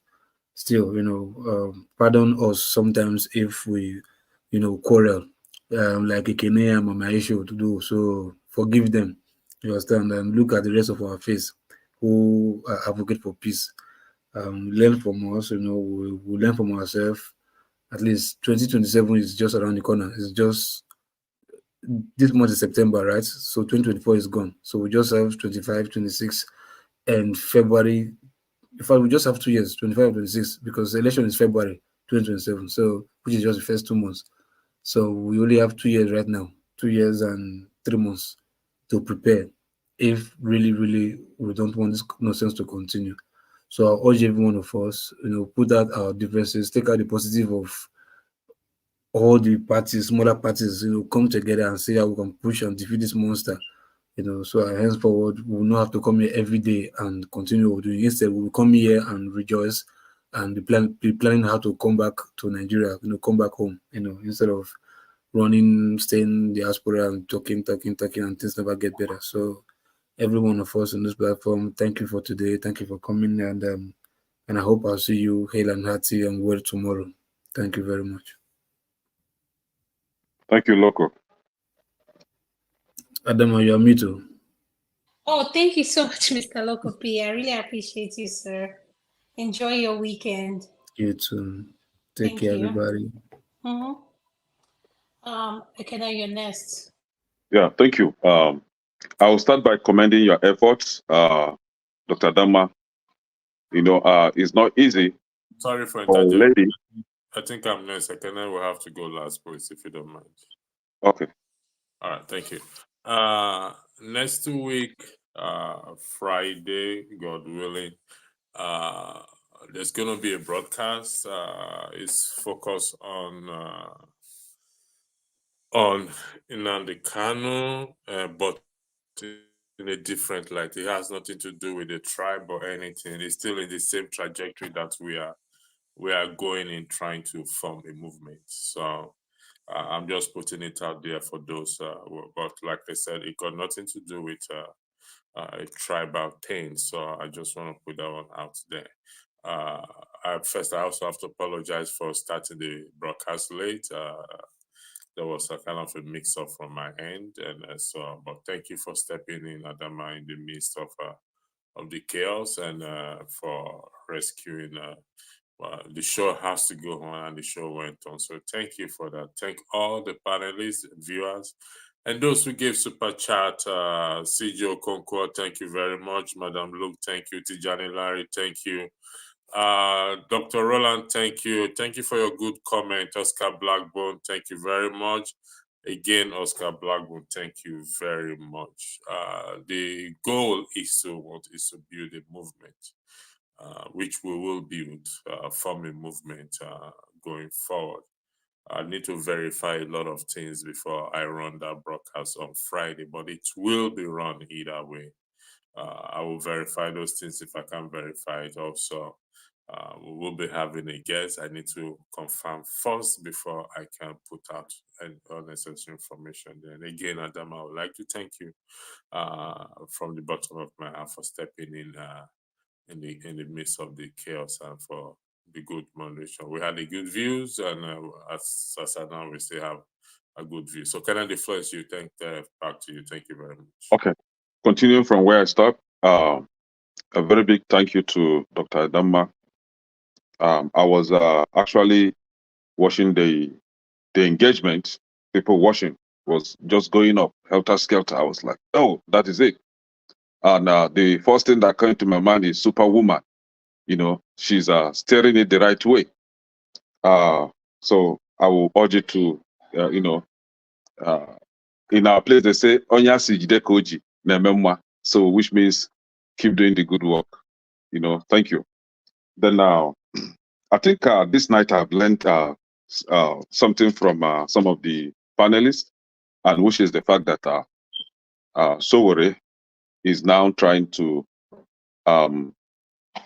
form a coalition with Nnamdi Kanu, and we all know what Nnamdi Kanu stands for, which is a total disintegration of Nigeria. So if that is the case, then I will support Sowore and Nnamdi Kanu. You know, if they would truly come out and fight for total disintegration of Nigeria. That is if this is what Sowore is leaning towards. I will support him for that. And then Alaba actually made a very good observation, saying that Nigeria, that we should strive to try to move Nigeria to where it was before white men came. So, which was regional governance. I think Nigeria was, practicing regional governance before the white people came. So, and I think that would be a very good development if we're able to take it back to where it was before the, invasion by the white men. And again, just to correct some things there, I try to avoid issues, and yet issues came up. I try not to mention name in order for the party to not feel that I was taking it personal or personalizing it to the person. And I use, the first word that I used was someone. I referred to what Jagun said as someone made mention of so thing. I avoid to call name. And when I wanted to address what Mama Esho said, I said, somebody stated this. I did not call her name. I did not say this one. This one could sound very derogatory. I did not use that. So please, and I also took time to cut where I said this, and I posted it on comment section. The moderators, you can replay it and see why Mama Esho will still come back to insult me. That is fine. I've been everybody's carpets that they mash anyhow they like. But I can only take it for some time, and I will begin to give it back to them, fire. Though that is not why I'm here. I'm here to have interaction, not to create enmity. But I've sensed some things going on, and I've tried to avoid personalizing or calling names when I want to address what somebody say. I was free to call Alaba because I don't have any issue with Alaba, and I think Alaba wouldn't take it personal. Yet, in the same sentence, just 2 minutes speech, where I did not mention name to avoid problem, I mentioned name to avoid problem. I mentioned name because I felt the party will not take it personal. Yet, they called me. They said that I was personalizing it. Why is personalizing it? So I don't know how you intend to, make people not to come with attack. I don't know how to handle this, but it's okay. Nobody can gag me. I will always stand on my feet. I will always stand where, stand for what I think is right. But the truth remains that this night, it was a very good show. We have my brother, my big brother, forefathers. He gave his own speech, very excellent. what's his name? Loco, Loco was there. Everybody actually. So Adama, I give it to you. Uh, good pull, man. You did well. And electricity, thank you. Thank you for making it possible for us to have this conversation. Though at the initial point, I was like, why comparing grandfather and grandson? It's somehow it's just trying to insult Peter Obi, comparing with this small boy, Sowore, you know. But I think I will take my words back. Yet, but Sowore is still a younger brother to Peter Obi. We all know that. You can't compare 14,000 votes to more than 6 million votes. That was one that INEC gave, but we know that it's more than that anyway. But thank you. I appreciate it. Thank you so much for your final submission. Forefather, I'd like to have your final submission, then I'll say something, then I'll end the stream. Thank you. Thank you, Adam. Nice work. You know, this one people are praising you. Don't let it get to your head. Don't worry. They are going to come for you very soon. They've already Don't started worry. coming for me. Leave me. Don't get used to it.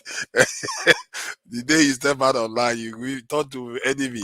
But it's all good. I think it was a great discussion, actually. It was interesting to see that. And the engagement was very good. Regarding this discussion, I first of all, I would like to say that Mama Echo, I think I appreciate the way she talks about things. She really does care, and I really think that people should call her a slack. Yeah, she might come across a little bit abrasive and say certain things, and if I'm going to advise her, she needs to. I kind of watch the way she goes after people sometimes, but I think her voice is necessary, and I really do appreciate the urgency and the passion that she comes up with, because without that passion, in mind the situation might lose its urgency that is required. Because sometimes if I come here and tell you that we need to sort the country out, and then the next thing I smile, you start thinking, okay, is that a serious thing he just said, or whether it's a joke? But Mama Echo doesn't leave you confused. She makes it clear that this is urgent. And I think that's why people do appreciate her voice, especially people that have not seen her before. When they hear her speak, and she shouldn't necessarily change from that way of looking at things. And she does have a kind of good instinct for the right direction that people should pay attention to. That said, I also do appreciate the Alaba approach to things, although I don't like him coming after me constantly, but still I just have to appreciate that he at least tries to call out the problems that we face, and with a lot of passion too. His own sometimes come across a little bit contrived, but still it is what it is. Mama Ejo is an original for me, and Shore's matter is something that I find very, very, very, very confusing. The passion I see in people, I just don't know where it came from. I find that really, really weird. The way people support him, I really wish I see what they see. I try to see what they see. I've not seen it, and why? But it is what it is. What I see in him, it doesn't convince me that he's close to even transforming the country. Even if they gave the thing to him, in 6 months to a year, I feel you see things that you will not believe. You will be surprised. You will be shocked. And I think people are not looking closely enough. Because normally when you see people that are about to overturn the system, this is not what you see. You see patterns, you see things, you see them go to different places you don't expect them to show up, they will show up. But Sowore has been very, very predictable. It falls along the mold of what Nigerian opposition does. You remember Tinubu, what Sowore is doing is not different from what Tinubu did. They're all the same. And what makes you think that if he comes and takes over, he's not going to be exactly the same as Tinubu? And Tinubu can be very, very abrasive too. Tinubu is he doesn't like people that oppose him. You saw what he did to Osibanjo. You know, he doesn't like people that oppose him. So, and Sowore seems to be like somebody that is very, very abrasive too. If he doesn't agree with you, he comes after you with a venom. And if he gets the office, who told you what makes you think that he's not going to be mean to you too? So I'm not so 100% certain. I wish I saw what his followers are seeing. I tell you this, I'm not so confident that the transformation that Nigeria is going to see is going to come from any of these two. Maybe they are just like John the Baptist. They are just laying the foundation. What is going to transform Nigeria is something that is going to happen to Nigeria, not what somebody did. That's what's going to happen, change Nigeria. Because when that stuff happens to Nigeria, the people's mindset will be set. They will be able to generate the kind of leaders that will transform the country. So what is going to change Nigeria is not going to be what an individual did to change it. It's what happened to Nigeria that is going to result to the change that we're going to see. And most people will miss it. Most people will think it's because this leader was very great. That's what changed the country. All those countries that generate great leaders that you see, it's not because those leaders were special. It's what happened to that nation. And the people said, no, we are going to appoint this guy, and this guy is going to make sure none of you will do this again. And they transformed the entire country. And I really can't wait to see that day. And from my research that I've done, the results I'm seeing is very, very ominous. What it spells to me is that for Nigeria, as the nature of the nation that we have today, to get from where it is to where it's going to be, the struggle that we'll have to face, it's not from our leaders, so we're going to face struggle from outside. That one is going to be bigger struggle we are going to face to get ourselves out of this mess, because it took that to put us into this mess. Don't mistake it. It took that to really get us into this mess, and our people will have to fight their way out of it. Your first choice is to find a leader. Then that leader will have to work with the people to change the country. That's how it's gonna work. Well, is it Peter Obi that I see fighting this war? I don't see that happening at the level it needs to happen. Is it Sowore that I see fighting this war? I don't see it happen to the level it needs to happen. You need a leader that is so ingrained into the Nigerian bloodstream for that to happen. Ingrained into the Nigerian bloodstream, where a northerner will see that person, and whoever will see that person will say, no, there's no question, he is one of us already, and we are in such a mess that we have to fix Nigeria one way or the other. And that time, I'm afraid to say we are not ready yet. When the time comes, we are going to see it, and it's going to happen. Thank you. Thank you so much for that. I really appreciate you coming in and your contribution. I just want to tell our viewers, thank you all for joining us today. And don't forget, tomorrow is Have Your Say. And at 6 p.m., the ladies segment with Tokwe and Adama. So tomorrow we have quite an interesting topic coming up. So you all should keep an open mind and join Tokwe and I. I just want to say to everyone, thank you. We love you all. And we're not perfect as a platform. We are work in progress, but to make Nigeria better, it starts from each and every one of us. So you all have a lovely weekend. I love you all. Thank you.